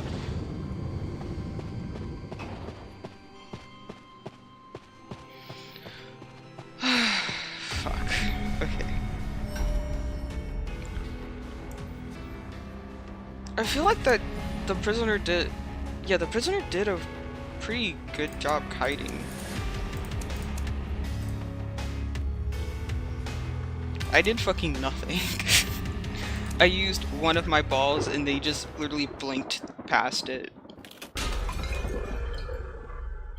Like, what the fuck was I supposed to do at that point?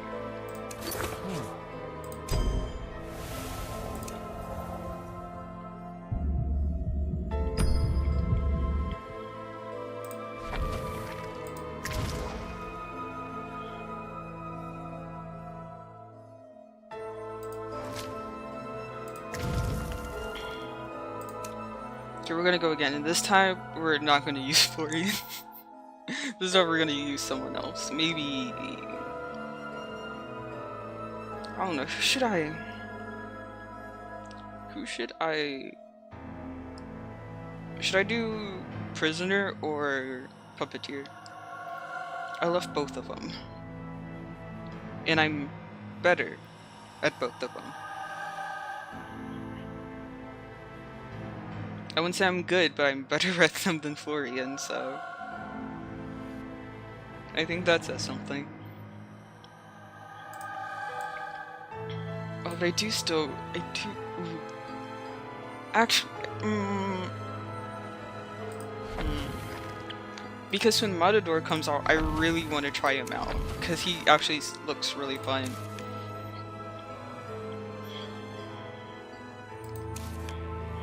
I have Wendy. Oh wait. I can play everyone. I can play anyone. I can play anyone who I want.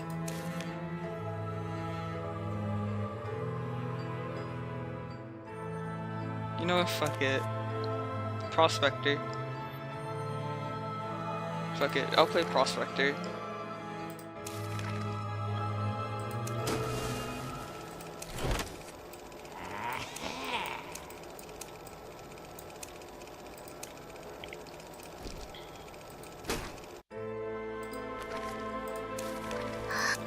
Michiko also has something.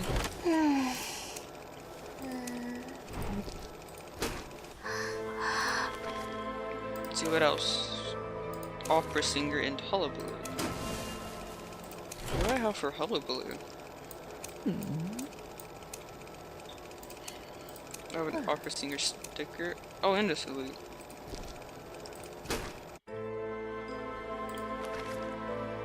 Oh no, Qist.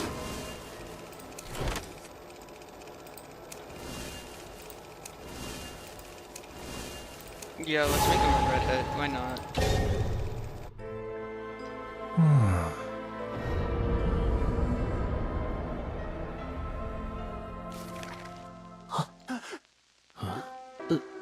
No! We already have 2 decoders. And someone's already playing Puppeteer. Fuck. Should I play Prospector instead? Or Windy?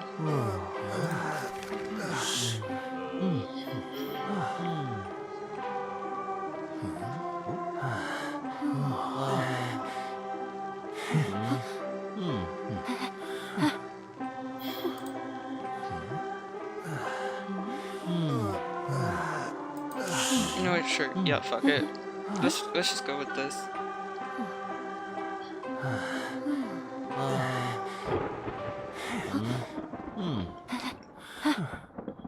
Bro, it's so fucking cold. It's just like something gotten colder.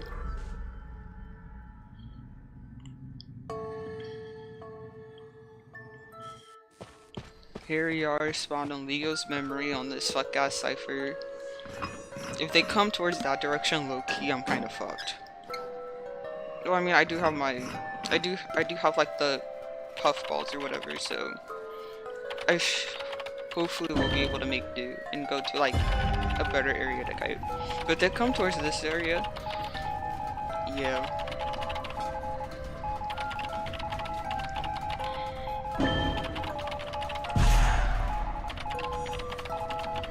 I think the balls are big enough to like block that entire doorway. No excuse. As long as it's a fat hunter, but it's Q's, so he's not really that bad.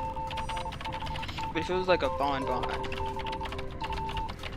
his character is like really wide. I think it would work.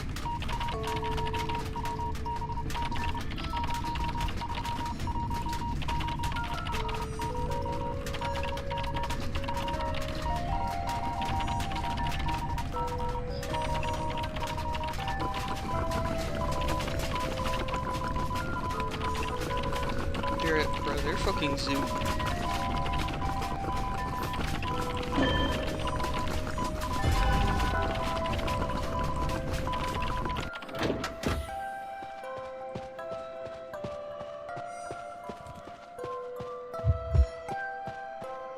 Oh, you son of a bitch.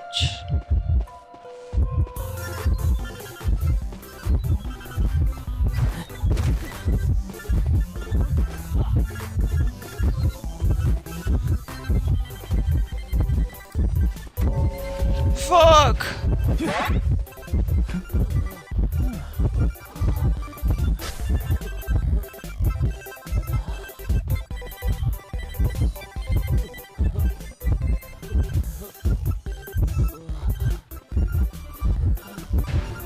I'm just running, bro.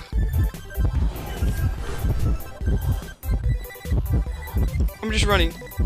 I'm just running.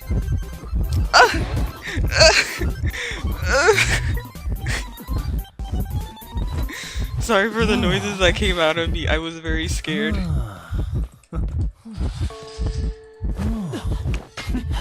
I'm not that great at kiting, in case you couldn't tell.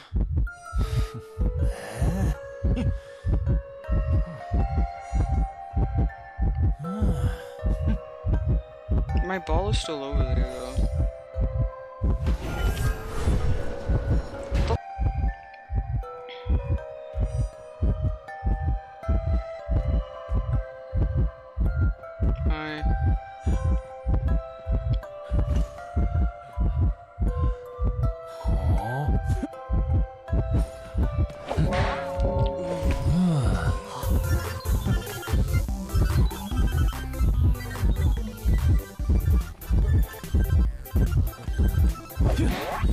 Fuck.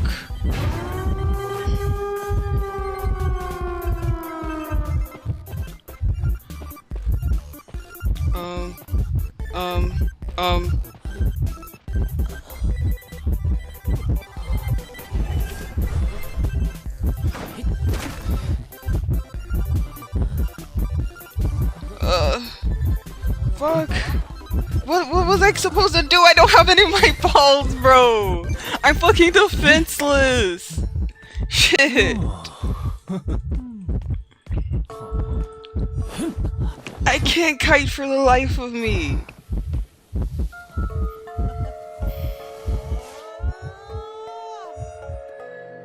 I shouldn't have gone that way.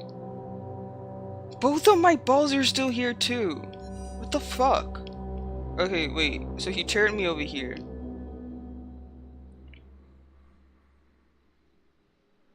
He turned me over here. And I immediately went this way. Theoretically, I should have just been able to use the balls, but I don't think I realized it. I also don't remember putting that one down, but like, shit, I wouldn't be surprised if I like just went fucking crazy.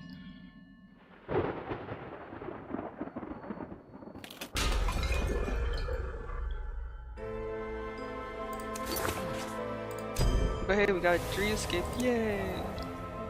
I'll be the sacrifice for the greater good.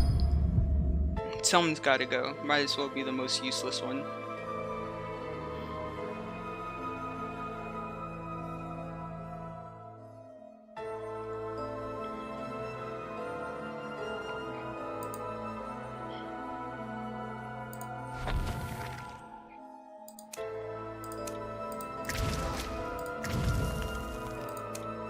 Okay, let's keep going.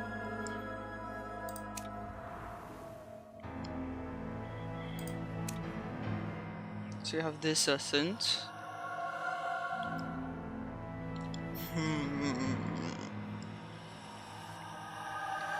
I don't want to say that I dislike the skin, but I just kind of wish he had like an actual like bullfighter,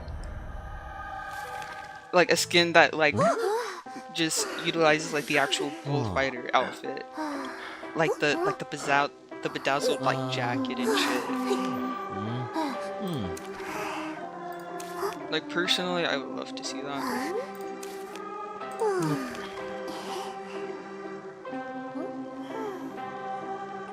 Cord? Cord? Never mind. Enchantress.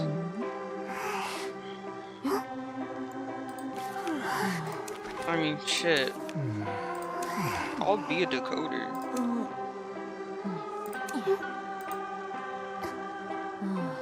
In fact, I would love to be one. I didn't even get Luca to fucking eat his Ajvar. This fucking fancy ass jam.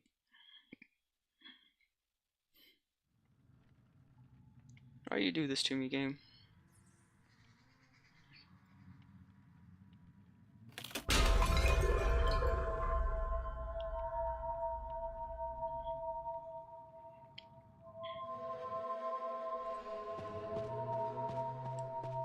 Yay, I spawned in a little shack. This is not a bad place to spawn in. It's a and basement ends it here. This is like a pretty solid place to kite.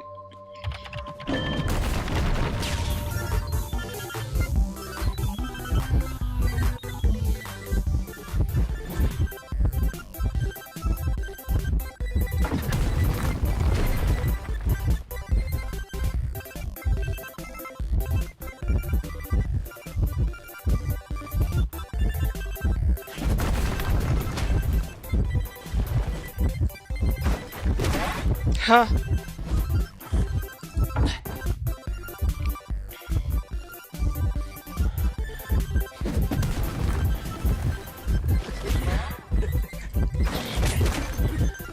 Ooh.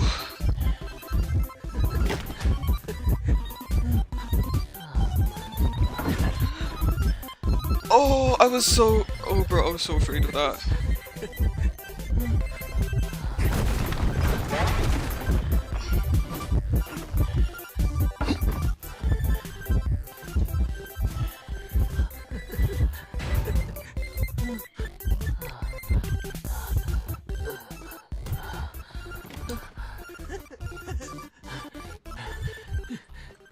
Oh, where are you, bitch? Oh, he's on close. Oh.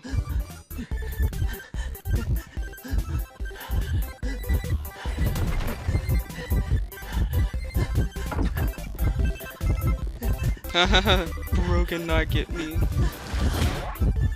Okay, first hit. That's his first hit though. You.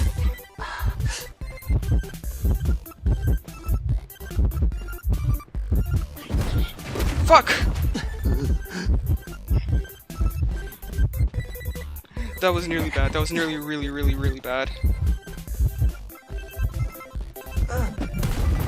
No! Okay, but bro, they got 3 ciphers done. They got 3 ciphers done. Oh my god, I swear to god, if dungeon's over here. Oh! No! I was so close, I was so close. Shit. I was afraid he was gonna put me in dungeon, but I think he realized it would have been too far. Is that Enchantress? Oh, I guess Enchantress? My girl?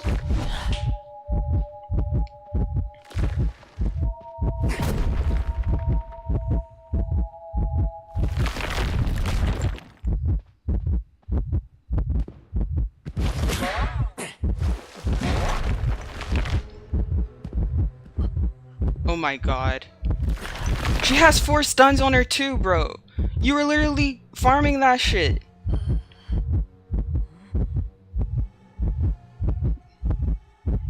Brother. I'm not being saved, bro. Enchantress! I was kiting so fucking well too, bro. Oh my god.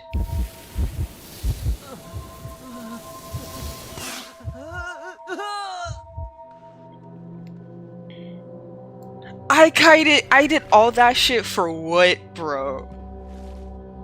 For what? Bro. I finally fucking kite well and then I can't even fucking survive. All of my efforts literally to fucking waste cause I couldn't even be one of the people to survive. It would have been one thing if I were like last chase, I didn't know where dungeon is and everyone else escaped. Like that's fine, bro. Sometimes that shit happens when you're like last chase. But like first chase, bro? Like, are you fucking kidding me?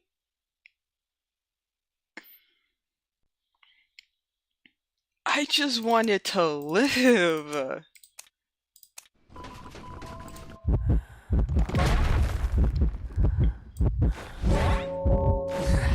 What the fuck was Prospector expecting to do? He literally just stood there. Something had to have happened. Oh my god, bro.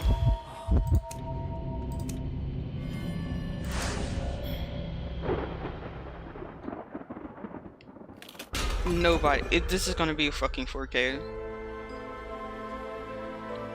Literally, I kited so well. I never fucking kite that well. I kited so well. Only for them to go and be like, actually, we don't want you to live. Yeah, a deduction review that quickly, 4K.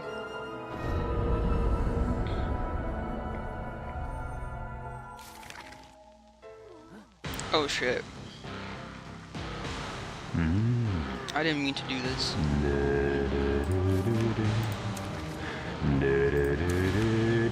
Whatever, since we're here. No. Not Dream Witch. Not Dream Witch. Not Beast Reader.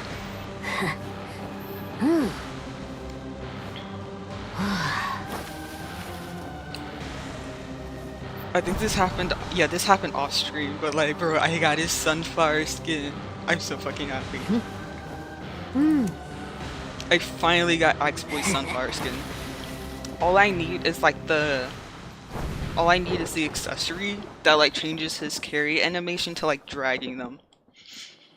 And then I'm literally fucking set, bro.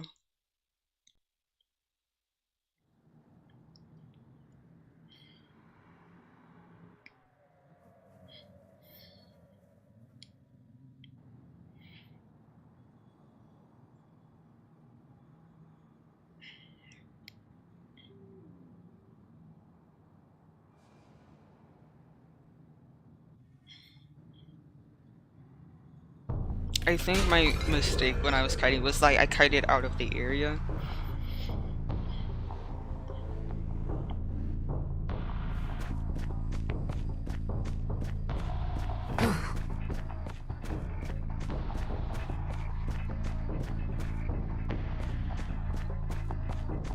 Hi.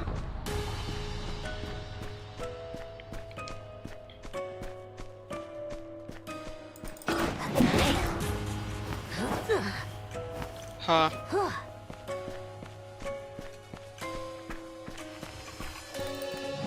Oh shit.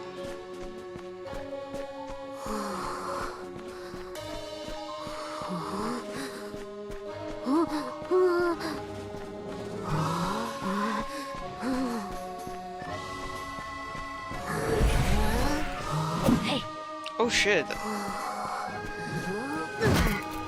That missed?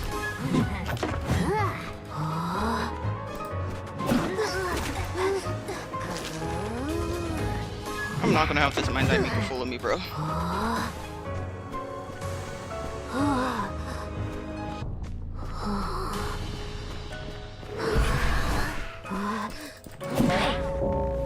There we go.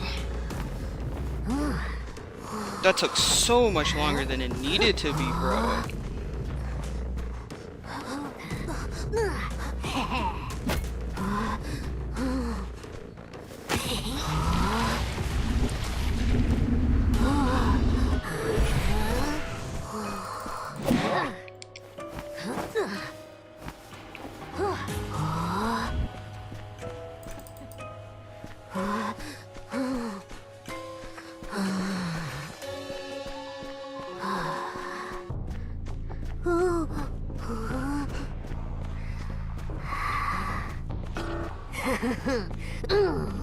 Yeah, bro, I'm going after this mind's eye.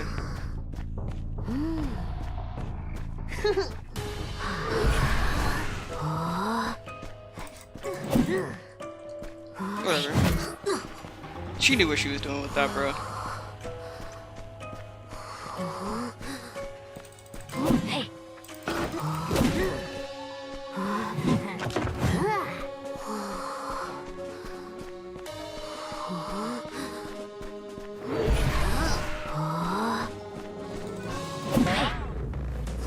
Oh yeah, you were trying to juke me out with that one. Unfortunately, it still hit. I'm sorry, bro.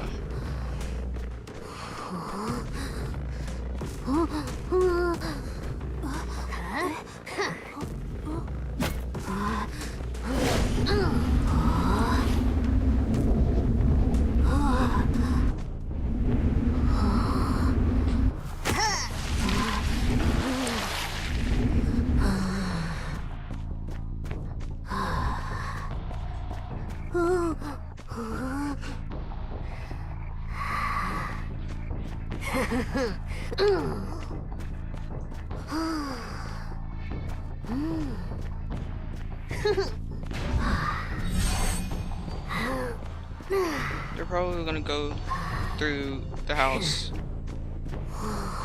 So where else would they go? Oh yeah, they also have that house, I think. Yeah.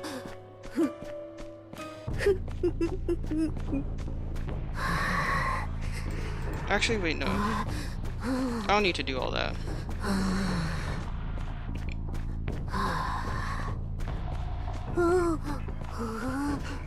Ooh.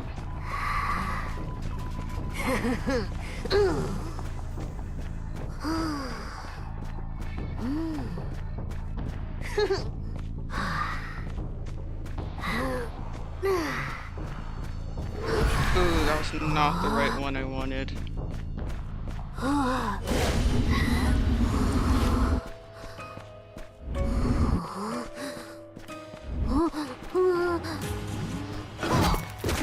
What? I swear to God, bro. The stupidest things be missing.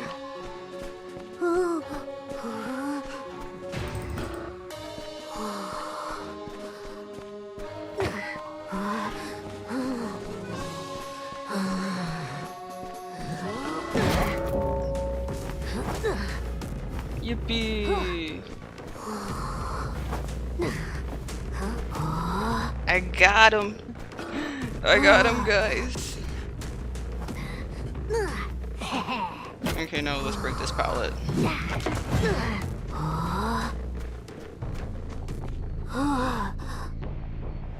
I have enough? I do have enough.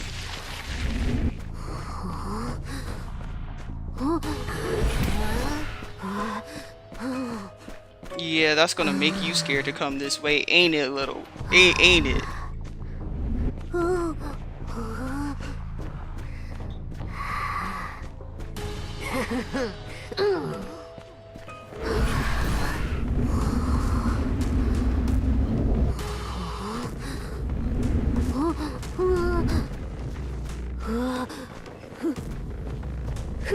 Whatever. You get to go here now, and I get to get rid of one of the other annoying survivors.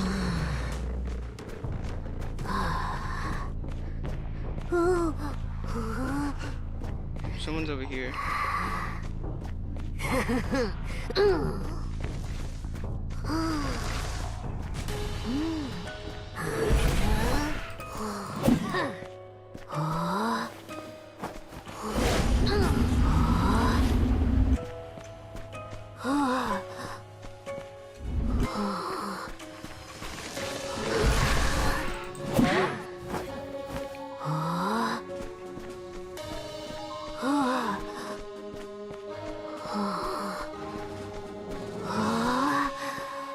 Fuck.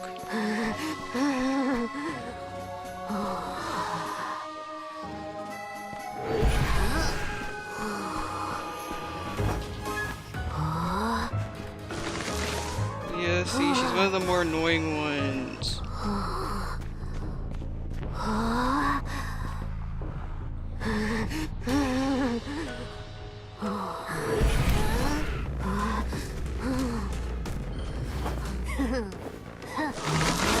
Oh shit. That was so fucking dumb of me. That was actually like so fucking dumb of me.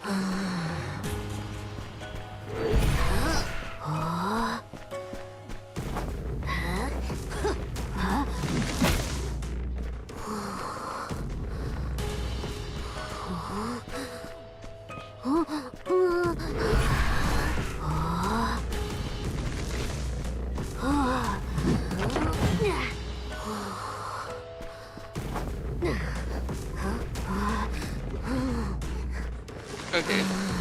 Cool. She went away from me. Please, let me get a tie. I'm desperate.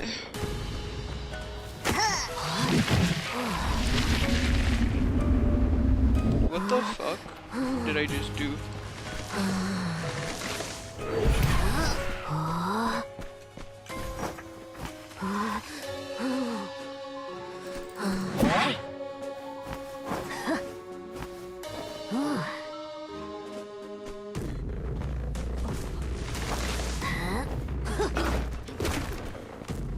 I like how you thought I would fall for that twice, bro.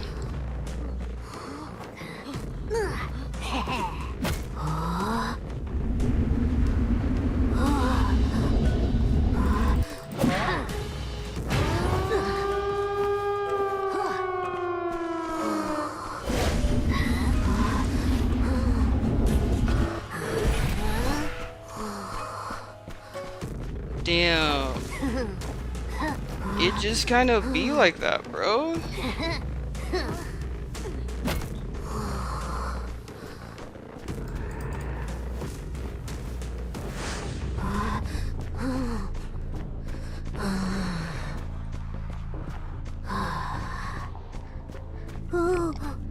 Damn.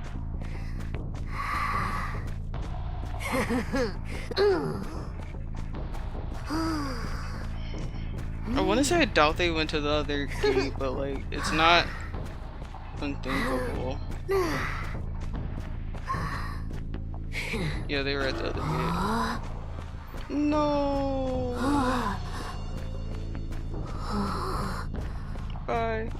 Hey, I got a tie though. That's actually pretty good. That's pretty good considering it's my first Considering it's my first time playing Hunter in a while.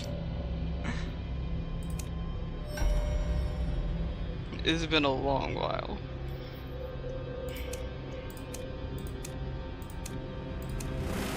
Bro, that mind's eye was kiting me a little bit more than I wanted them to. I kept miscalculating my fucking charged attacks.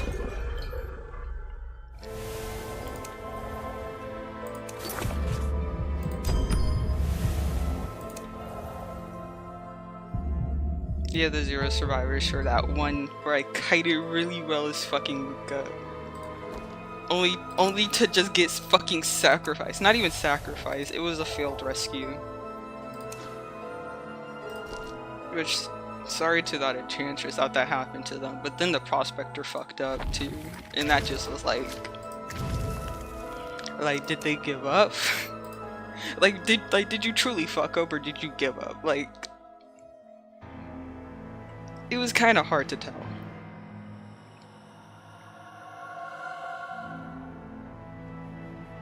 Considering how I literally watched that man just stand there in front of the chair as full FG retrieved his thing. It was like doing just a tiny bit of an animation. And then, actually, now that I think about it, he was prospector too. He could have used the he could have used his magnets. Granted, though, I don't know how magnetic pools work because I keep fucking it up whenever I play prospector. So.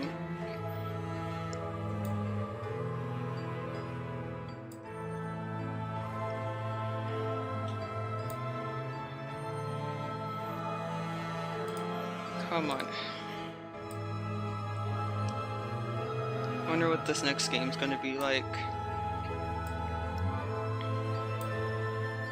Is it gonna be a good game? Is it gonna be a bad game? Am I gonna crash out again? Who knows?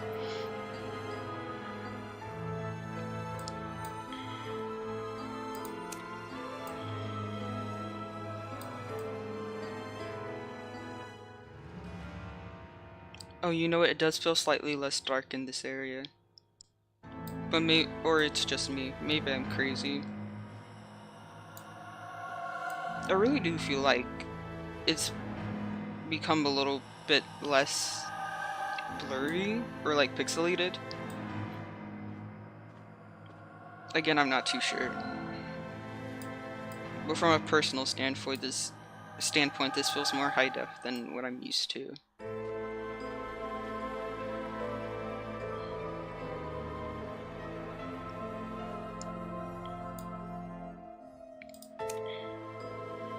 Okay.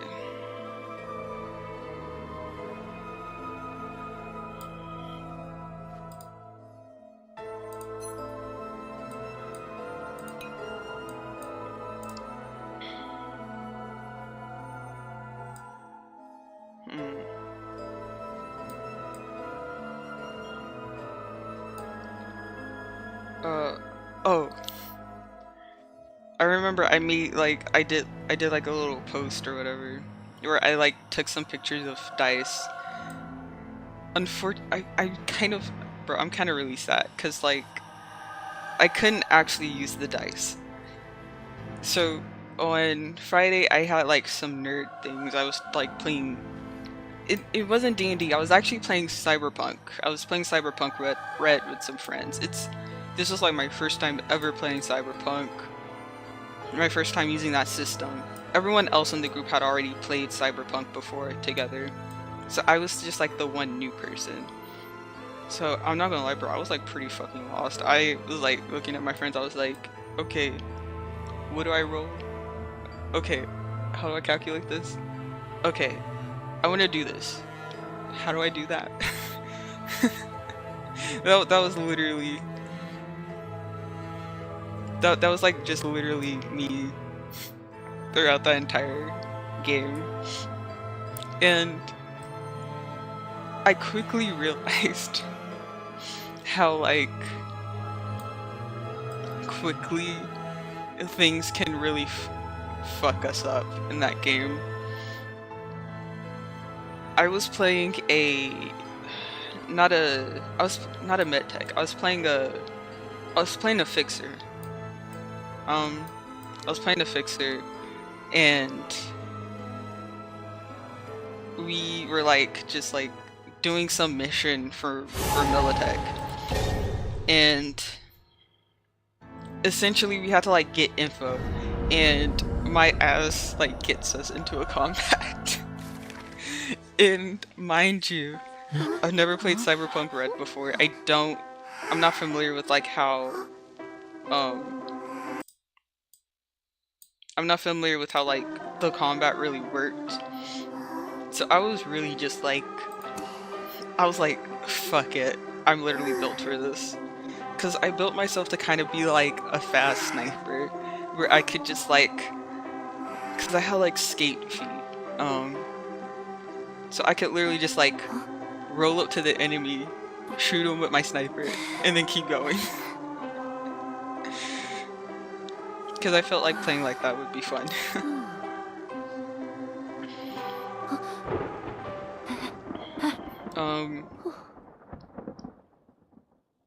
But yeah, it was really fun. It was really fun, but I realized very quickly how like things can fuck up.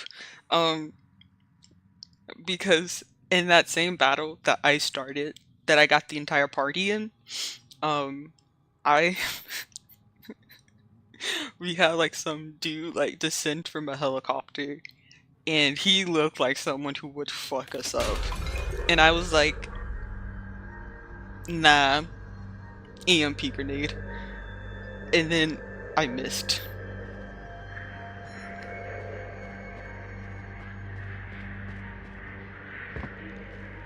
So, are you gonna let me? Fuck you too.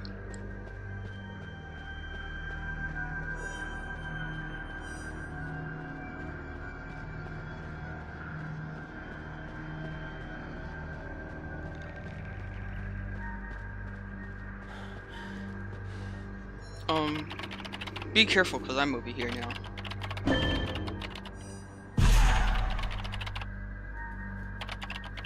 But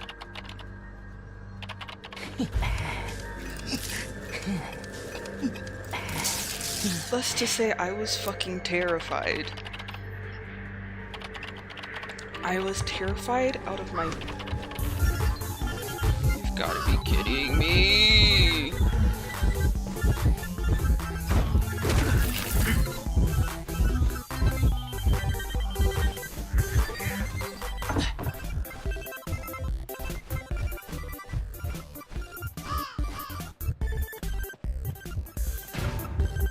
You've gotta be kidding me.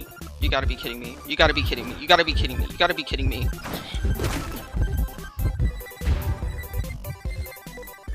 Well, fuck you, change people quick.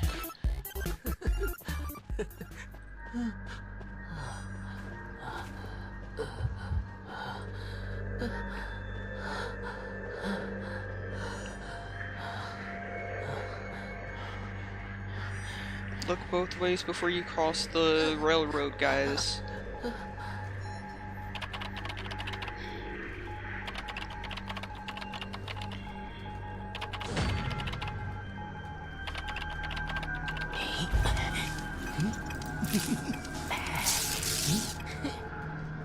What's up, bestie? Let me give you some of my progress.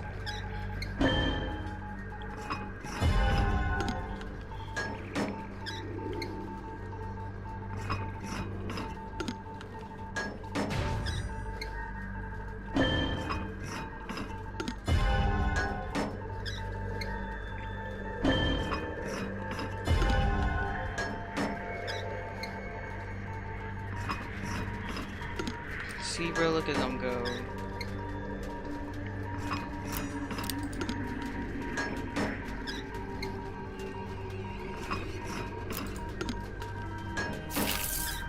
Oh, shit. Okay.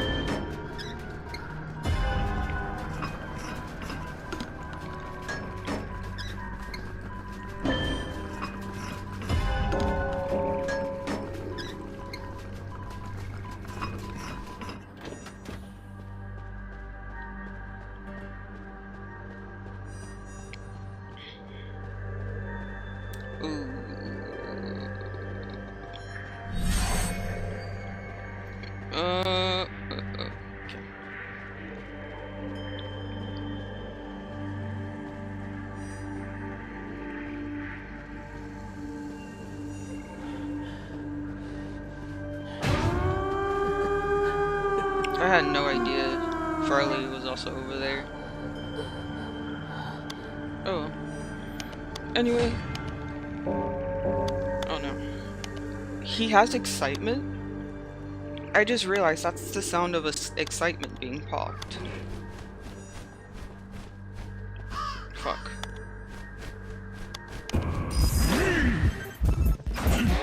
Fuck!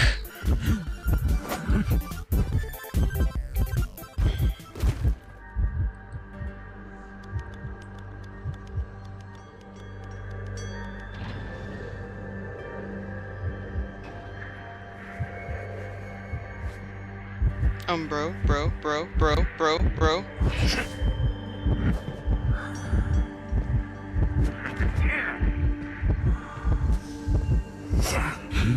Let me go, please! Please!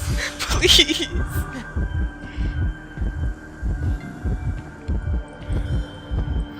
Bro, get out of here. Get out. Just leave me. Don't come for my rescue.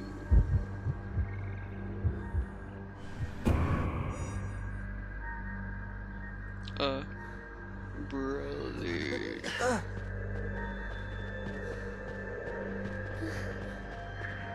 Oh, he's not over here anymore.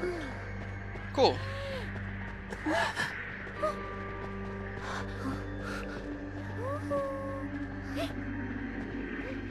Oh shit.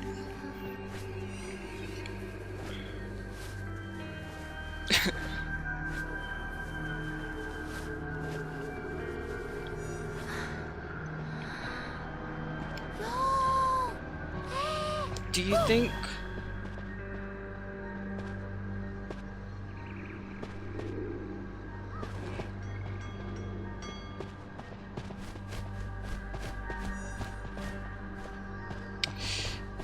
okay, fine. I was thinking about, I was like, he doesn't have detention anymore. Technically, it would be possible. If Barmaid hadn't left. Wait, there's literally two people who could take the hints for her. No, it's fine. It's fine. Right, I was like, ugh, but I wouldn't take the risk. Cause like, detention was gone.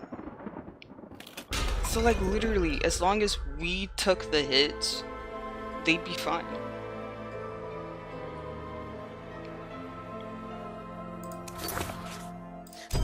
But also it's a 3 escape, which is pretty fucking good, so... No, why be greedy?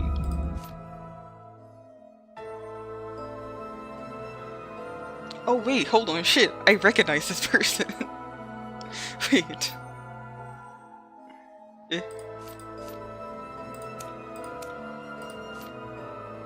I was like, wait, don't I recognize that name? I was so confused. I did not mean to. How do you make those go away? Eh?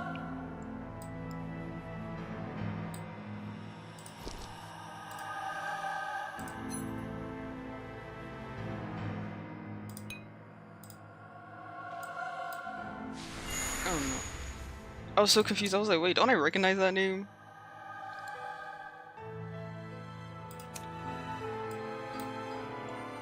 Am I crazy?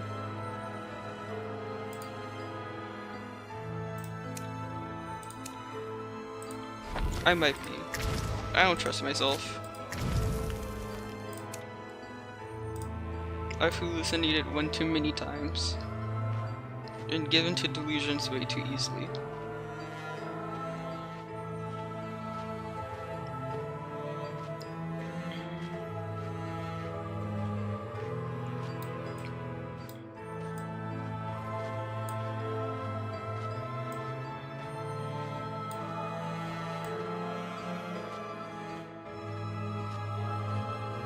Come on. Come on. Oh, wait, I just also want to mention Luca X Tracy. I've been seeing a lot of those lately.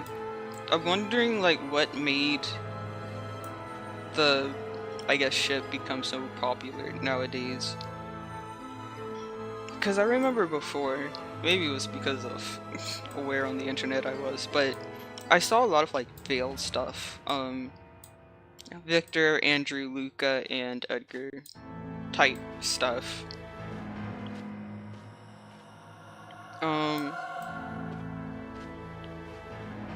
don't know what it is about those four, but like, I don't know. But then again, they're less of a ship to me and more of like a friend group.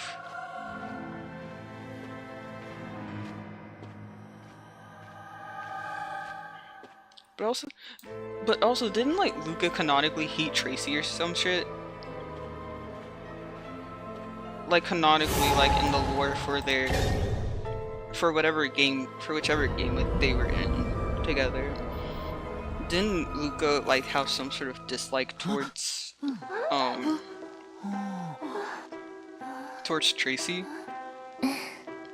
For what reason, I don't know.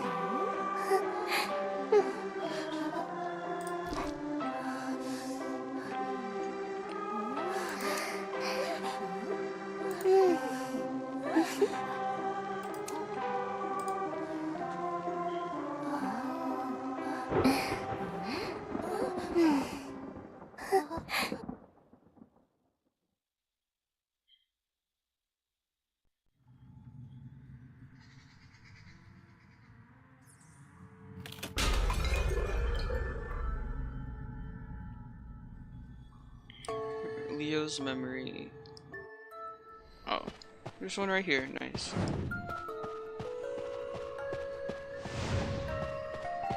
Night Watch, that's my guess.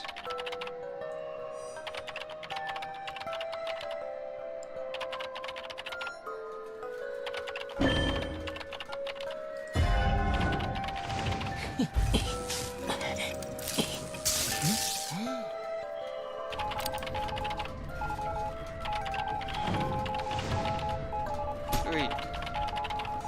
She's a hunter who would use Peeper.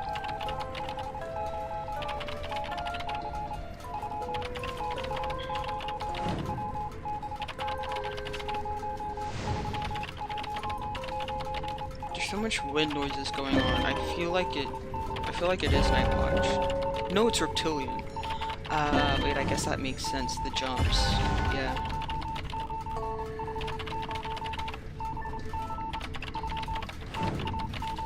That was unfortunate.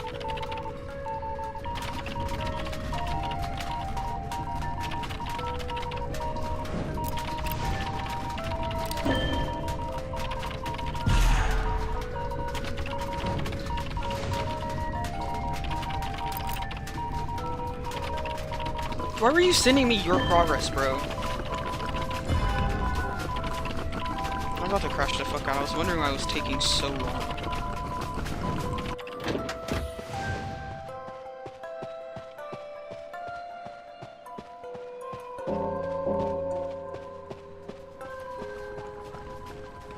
No, you're still here. Gardner. That's Mech. Perfumer's over there, okay. Oh, alright.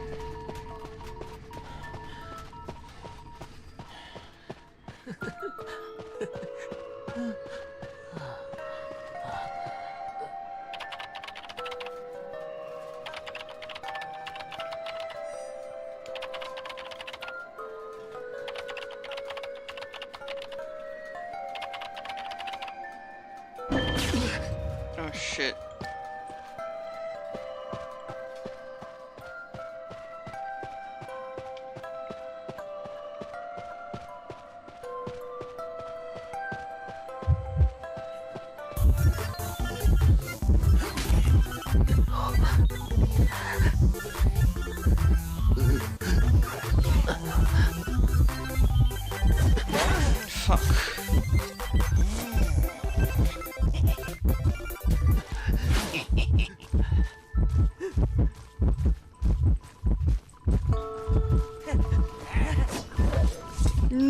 don't hit Mech's robot. They're too sweet and innocent for this world for you to kill.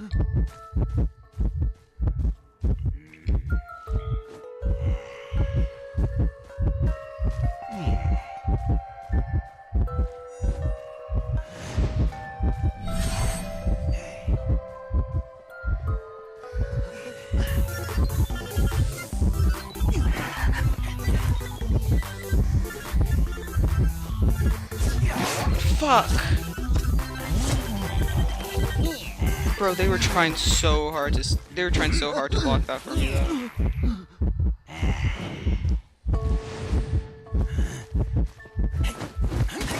Ooh, that was good.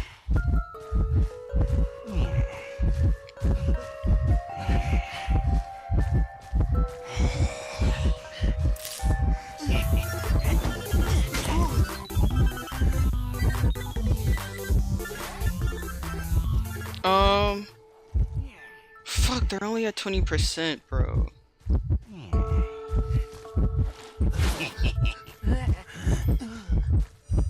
Did I fuck up trying to go for the rescue? Yeah. If I were literally, well, actually no, if I was puppeteer, it probably wouldn't have been that bad.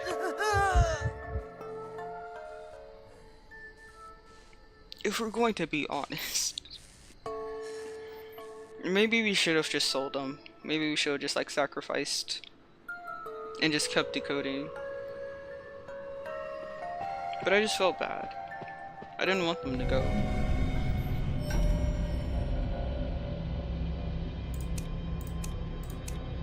But also props to that fucking perfumer for like weaving with me trying to like fucking take that hit.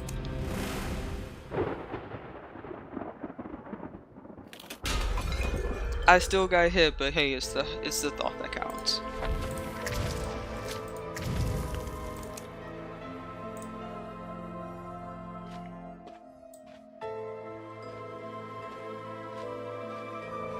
Because like the thing with like the weaving is that you can't just go in one direction. Because he is faster than us. Like that's just how the hunters are. They're naturally faster than us. So like eventually they'll like surpass the person who's trying to like tank the hit for you and get to you. And then they'll just be able to hit you. That's why you have to do the weaving. You're keeping like the distance small enough to where you don't have to worry about the reptilian just taking a step, being past the perfumery and then hitting you anyway.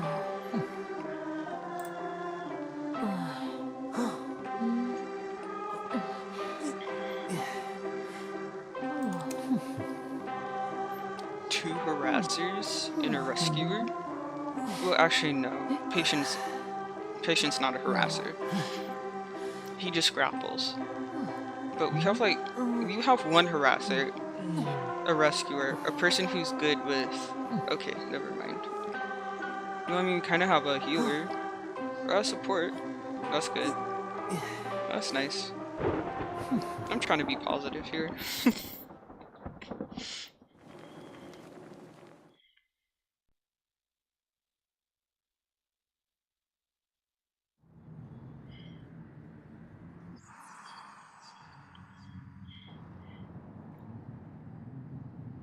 I want to try to play more games, but that's kind of difficult when I stream like two days a week.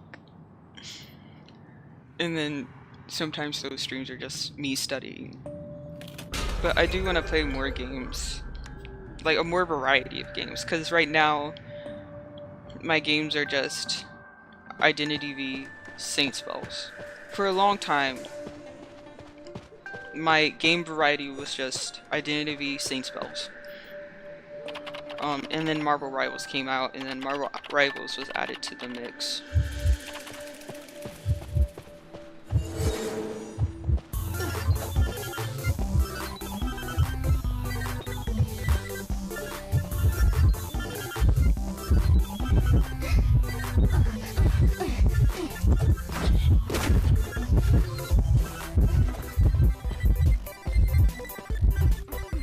Fuck.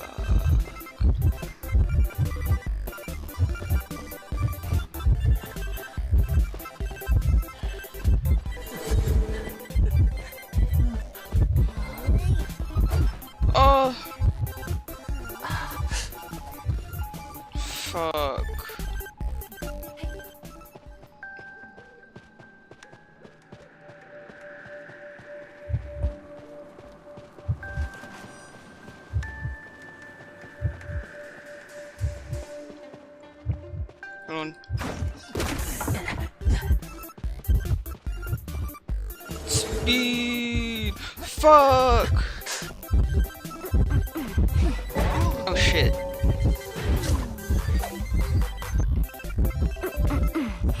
Maybe I should have taken the hard right. That probably would have been the smartest choice.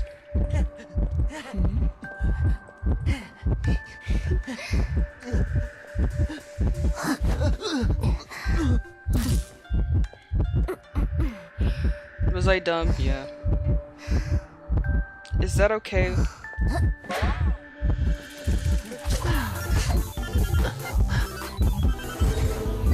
You've got to be kidding me! Fuck. I'm sorry. I'm sorry, psychologist.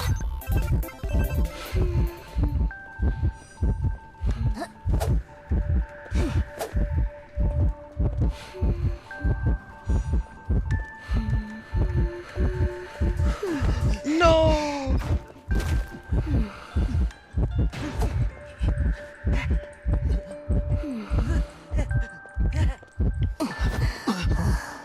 This gravekeeper just isn't doing shit.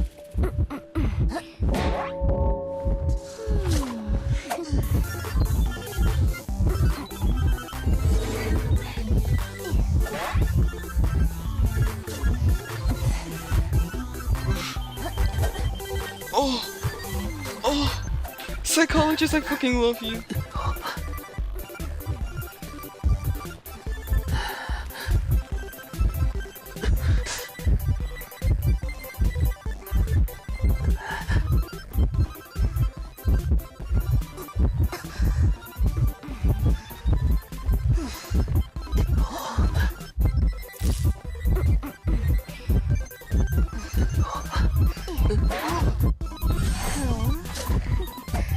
Okay, yeah, I should have not, like, tried to do that circle twice.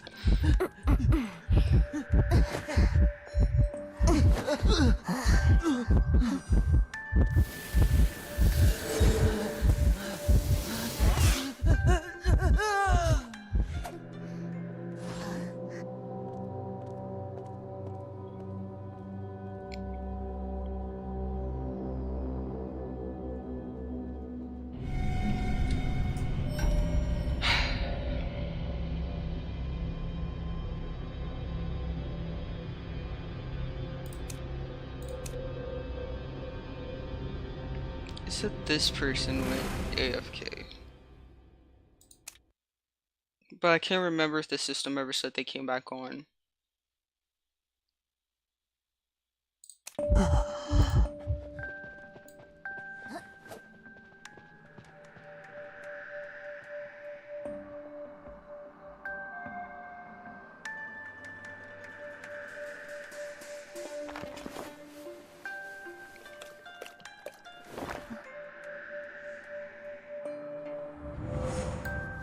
Oh, look at them being all romantic.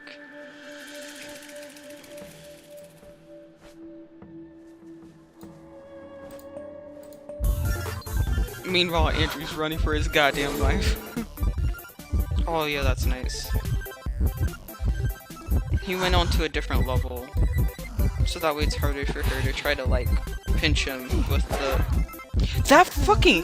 What? Dang. It had to have been the mirror. The mirror had to have been, like, on the other side of the wall or something, because how the fuck did that hit? In what world would that hit?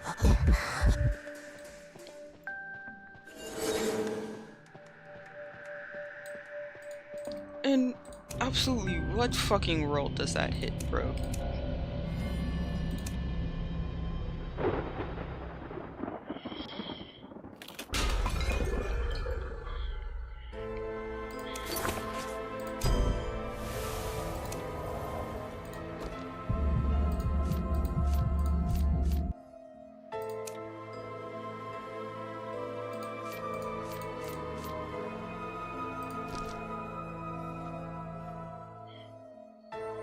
Okay.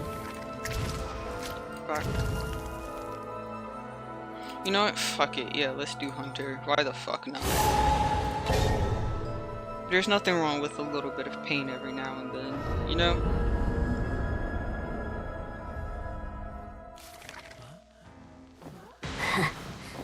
Oh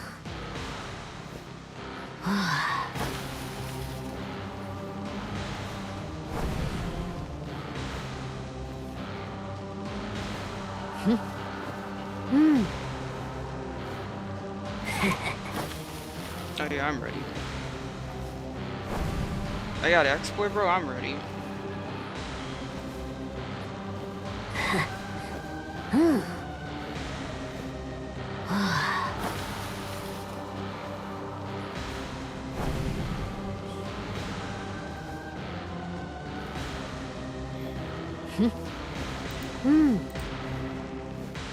I can't understand what they're saying. They could be plotting my apps. They could be fucking plotting my death. For all I know, they could be like, okay, so like we're gonna bully the hunter until they fucking surrender.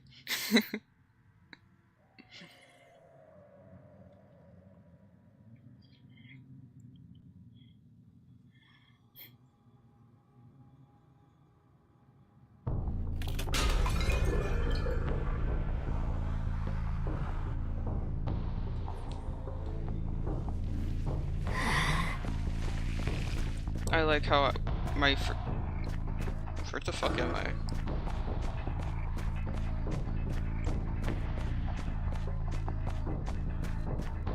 I'm sorry, I'm still in like survivor mode. My brain was like, oh, Cypher.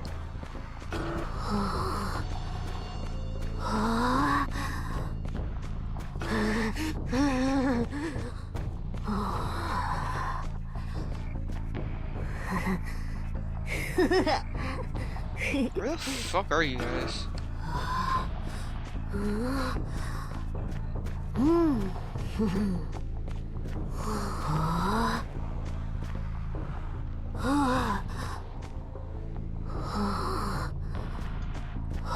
Bro, I'm like not seeing the trailer fucking anything, bro. Hi. That missed?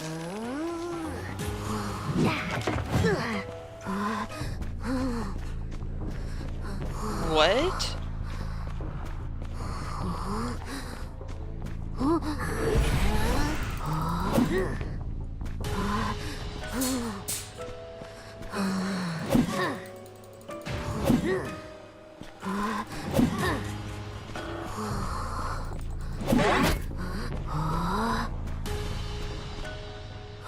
Bro, I'm like literally fucking tired of chasing you already.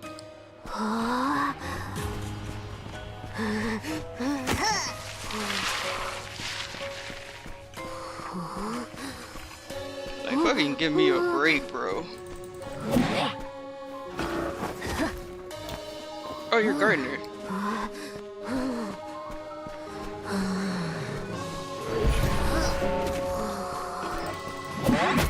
What?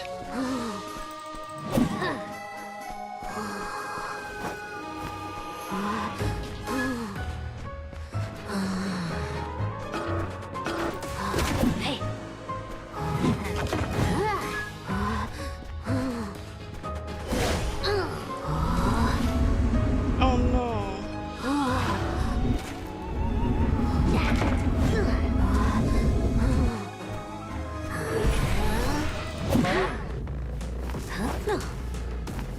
Yippee! I did something.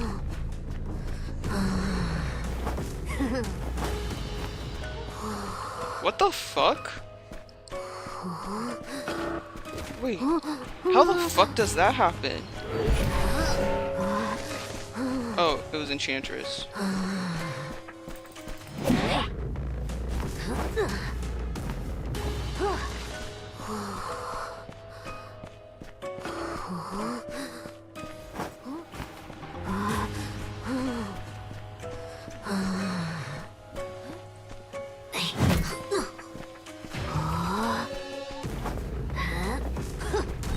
Come on, come on! Fuck!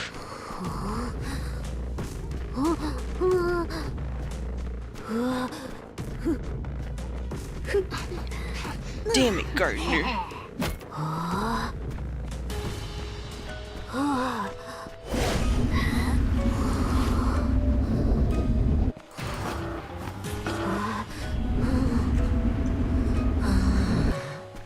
I just want one, please.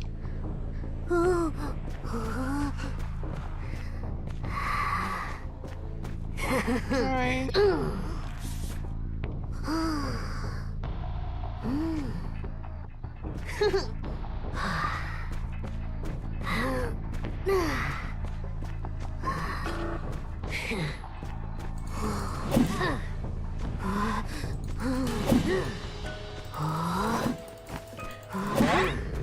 Oh!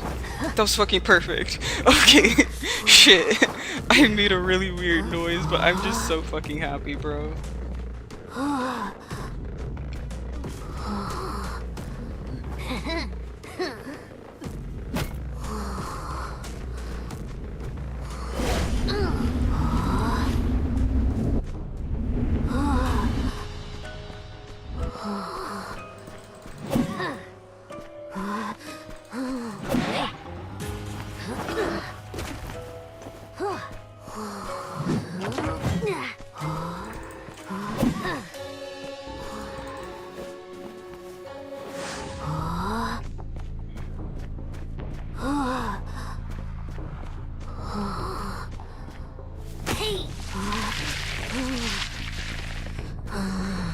Hi guys.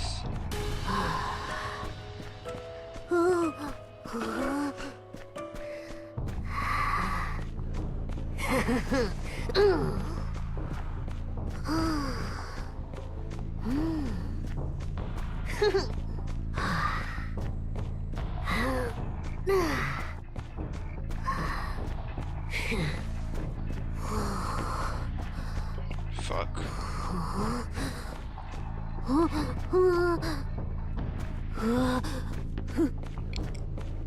And I don't know which cipher's pop is.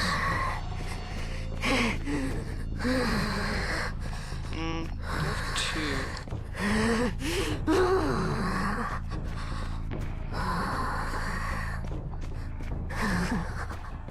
Are you guys over here? I think they're over here.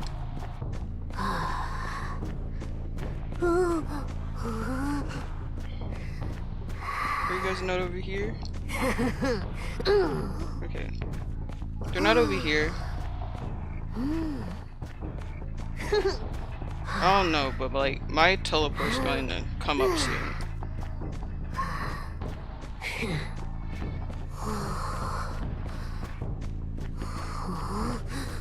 And I refuse to use my teleport. When they have one cipher left, and I don't know where anyone is, hell no am I going to use the cipher.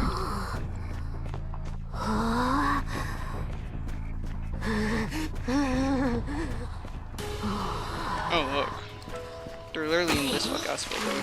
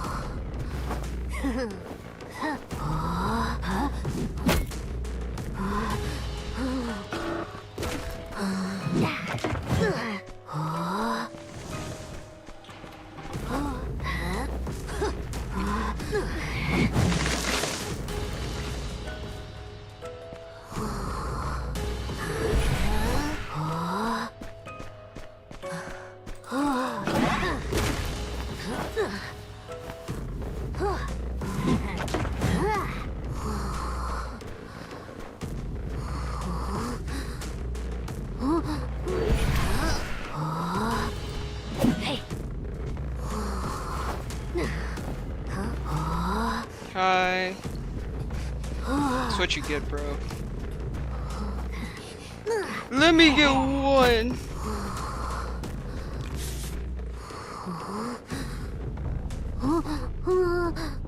I got my one. Teehee. Bro, that was like an intense fucking game, bro. Was it Farley who was kiting? That Carly who was like first kite, I think, bro. She was kiting pretty well.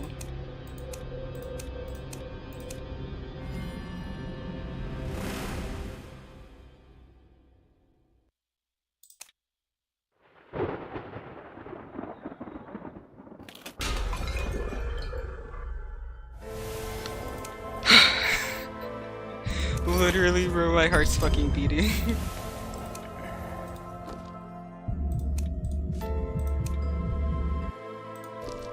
My heart's literally fucking beating, bro.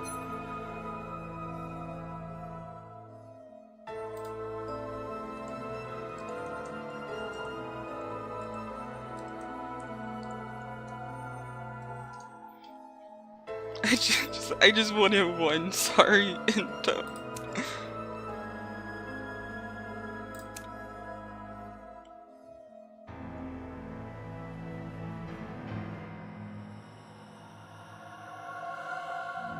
I can't. I don't understand them.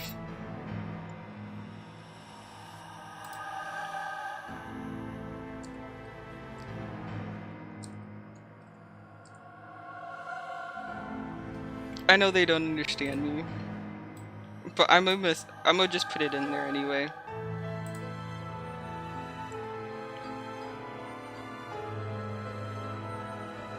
Oh wait, no.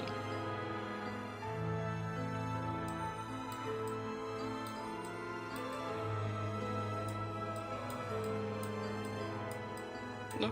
Oh. Okay.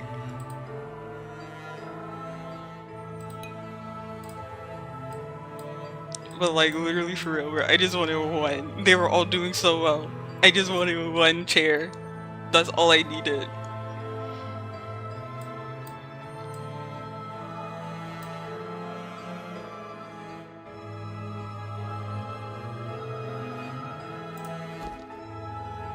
Oh gosh, there's so much. 10 free draws. Oh hell yeah. I'm so happy I decided to look into that. I'll probably do that later, like off stream or something. These are the Nymph Awards. Bro, I don't know.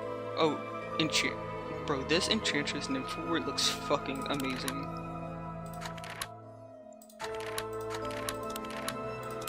This, New Year stuff. I would like this. But they're asking me to spend money that I don't have. Oh, wait, the B-Duck? Crossover coming back? Yeah.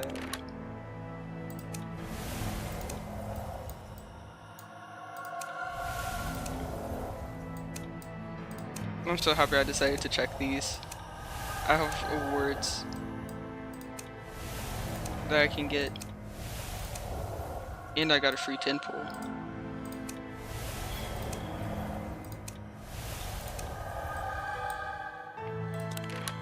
Sphere.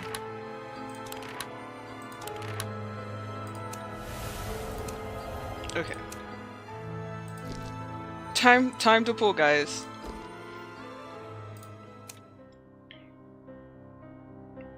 Wait. This is the one where I have like the guarantee stuff.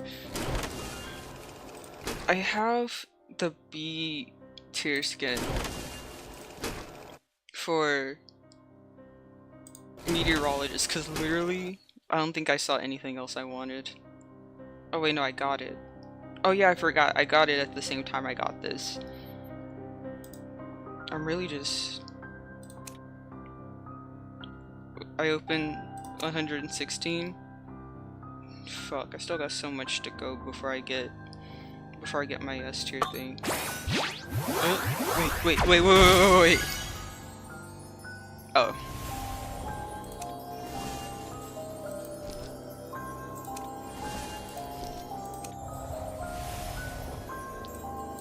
I mean, it's not bad, but like, it's not what I wanted. I was hoping that I was hoping I got my my accessory.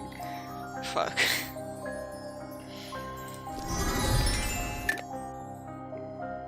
Oh, well, shit. Um,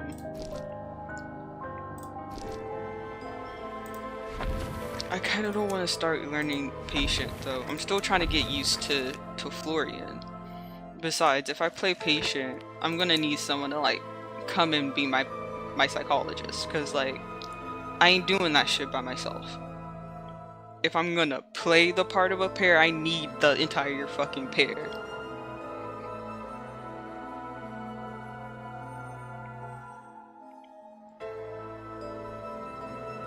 Anyway, I have to be right back. I need to make sure that the dog, he needs to use the bathroom. I'll be right back.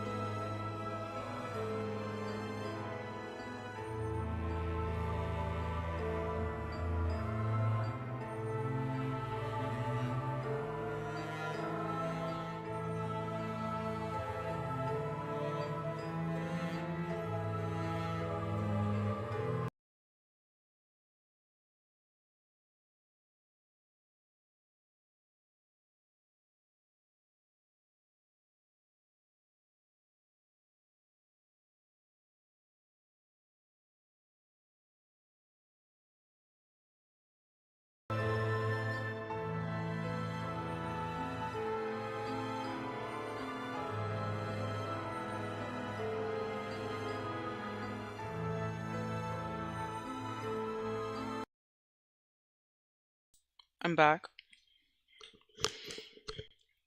He has gone outside. And he has a wee weed. Okay.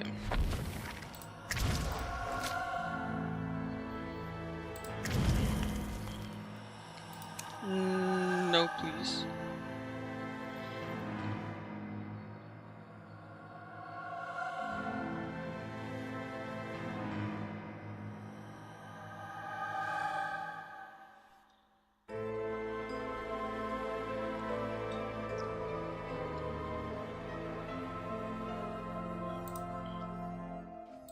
Okay.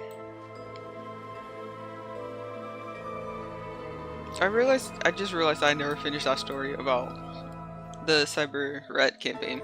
But anyway, essentially, long story short, what happened was I started the fight and then I ended up being one of the most fucked up people in the fight. When I tell you, I was, brother, I nearly lost my character session 1. That shit was crazy.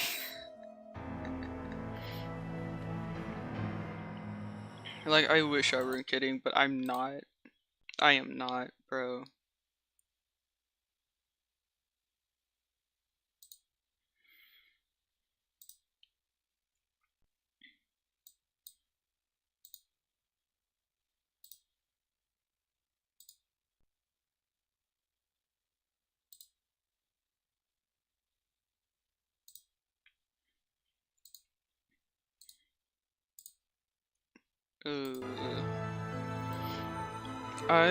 Fuck, what happened to my character again? I managed to convince, like, these 2 guys to essentially switch sides and work with us, which was pretty cool.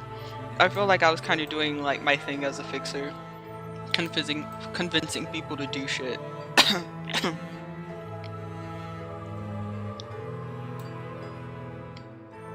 But, no, yeah, I, like, fucking started that fight. Like, I was the one who fired a shot first. What happened, we had a character who was literally fucking collapsed or, like, downed pretty much the entire fight. Another person couldn't even do anything because they couldn't get, like, a clear shot on anyone. And then this big guy came, bro. And I tried to throw an EMP grenade at him and then I missed. And I was like, oh fuck this shit. And then he, like, fuck, what did he do to me? He either, like, hit me or shot me or some shit. And he, like, oh yeah, he literally, like, did some shit where, like, he literally damaged my spine. Like, my character could not fucking walk. And I was pretty much taken as hostage.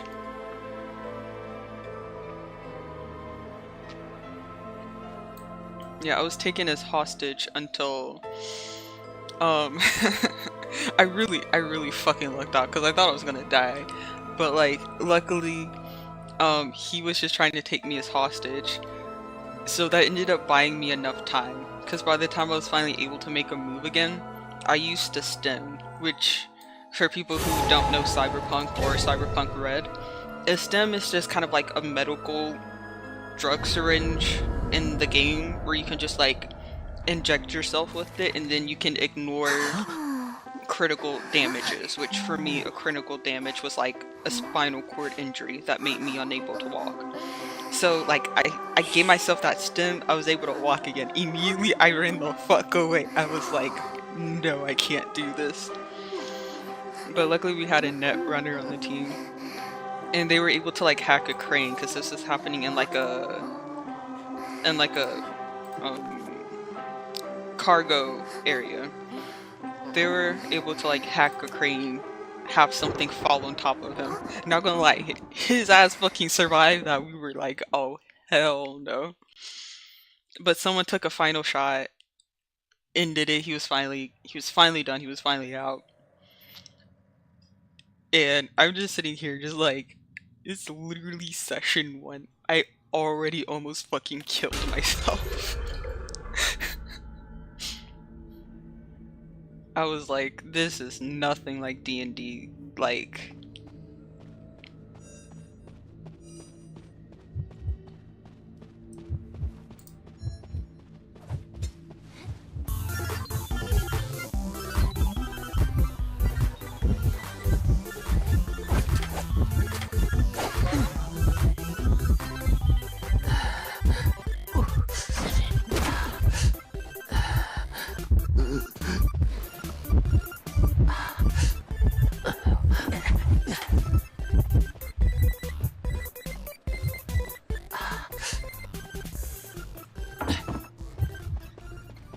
I'm sorry. I need to get through here really quick.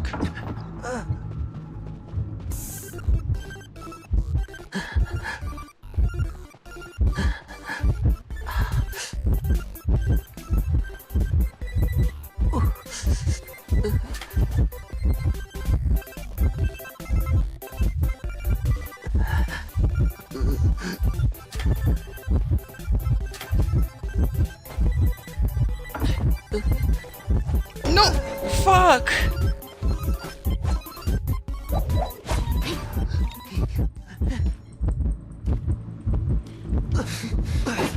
Damn it, I was hoping I was able to like do some last minute like shit. But I probably need flywheel to do that. Ew.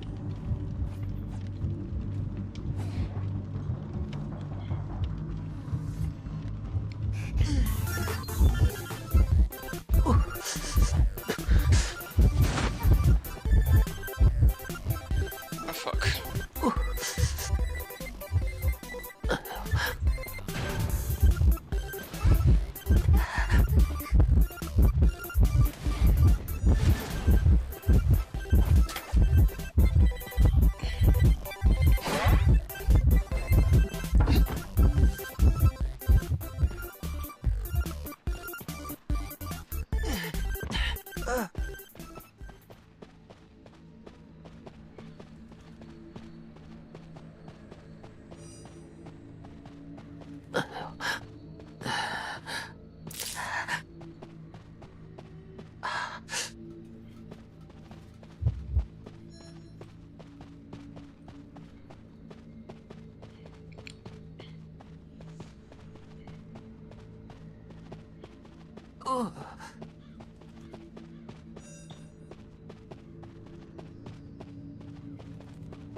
Thank you for telling me what to do.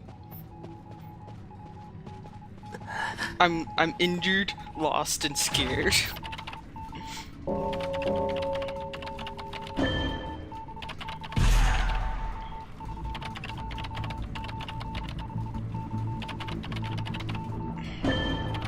I swear to fucking God, if she tries to come.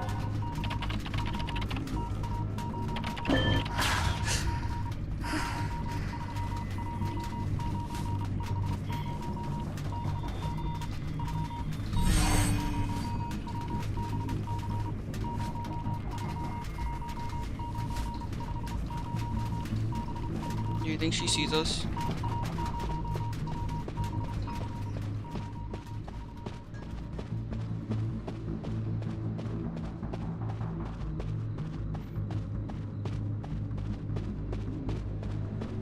Okay, I'm going towards this corner. This dungeon over in this corner. Yes, I think I see. I think I saw it.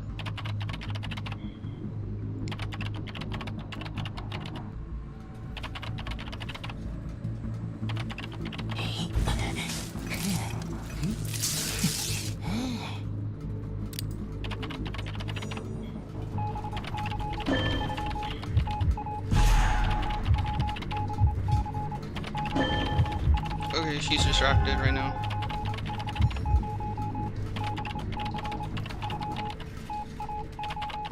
And she's going in the opposite direction. Okay, thank God.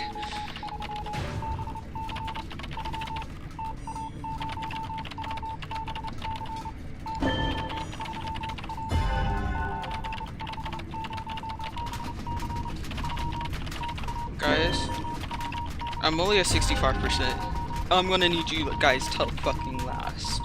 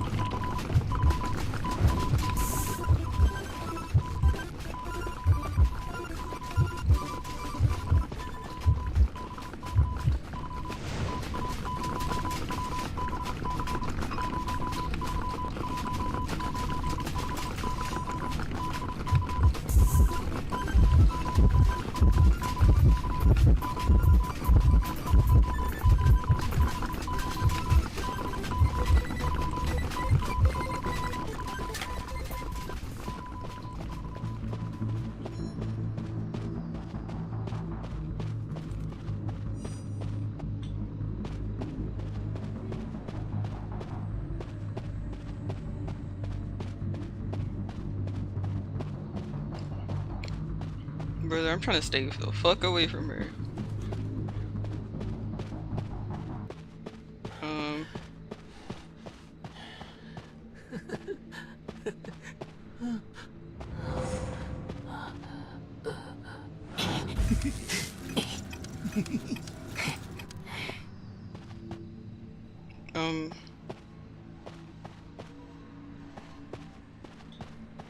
Okay. They're staying over there. Fuck.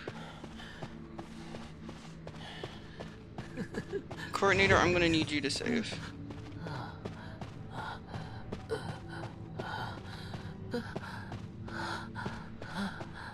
I did not mean to pull up the map.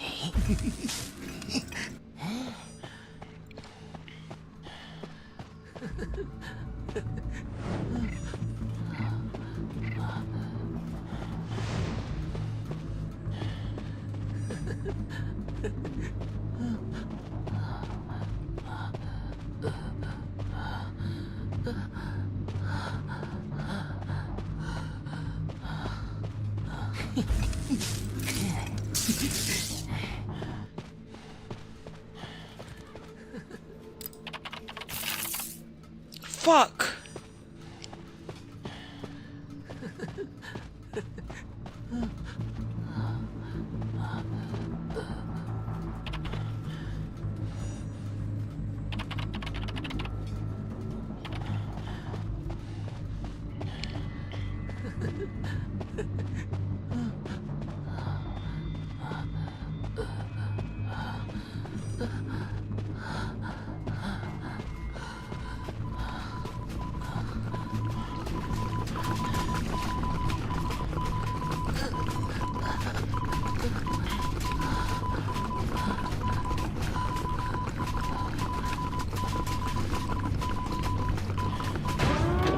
Okay, there. Fucking finally.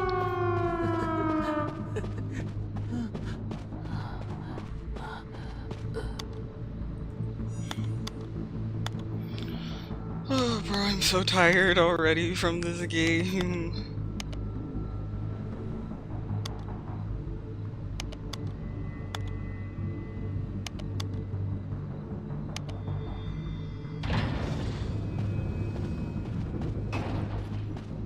They should be near dungeon, if I remember correctly. No, they're on the no. Dungeon's not that far from where they were. Damn it. I thought they were on the side where dungeon was.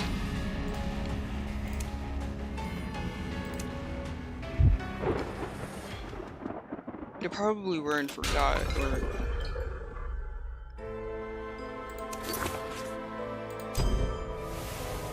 That was there was something about that game that felt so stressful and anticlimactic at the same time.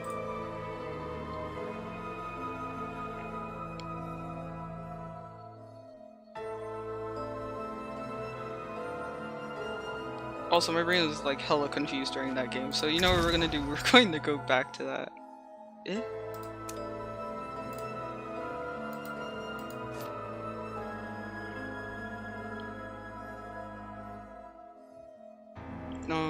You can choose to save, autosave.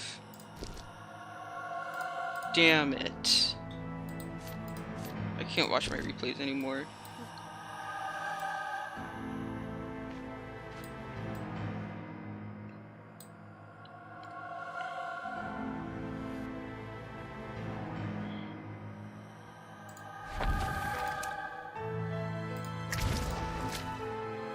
Oh, wait.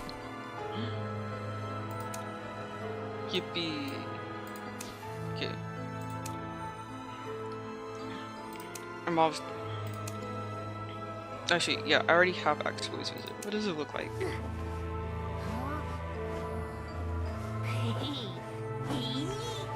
Oh, I love that. It's so cute. His axe is tweaking the fuck out in the preview, though.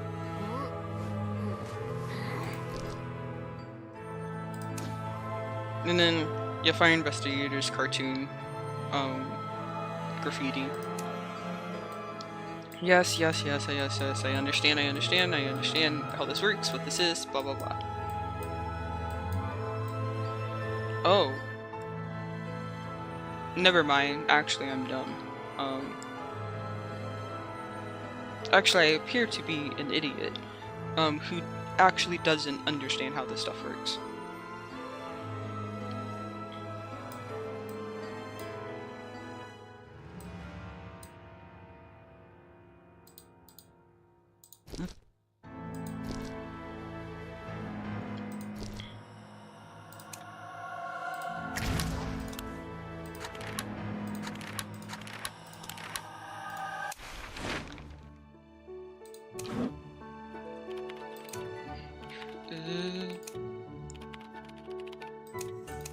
Can I skip, please? I like this one. I like this one.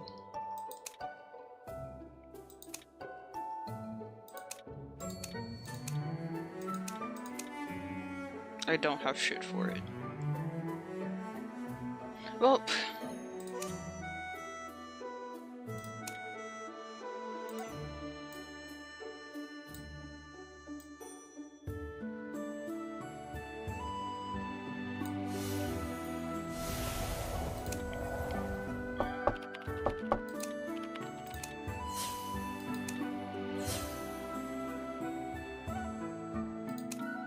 I shall watch it someday. Someday.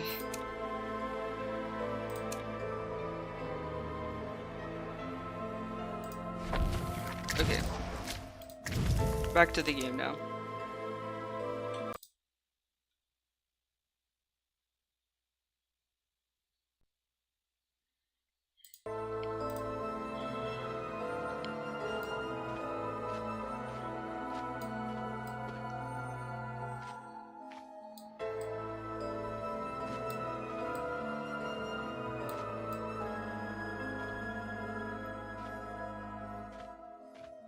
Should I... Every time I wait, I keep wanting to like buy shit to decorate the room with, but like that's how you waste money. Like I'm trying not to just like spend money and shit. Oh wait. Oh, an embalmer. A sea badge embalmer too. Shit. Sorry, they said they didn't fuck with that. Sure, yeah, I guess I can stick with prisoner. Never anything wrong with having a decoder on your team. If you're lucky. I actually kite really well.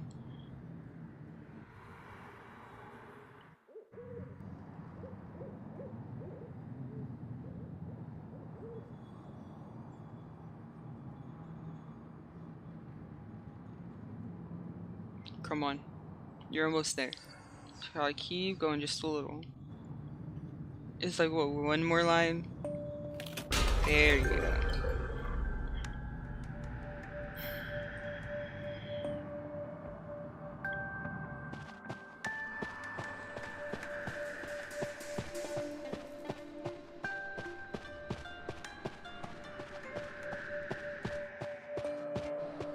Oh shit, I almost thought that was a hunter, bro.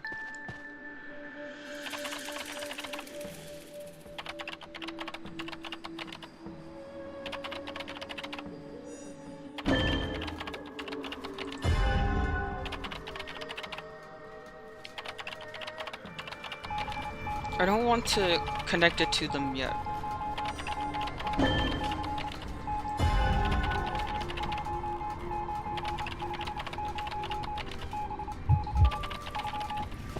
Oh shit.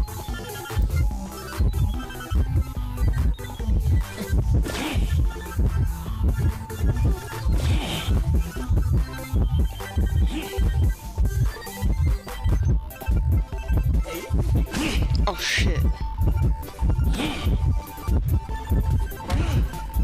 Wait, that hit?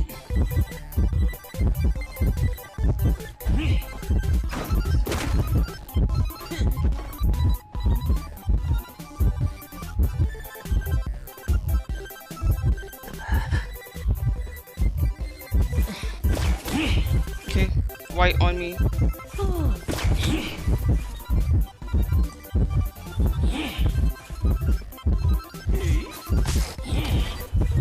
Okay, I need to stay out for black.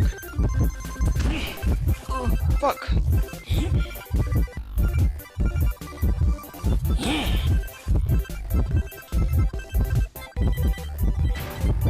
No! Shit.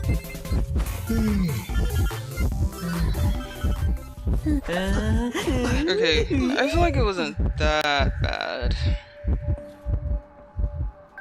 For some reason, kiting Hullabaloo feels like kiting Breaking Wheel. If you can get distance, but you're more worried about avoiding certain colors.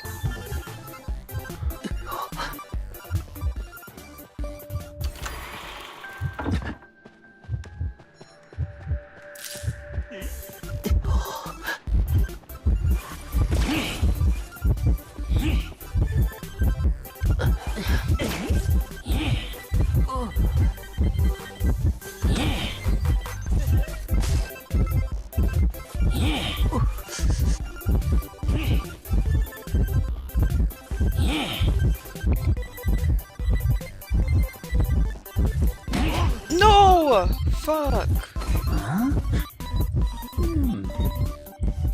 No! Damn, I should have been greedy. I gotta remember, Hullabaloo's like actually really fucking fast. I can't be getting greedy with that stuff.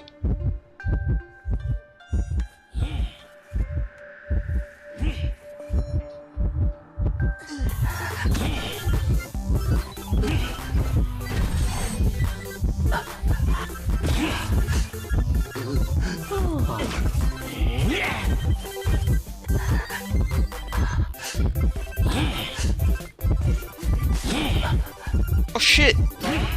Oh no! Fuck! I walked by accident! Bro! No! Why'd you do this to me? I like kiting against Hullabaloo. It's fun. I want it to last a little longer.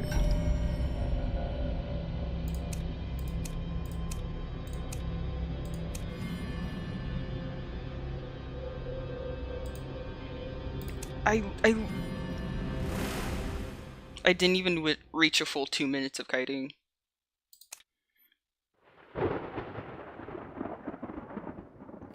To be fair, my first kite I don't think was that long. I don't think I reached the 1 minute mark on my first kite. My second kite, bro, just 5 more seconds. Just 5 more seconds, bro. That's all I needed.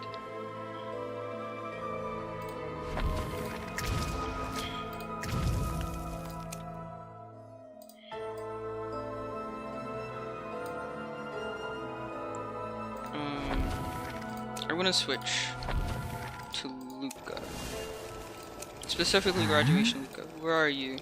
Graduation Luca. Wait, these are hunters. Where are you, Graduation Luca? Hell yeah. Look at this one skin. Ooh. I love it so much, bro. The design on the vest. I'm actually like a huge fan of like 3-piece suits. Like the jacket, the vest, the tie, bro, like 3-piece suits are literally they look so fucking good. And like the designs Luca has on his vest, it's so fucking elegant.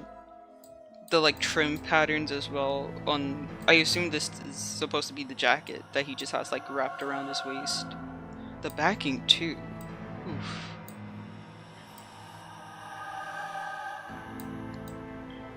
Like bro. I just really like 3-piece suits. I think that they look really good. No matter what time or era you're in, they look good.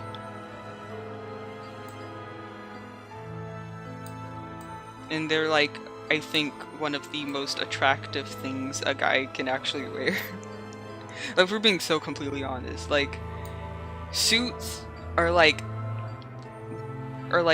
the most like attractive, I think, piece of clothing men can wear. There are others, but like if you just want like nice, like good looking, charming, suits are the way to go. If you're going for something a little bit more slutty, then you're looking at like the undershirts and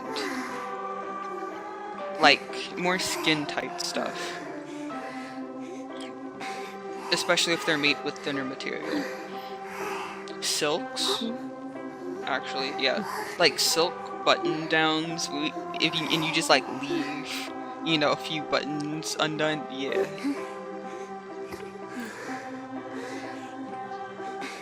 If you're a guy and you want to be slutty, that's the way to go.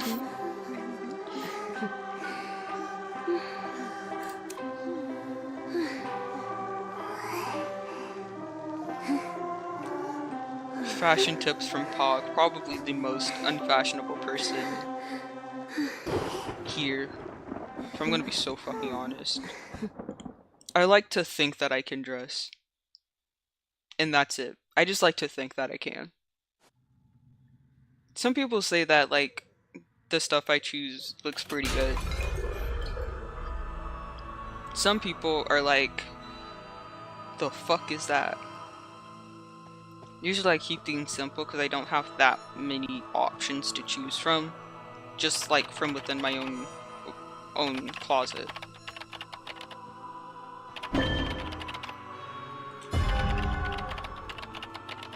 But so usually when people are like, what the fuck you're wearing, they're usually talking about like my color combinations. Oh shit. Oh gee, you scared the fuck out of me. So then I have to like fucking sit there and like defend on my fucking life like that, like the color combination isn't weird.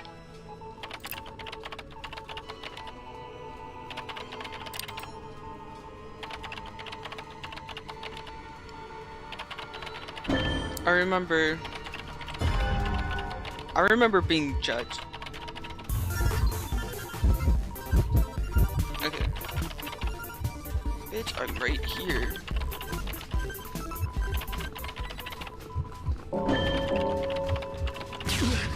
Oh shit.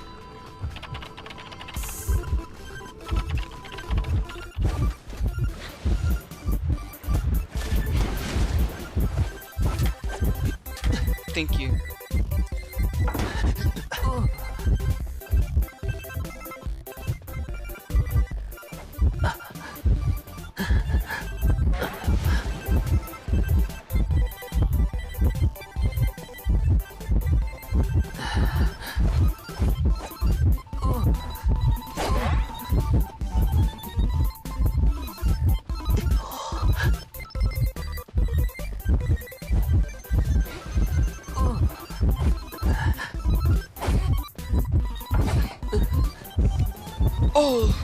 Oh, I lucked the fuck out.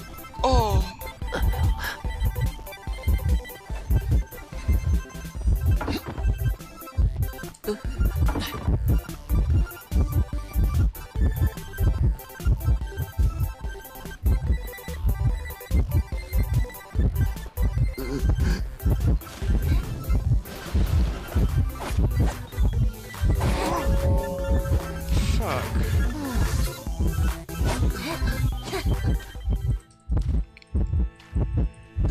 I would be mad that you led her straight to me, but I do the same shit sometimes.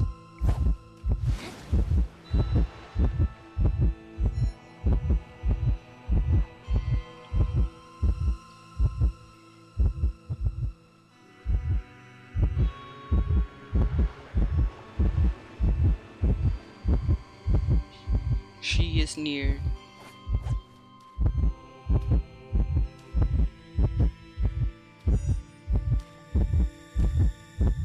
This is Priestess.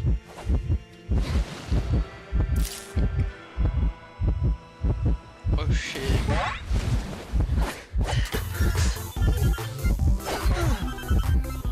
Fuck. What else was I supposed to do?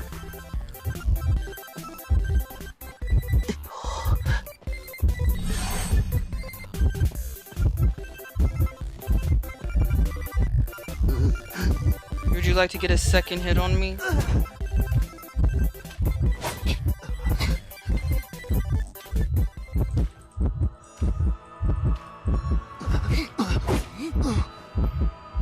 Why is it always me, bro? Like, do I have to not play Luca so I can not be fucking chased? Is that what I have to do? Because I'm not going to stop playing Luca just because of that.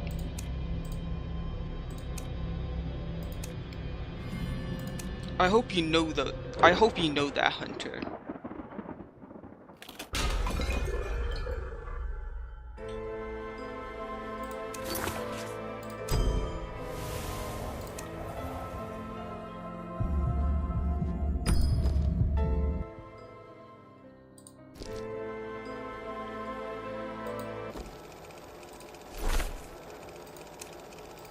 I forgot. I have free stuff. And...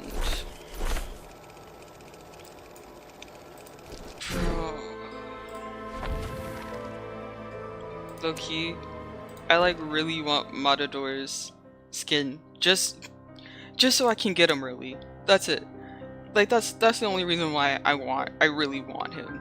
Like, that's the only reason why I'm debating on, like, doing this. When this is all I have. Because, like, I just want him. I don't want to wait. I don't care if it's only one day, bro.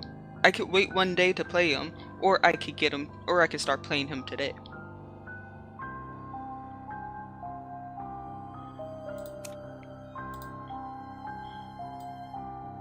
Which one sounds more tempting? Spending all of my spending all of my inspiration to play him now, or waiting a day and suffering?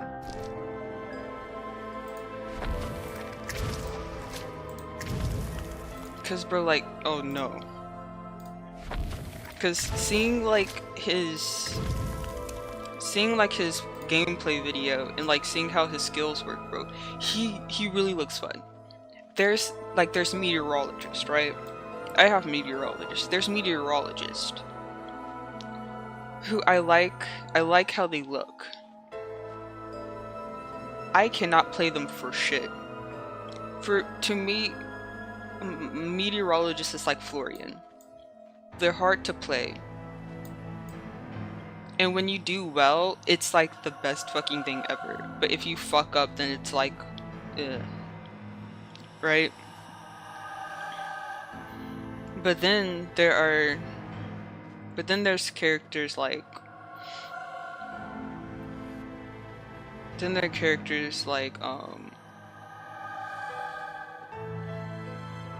I'm trying to like think. Honestly, my closest example would be Axeboy. Then there are characters like Axeboy. When you do well, that shit feels like the best thing ever. Like when I spirit flame someone through a fucking wall without seeing their outline, bro, it makes me feel like it makes me feel like I'm actually fucking good. But like if I miss or like some shit like that, it's like, yeah, it's frustrating, but like it's Axeboy, he's fun anyway. Even with Luca, bro, it's like I don't got shit on me when I don't have my little shock. But like I still have fun playing as him. Meteorologist is very much like, if I fuck up, you're just like, oh god, I can't believe I fucking did that, bro. Wow.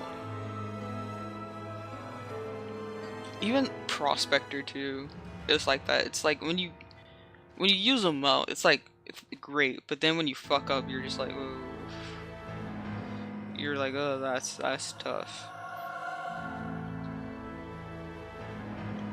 But yeah, there are characters like Luca, for me at least, characters like Luca, Axeboy,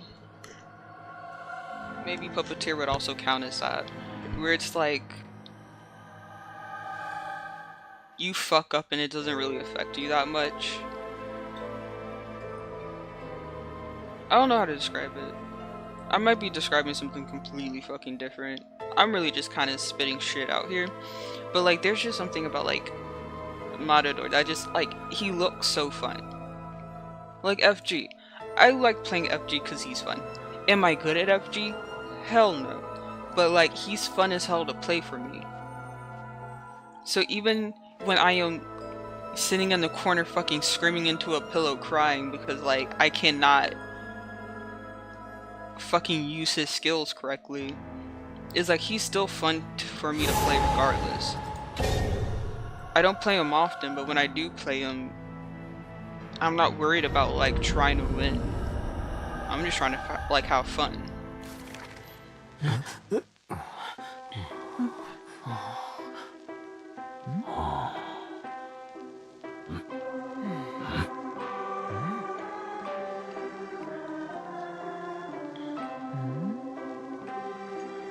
Oh wait, actually I want to change my costume. I would like to be graduation day, please.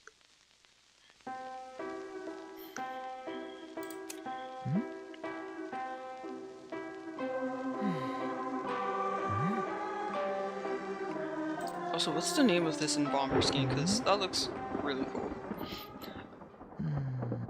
Okay, so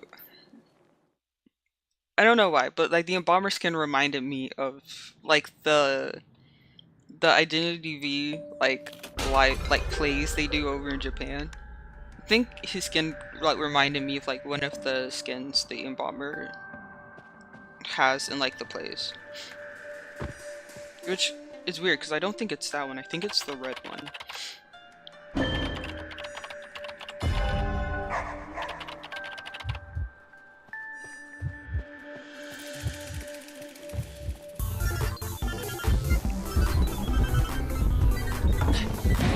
What?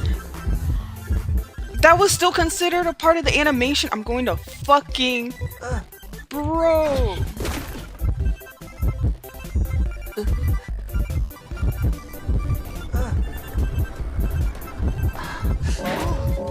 I'm going to cry. Bro. I just fucking got here.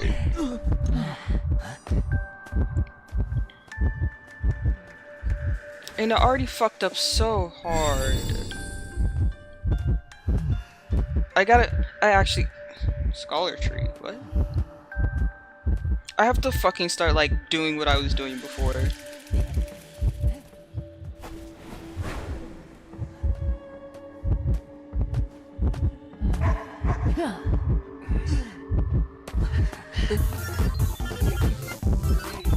Oh shit.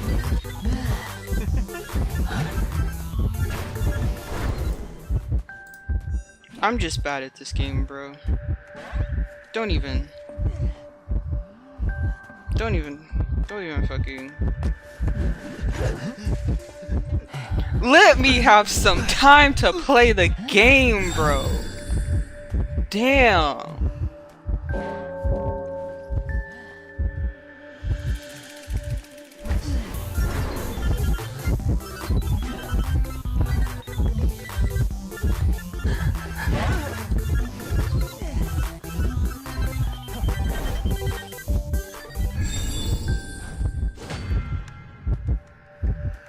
I'm going to fucking just kill me. Just end it, bro.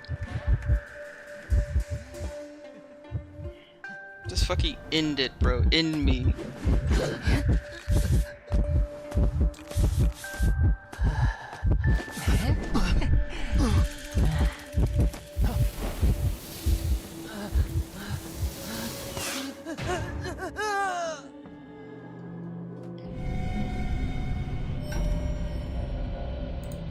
Thank you for trying your best to save me. Unfortunately, I can't kite. It doesn't matter how well you guys save me if I can't save myself.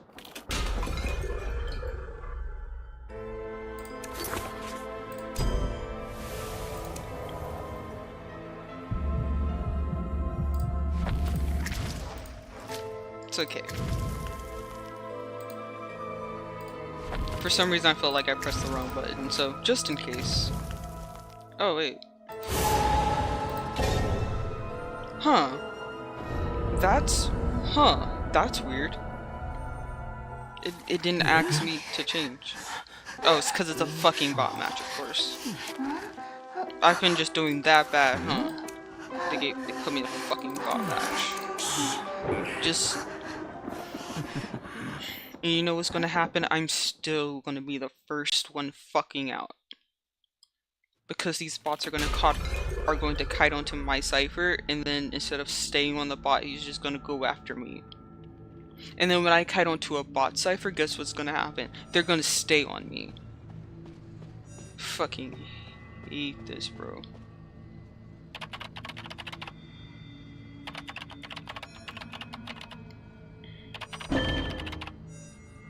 Fuck this shit. I really have to keep my eyes on whoever's being chased, because if they come anywhere near me, I need to be ready to fucking escape.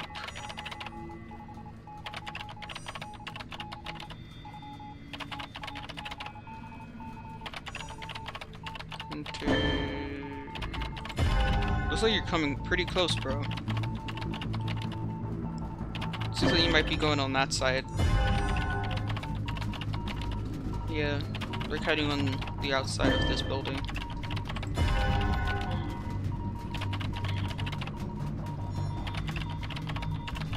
Okay, they're going away now.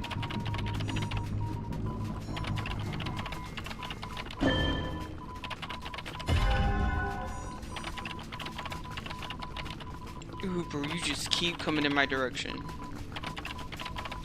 Scared as hell over here.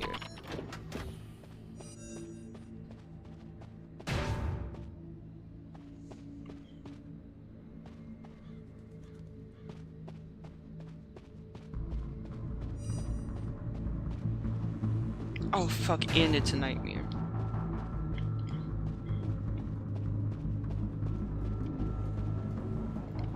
Fuck, they were kiting in this area. That means there's a chance they come back. But you've got to be fucking kidding me.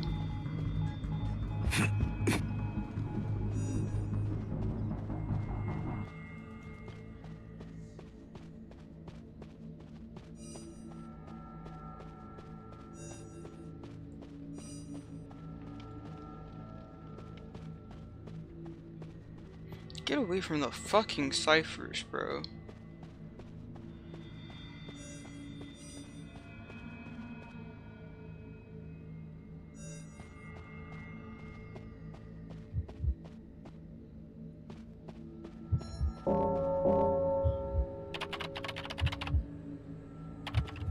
Okay, I have to run away.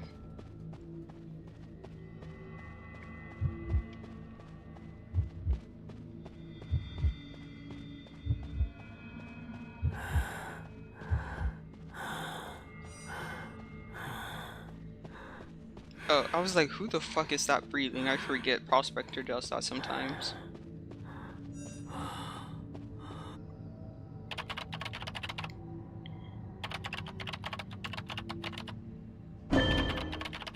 Is that Cord hiding?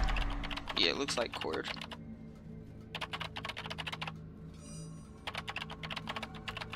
No. Sorry, Cord's the one chair. I meant Gardner. Oh fuck, I almost thought he tried to teleport to my cipher.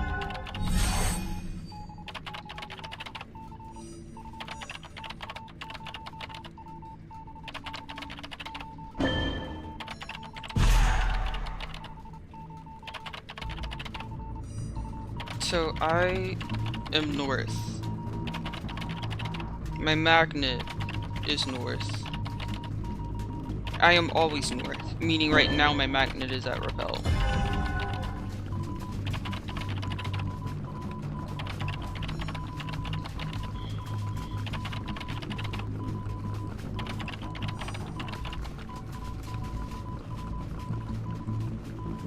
Okay. So if I throw this, they will repel from me.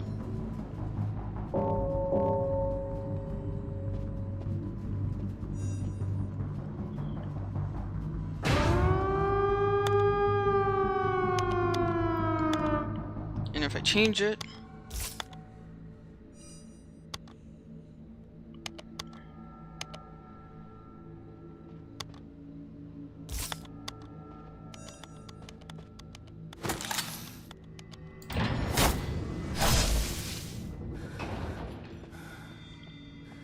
Okay.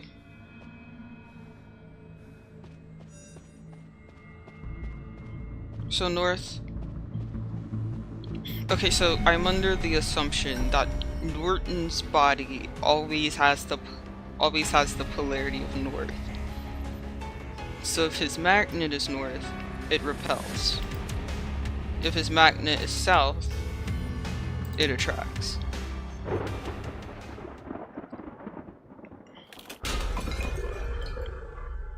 That was always something that would confuse me. I would be confused at like what was changing exactly.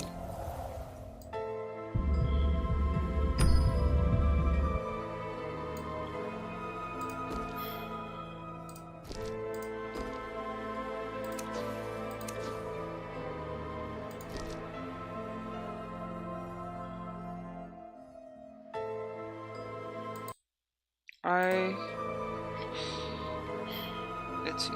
Today is Tuesday. I guess Thursday, if I can. I'll probably also continue Amnesia Memories, because I like that game. Plus, I kind of left myself a bit on the cliffhanger.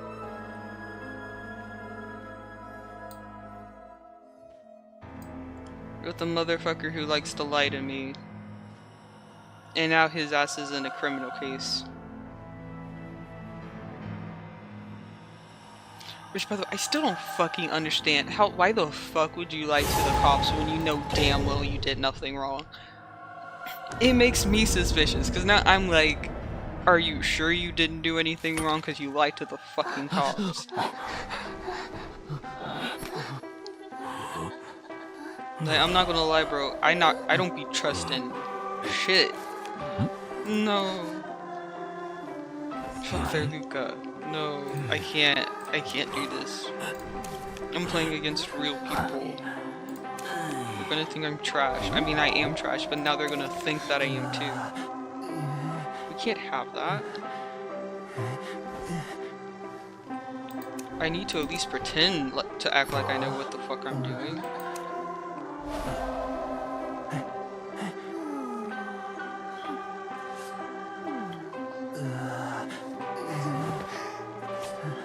Are you ready to be let down, my wonderful teammates?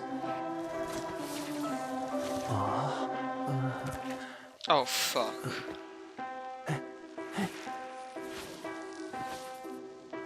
Please don't let it actually be Dream Witch. Okay, no, it's Michiko. By the way, what is Dream Witch's actual name? Like, everyone has like an actual name, and then they have like a title or some sort of identity, I guess. Does Dream Witch even actually have a name, or is it just Dream Witch, since she's kind of more of like a eldritch entity?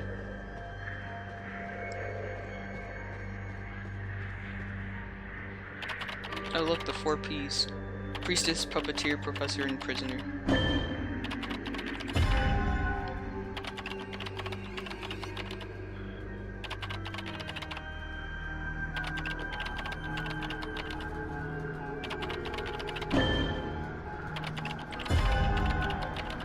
I'm just happy I'm not first chase against a Michiko, bro.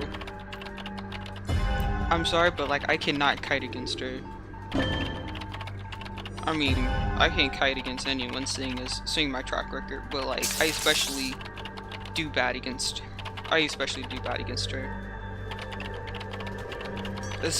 Rescuing, bro, when she like goes up into the air, so she can get like that double hit down with no attack recovery, bro.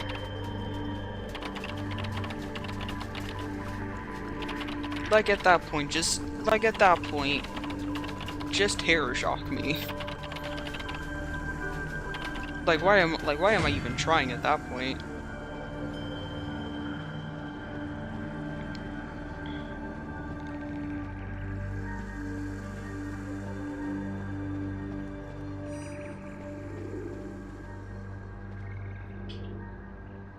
Oh.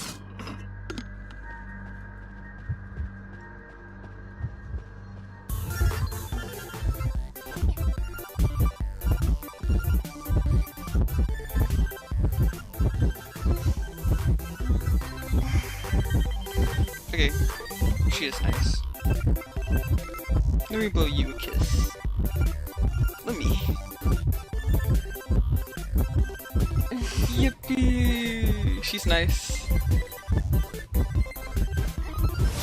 Okay, wait, that's actually really good.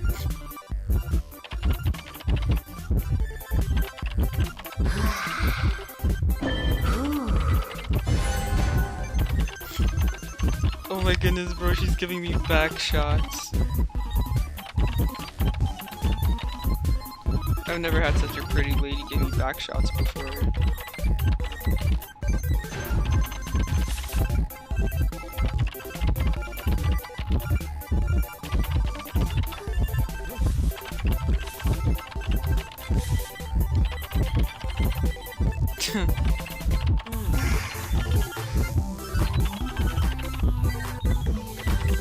Look at the team, bro.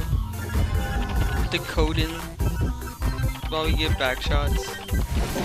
Oh shit.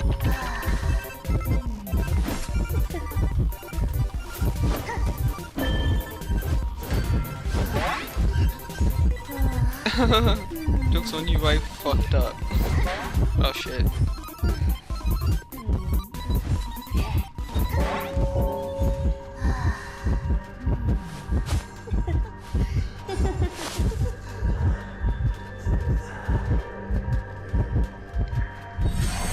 Let me go to you. Oh.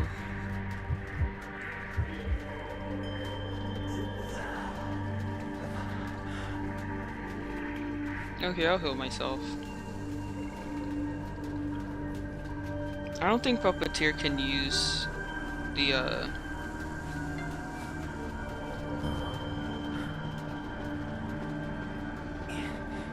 where the fuck is he?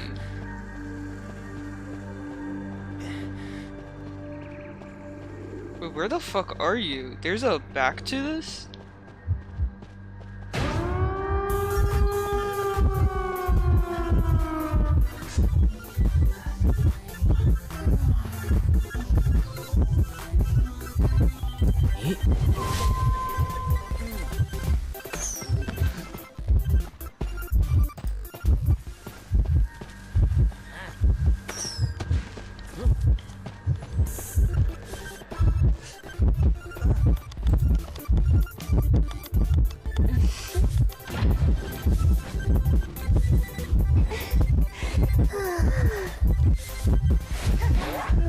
Shit.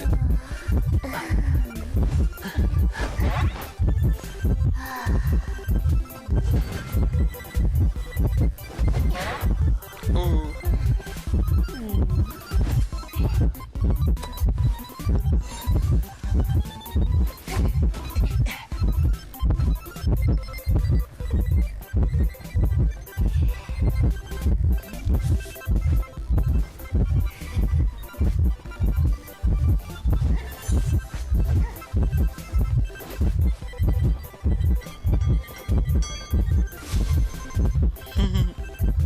This is so fucking stupid, bro.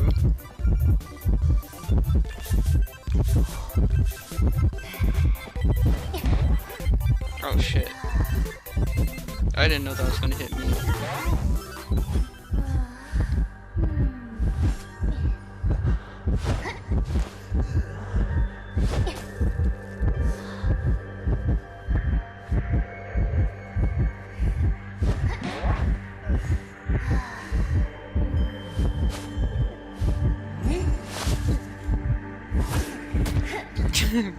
Bro, like, oh wait, are you gonna have a slug? Oh my goodness, bro, they're having a slug.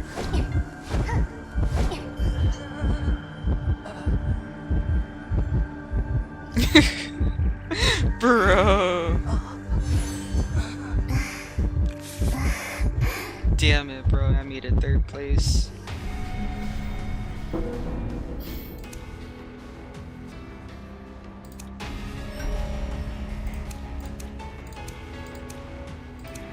Not her having us fucking slug race to the exit, bro. That shit is so funny.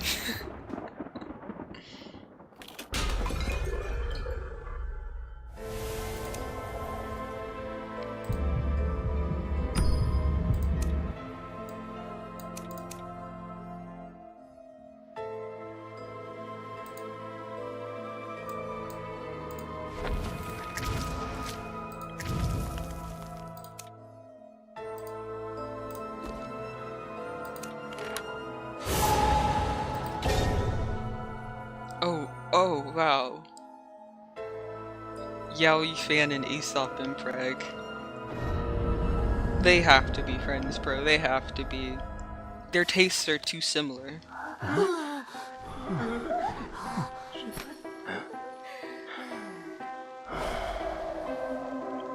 Is this the same Chico, bro?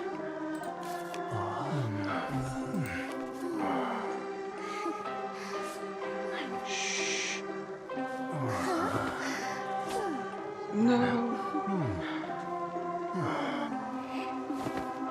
Oh, bro, they have Matador. Please, please, I need low-key. I need her to be nice. I like need her to be nice so that way I can see like Matador's like skills in person.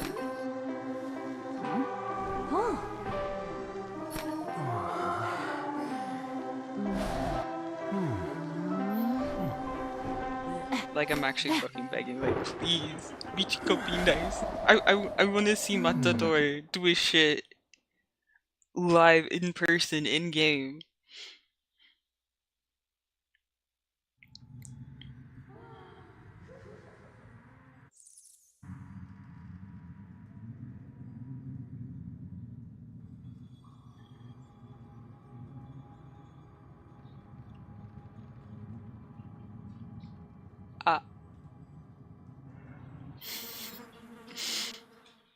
I just like messing around with my model sometimes.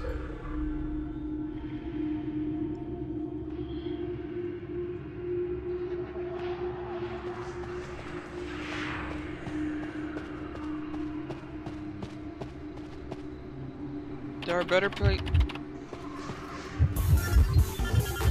Oh, hi.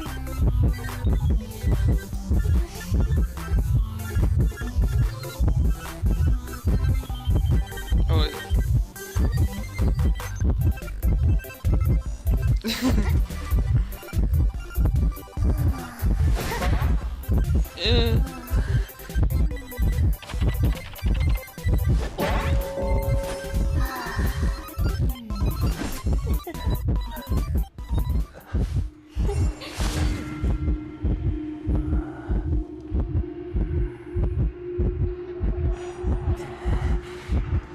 I think I usually play this game with like this effect off, but like... Hey, you wanna heal me? No!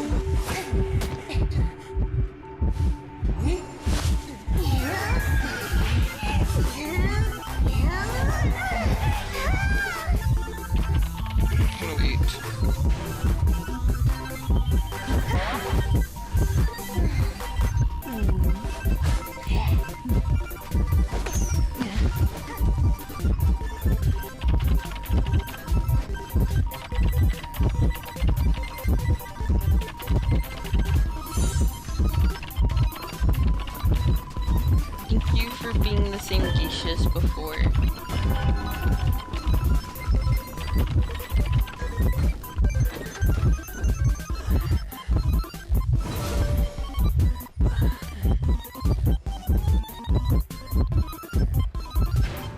Matador, I wanna... Oh, wait.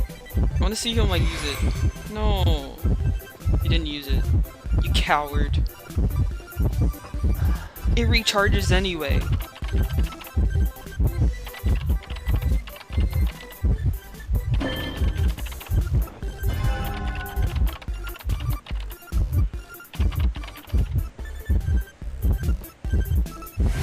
Oh, so it like tells you when he's like using the flag as well. Ooh. Archer doesn't. Archer does. I don't think Archer knows.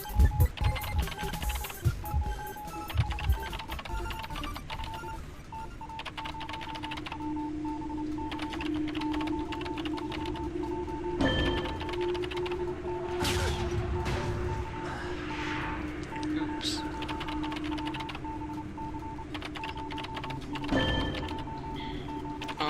They're down in basement.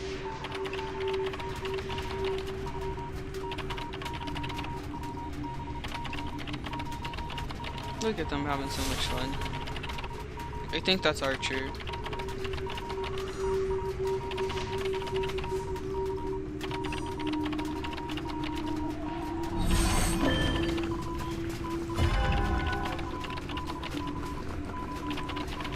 Who? Oh wait, I think they.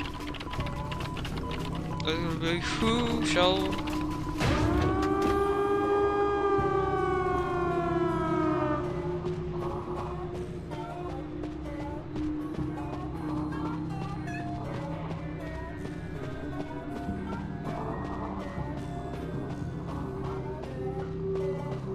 I like friendlies. It's a nice way to wind down when you're like being all intense and competitive and crashing out every game because you're shit, but like, how can I prove my shittiness if you do not let me improve? Improves.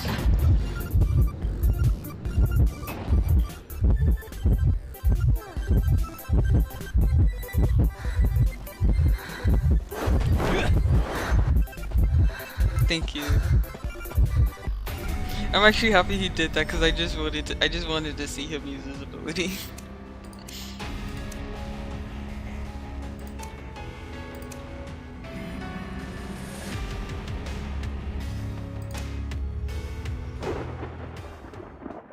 That's all I cared about.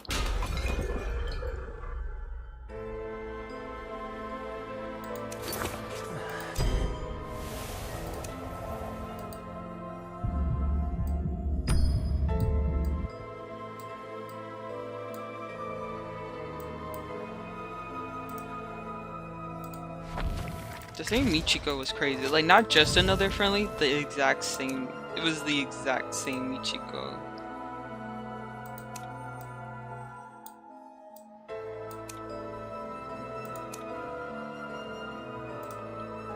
Michiko, if you're in the same game again, I think it's meant to be. I think it was meant to be. Are you jealous? I was just given back shots by a beautiful woman. I couldn't be more happy.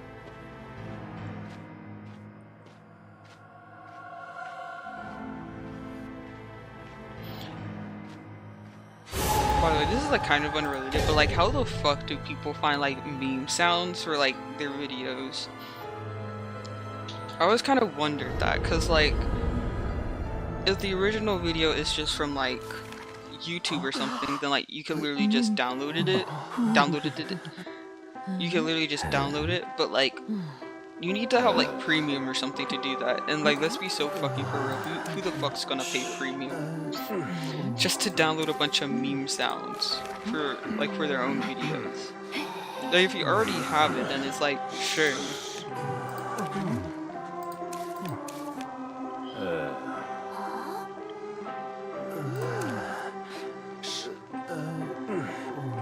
You know what? Fuck it. Let's go meteorologist.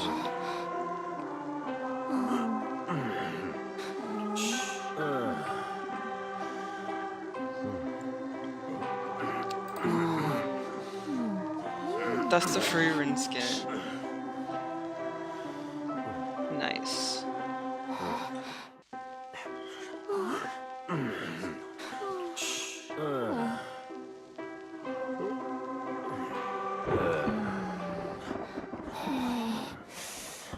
This might have to be my last game though.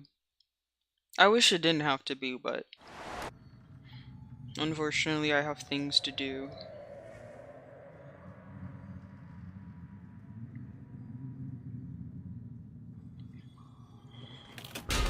But let's be fair, I'm gonna say this is my last game and then I'm probably gonna like sit and talk for like 15 or 20 minutes or some shit.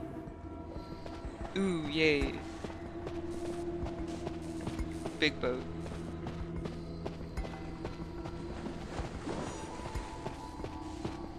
I actually kind of like really like this skin. I think it looks nice. For like a B tier skin, this is nice.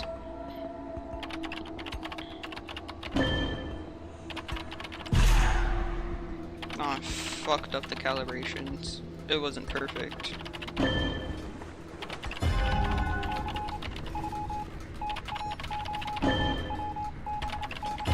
Do I remember how the drawings work? I know circle is heal. It's like the healing rain. I think the vertical lines are... I think the vertical lines are for like the hurricane thing that you can like shoot at the hunter. And then I think the horizontal line that looks like a spring is like the one for like the cloud that you float on.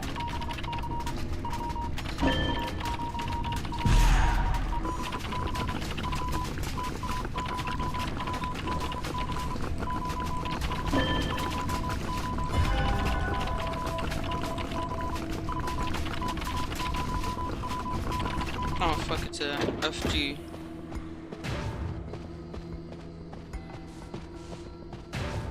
Okay.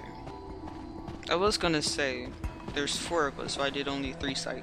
There's 4 of us, so I did only 2 ciphers by pop.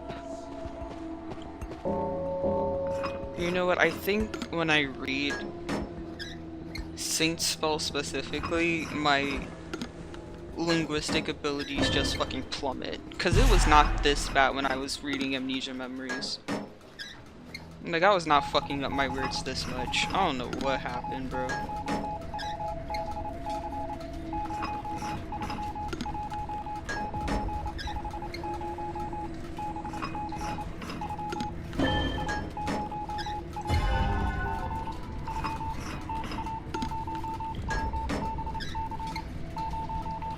Mermaid's down again.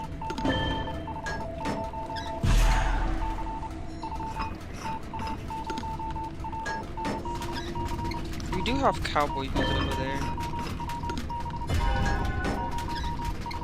But they might be getting chased right now. And an explorer said that he was going to make his way over there, I think.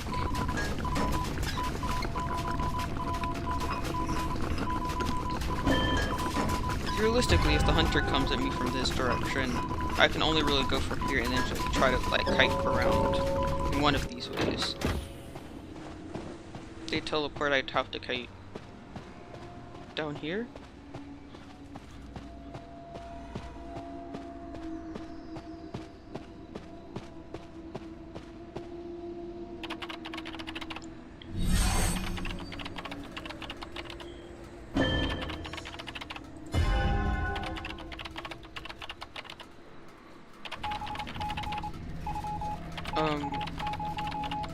Okay, he went small and was probably like looking for shit. Explorer.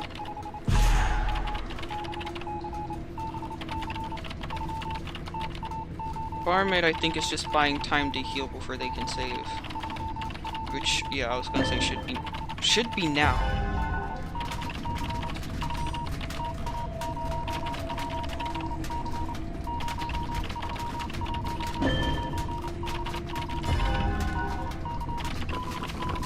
Oh, they're both over there? Question mark?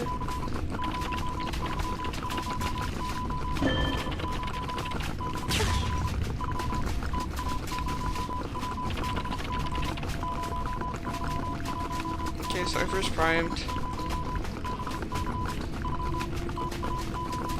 I almost thought I missed like a last effort hit, but no. They hit and were, or sorry, no, they saved in our own last effort. No one had been hit yet.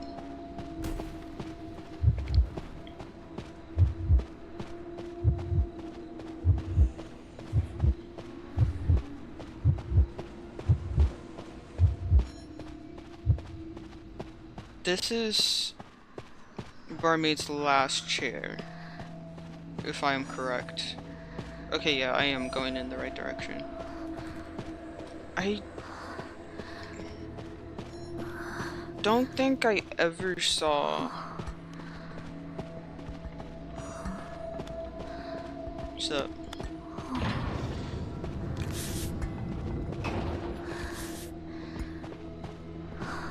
Okay. Okay.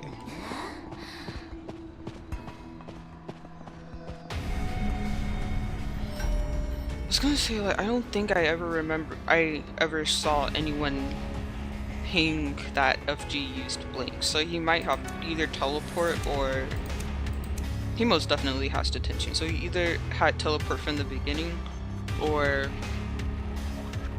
fuck, what's the word? Insolence. Because I know when I play FG, I have insolence.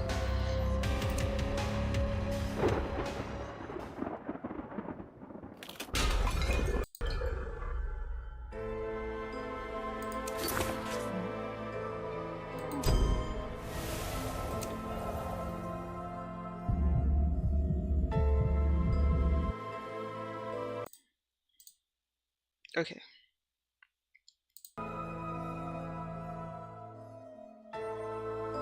Yeah, that's my last game. I'm probably gonna go over to the just chatting screen. Let's go, guys. Wee.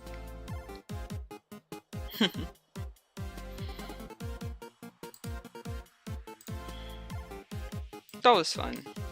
Let's see. What was everything I accomplished this stream? I played through... I forgot their names. One of them had a name. I played through Spinel's and Scylla's routes in Saint Spells, and then I played some Identity V, which I'm always happy about doing. Yeah. Bro, I'm honestly like actually really happy I was able to stream today, because I was genuinely scared that I wouldn't be able to, since my like sister's here now. Schedules are kind of like all over the place, so I don't always have like a quiet, private place to stream. But I managed to actually was able to squeeze in a stream today, and it's not like a stupid short stream either. I was able to stream like up to 6 hours, which is pretty on par to like how long I normally try to stream for. Usually I'm more of like a 7 hours minimum, I want to say, but like honestly 6 hours I think is pretty much the more realistic minimum, maybe 5 hours.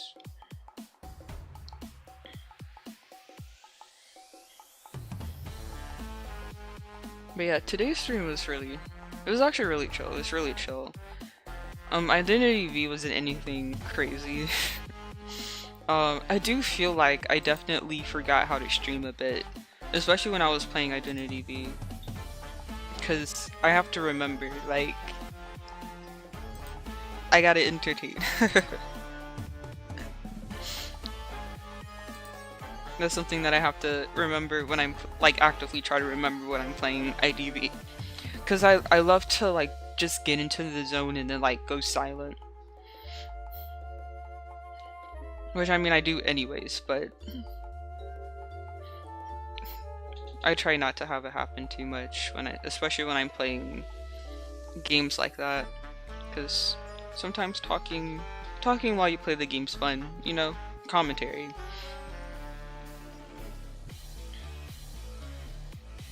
But yeah, I did a lot of fucking talking this stream, which I think is... I was almost gonna say a word that was not talking, but I did a lot of... Let me slow down a bit. I did a lot of talking today.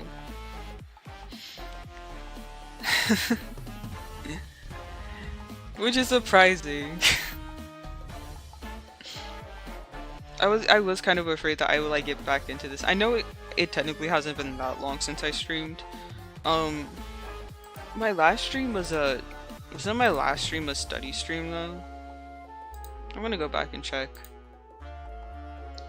I feel like my last stream was a study stream, wasn't it? No, my last stream was...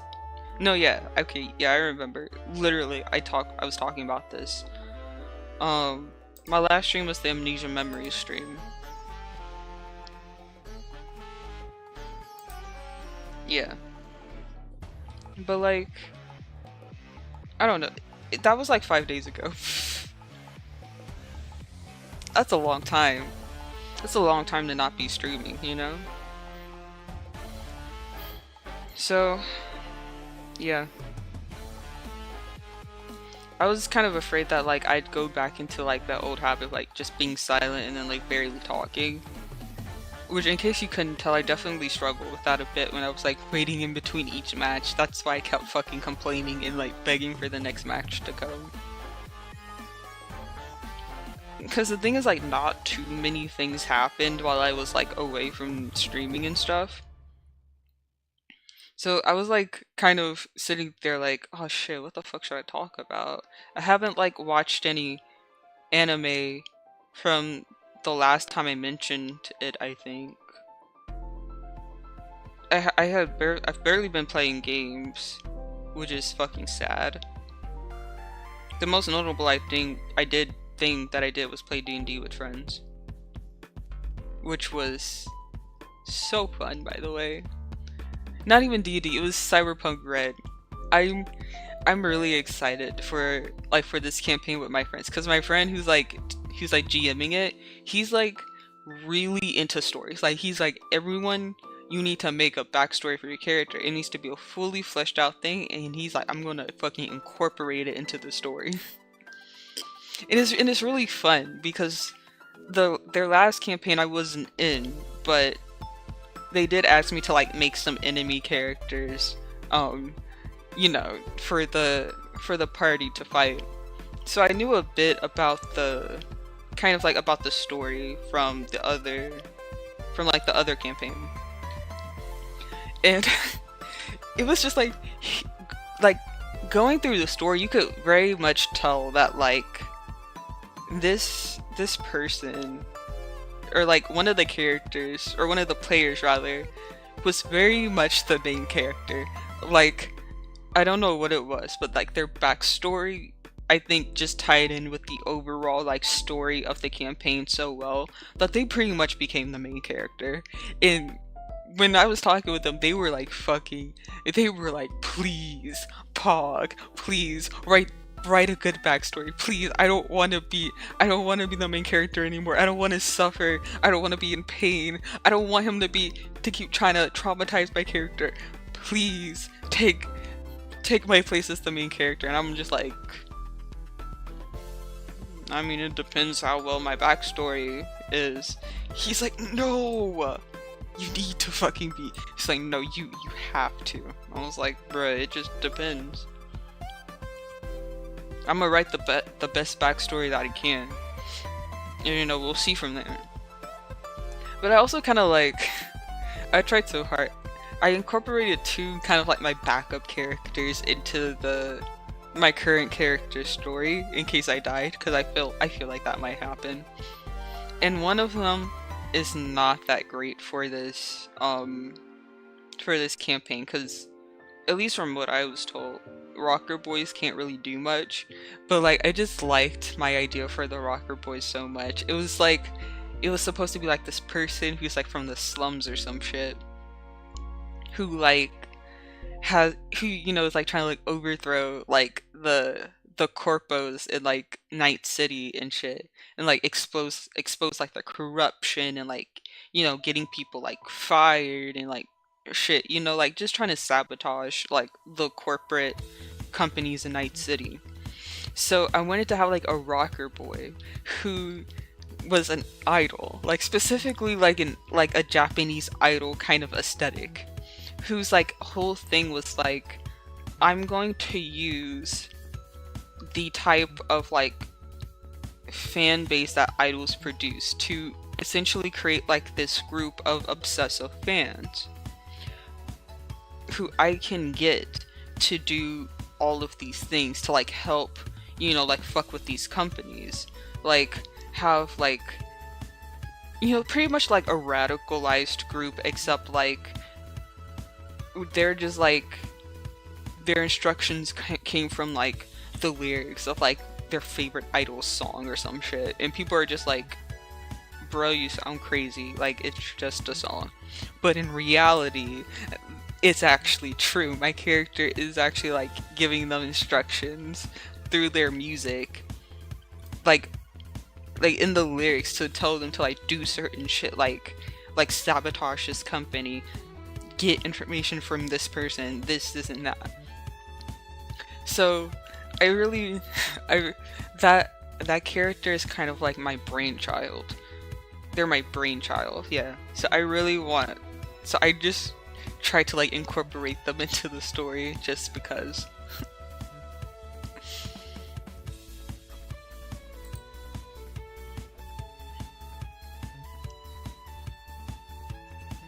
But yeah. So honestly, that campaign is really just like the most interesting thing I've done since like the last time I streamed. I guess I can change this to just chatting. A part of me does kind of want to do like an entire stream that is just chatting. Like if I go into a stream ahead of time knowing that it's going to be like just a Zatsu stream or like a just chatting stream, like I could definitely make a list and like think of topics to talk about for like 3 hours. It's just the issues that like I'd be talking to a fucking wall for like 3 hours. I'd be talking to nothing but like myself. Which, I mean, I do that anyway, but like if I was gonna do that, then I might as well just like talk to a literal wall and just like walk around in circles, while I just rant about stuff I like. I think it would be a lot more fun and a lot more engaging, for me personally, if like I did these rants but there was actually someone there to like bounce off of and like talk about this kind of stuff with. I think that would make it a lot more fun, not just for me but also for people to watch, because it's like, who wouldn't want to see two people geek out about something and then get into an argument because like, no, this character's better, no, this character trope is better, and then they go back to like nerding out about something they both like.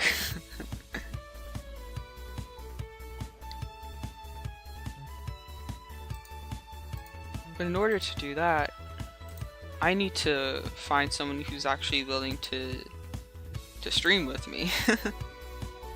Which is surprisingly probably not as hard as I think, but I'm introverted and socially inept. About as socially inept as someone who can kind of hold a conversation on stream can be.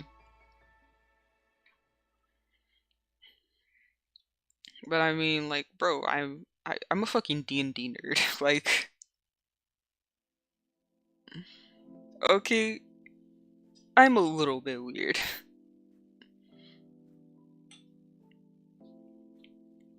But yeah, I just feel like that would be more engaging and entertaining, just like in a general sense for everyone. Especially if it's like not just me, but like everyone getting their piece in and saying stuff.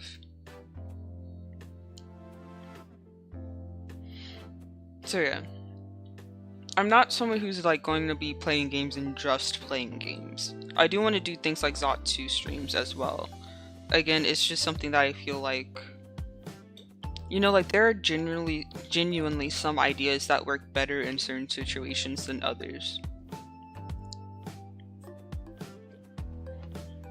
And I think that's fine. So I try to do things that I feel like work better in current situations. Nothing really crazy.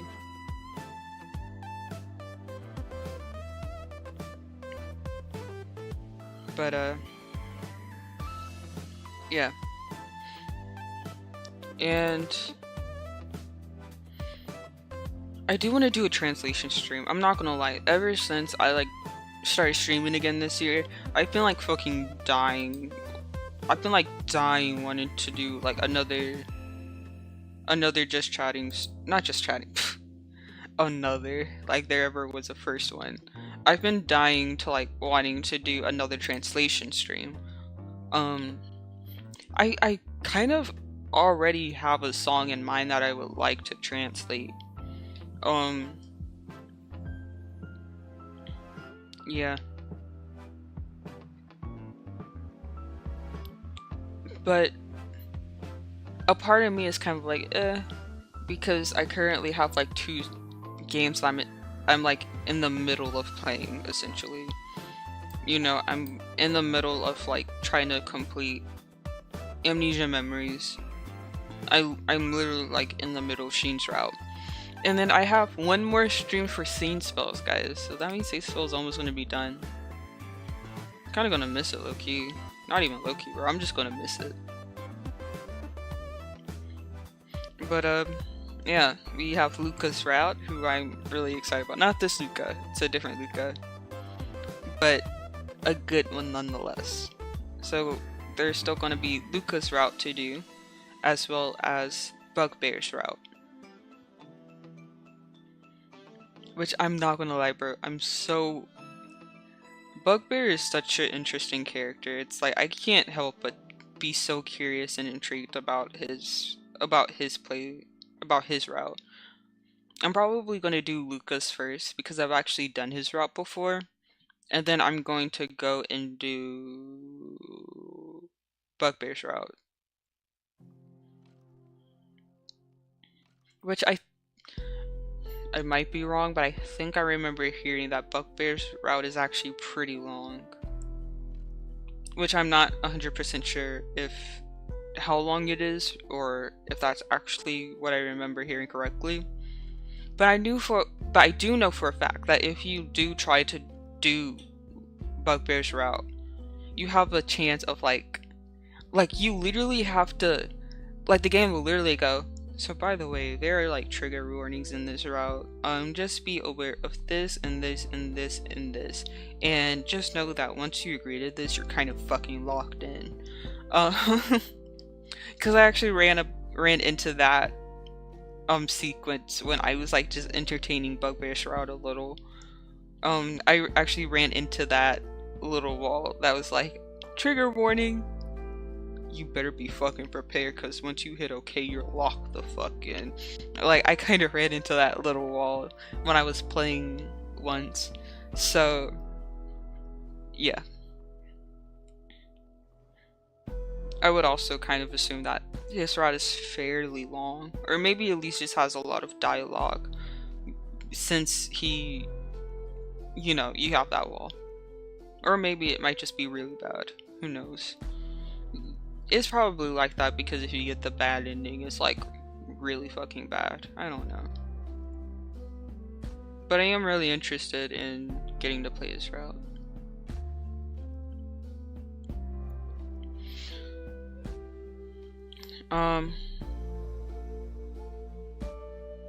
Where'd the dog go? Where'd he go? Actually, no, I just heard a claw click onto the ground. Okay, he's still here. He's still alive. It's probably just like laying down in my room or something.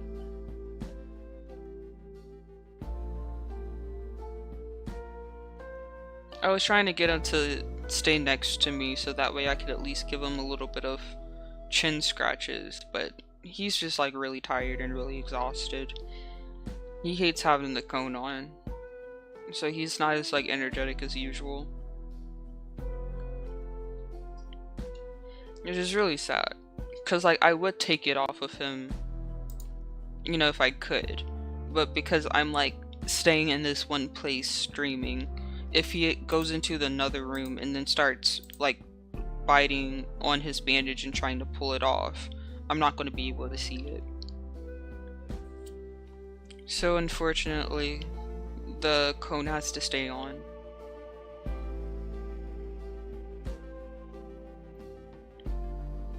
I hope he doesn't hate me for it. It's for his own good. But for people who are worried about the doggo, he's okay. Like, he already went to the vet and everything. Fucking expensive, but like, he's fine. He's just like trying to heal up a bit. We're trying to keep him as calm as possible, so he doesn't keep trying to like walk around, run around, jump, and like aggravate the injury that's on his paw.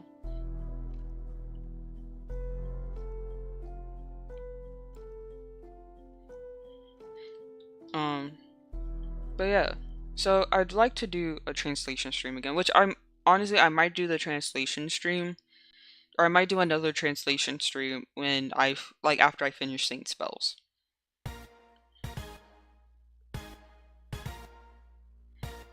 Which I think will be really fun. I don't know how that's gonna work on.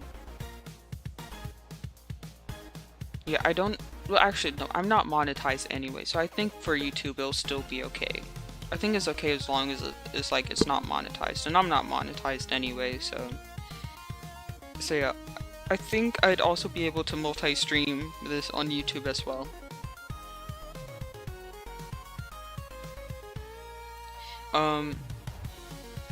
The song that I planned on translating, I'm not gonna lie, I forgot.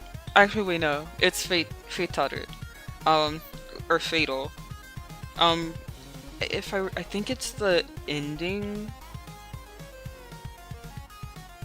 I don't know if it's the ending or the opening, but it's one of them for the second season of Oshinoko, if I remember correctly.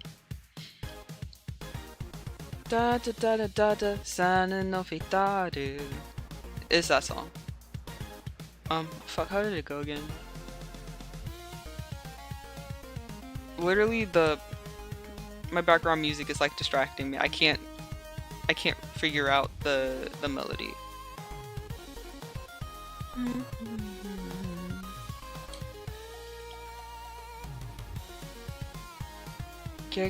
She's on my son and son, a ton of wine. Wait, gotta go away, take away, so now like goodbye. No, don't assume I wish she tiny. You run and die, no sending got it, I know what I say. As you can see, I don't really know all of the lyrics. But like, there are like certain parts where I'm just like, okay, that's a word, that's a word, that's a word, that's a word. But some of them is like the specifics of how to say the word I'm like kind of lost on. So I was thinking of like maybe doing Fitaru, but if I don't do Fatal, I was also thinking of maybe doing another Vocaloid song. The first one I did was Poken no Shokai Kiyamashita, or My Adventure Log Has Disappeared. And I was honestly thinking about doing another Vocaloid song. I don't know which one it would be though. I was honestly kind of thinking of like a Nine Lana song. I don't know if anyone knows who Nine Lana is. It's like a Japanese artist. I kind of discovered them really recently, and then I just ended up like adding a whole bunch of their songs onto my list because I liked all of them. I think one of my favorites would probably be Puro-pose. Yeah, Puro-pose, I think, is one of my favorites from them.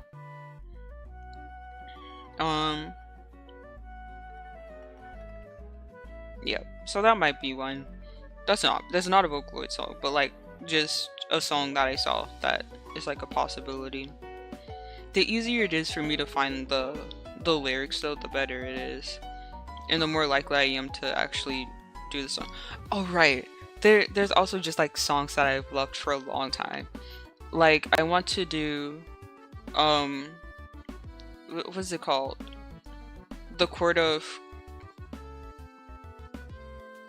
it's the Kaito song. It's a song that uses the Kaito voice bank. And it's one of my favorites. But I cannot remember the name of it in English or in Japanese. But it's something like Court of Judgment or Court of Corruption, something like that. There's that song that I really fucking like that song. So that one's also, actually I'm gonna write this down so I don't forget. But like that's definitely one that, you know, I might really try to stream translating. If it's not the next one, then like definitely it's something that I plan to do.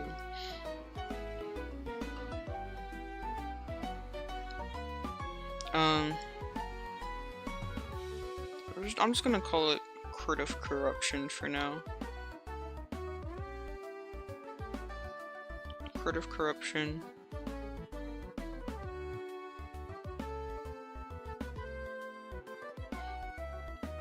And right, put opposite.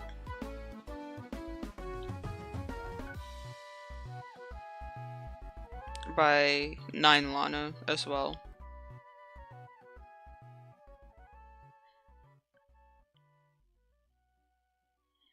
And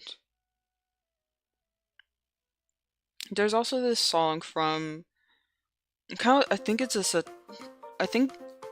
considered a satire, but this anime called Sayonara Zetsubo Sensei.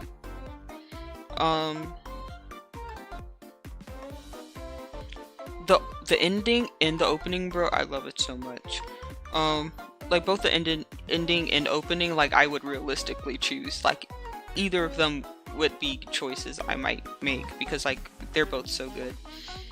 But I'd probably say the opening, which I think is called Burete.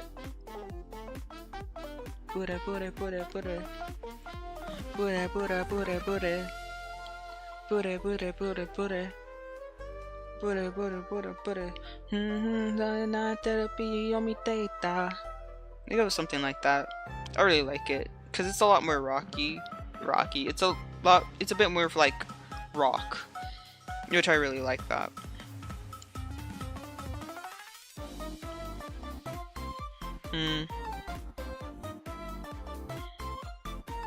I could also do like more recent songs. Like I could do PPPP. There's an extra P in their captions. PPPP. It's just like that song with Miku and Teto. How'd it go again?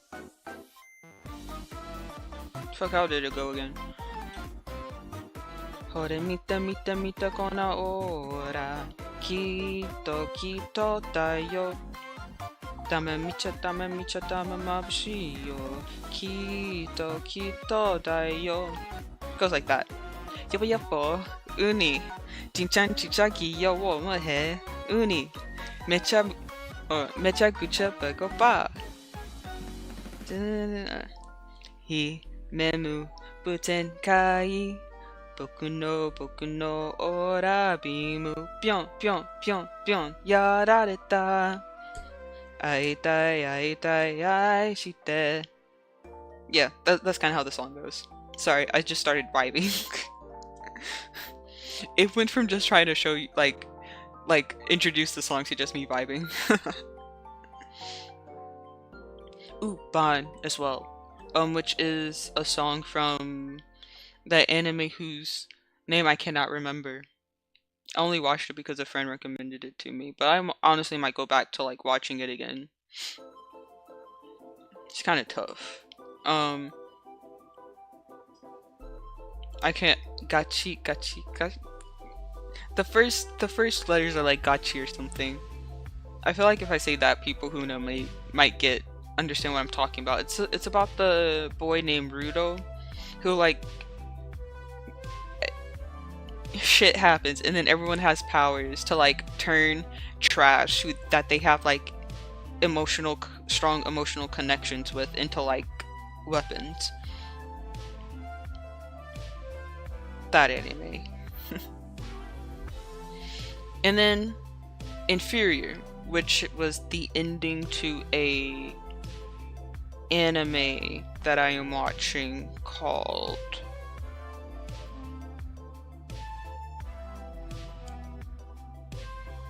fuck, what is it called again? Which anime was it? It was not an it's kind of an isekai, but like it's about like this noble lady who, you know, is like the quote unquote villainess of, you know, like your typical, you know, royal fantasy otome game sort of plot. Except she's not isekai'd into the world. She just exists in the world there. Actually, yeah. And then the actual I'll shut up before I spoil stuff. But like, yeah, and then it's kind of like a comedy because her whole thing is like she's stupidly strong and like is really violent. But was it that anime? I think it was. I just know the song is called Inferior. Written in katakana.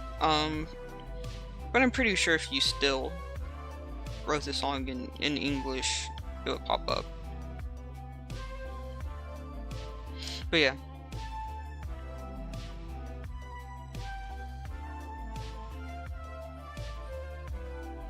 Those are like some of my options of songs that I would probably like to translate at some point on stream. Some of them I really, really like.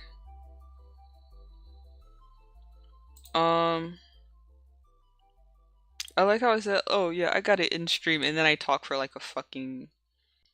for like how fucking long, bro? How long has it been? Like half an hour?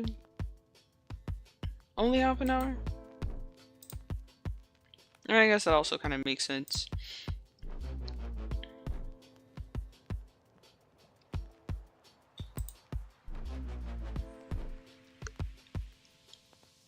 But yeah, that's kind of like my plan for like the translating streams. So hopefully I can start doing those next week, question mark. But of course, if like people are in that house, then I'm not going to do it because I feel like the translation streams aren't going to be that fun if it's just silent. I think it's more fun if like you guys actually hear me talk and we can all talk and you guys hear my thought process. And you guys can also distract me from my thought process and make me go on rants.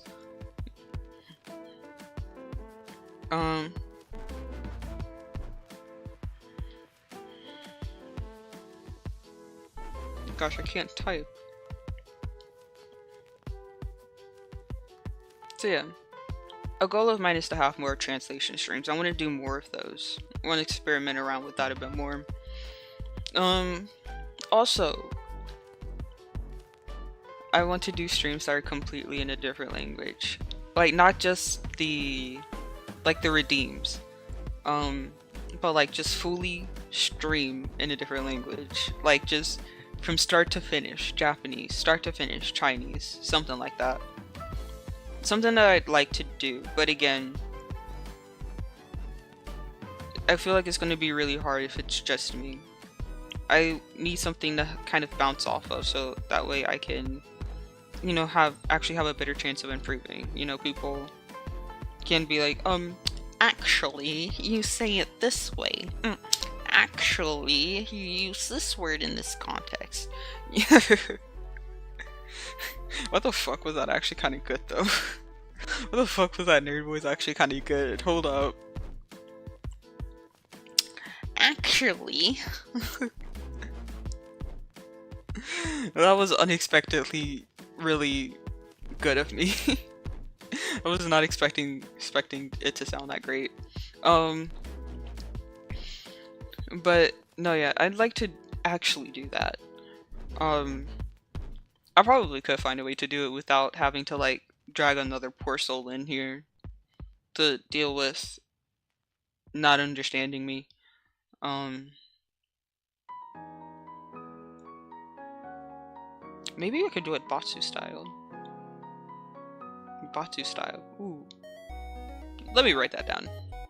That sounds like a good idea, chat.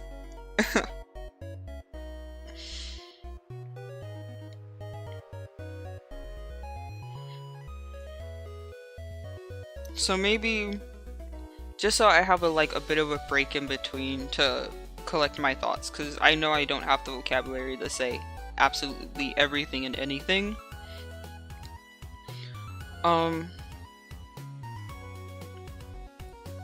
But kind of just like have it like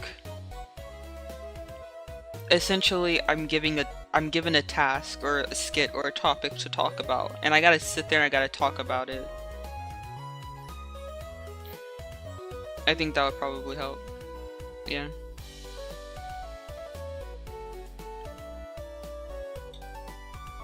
I'll probably have to, the topics will probably be a little mundane and boring, like food.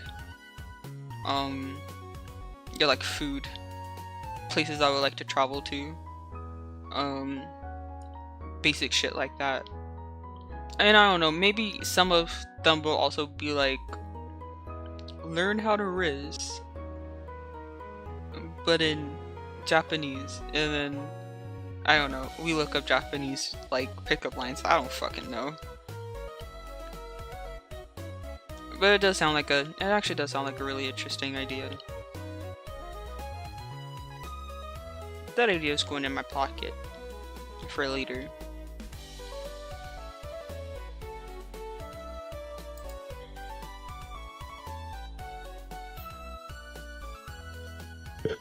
My brain is so genius when it wants to be.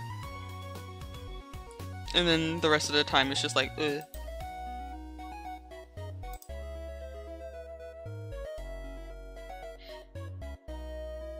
But no, yeah. Honestly, I kind of like that idea.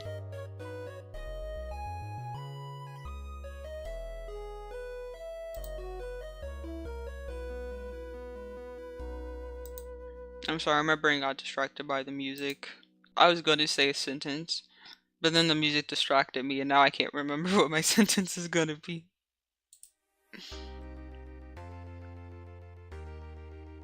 Of course, of course, that would be my issue.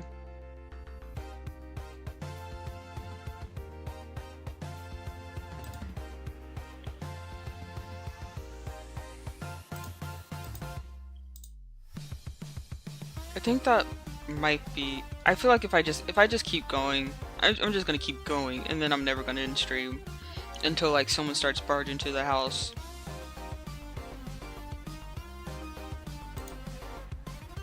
So, yeah. I guess we're ending stream now. Thank you for everyone who like joined in, even if it was just for a little. I really appreciate it.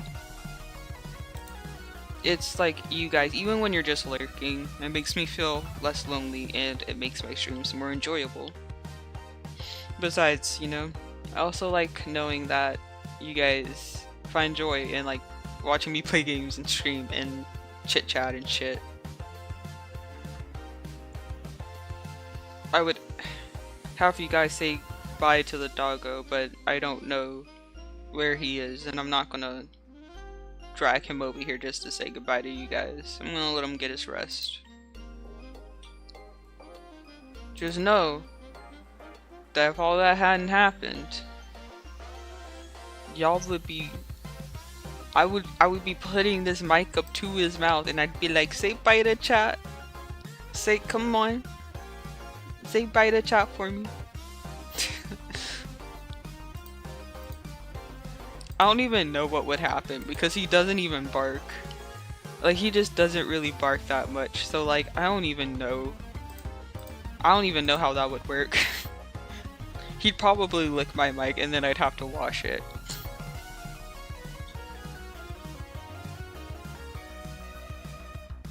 Or you guys could just hear him breathe goodbye.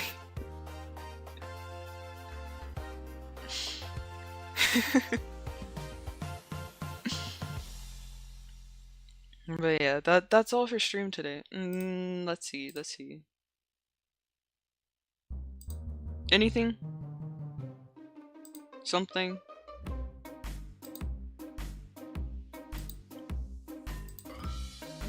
Laptop, please. Work a little quicker. I don't have a lot of high power, high end? No, high power? No, high...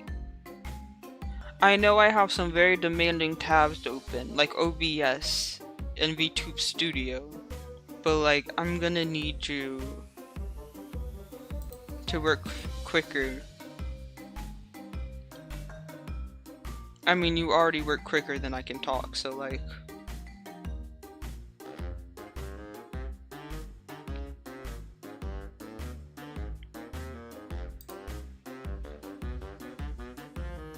It's a tough time for all of us. Anyway, I'll be seeing you guys later in the next one, whenever that is. Hopefully this Thursday. Bye. Teehee. Ah.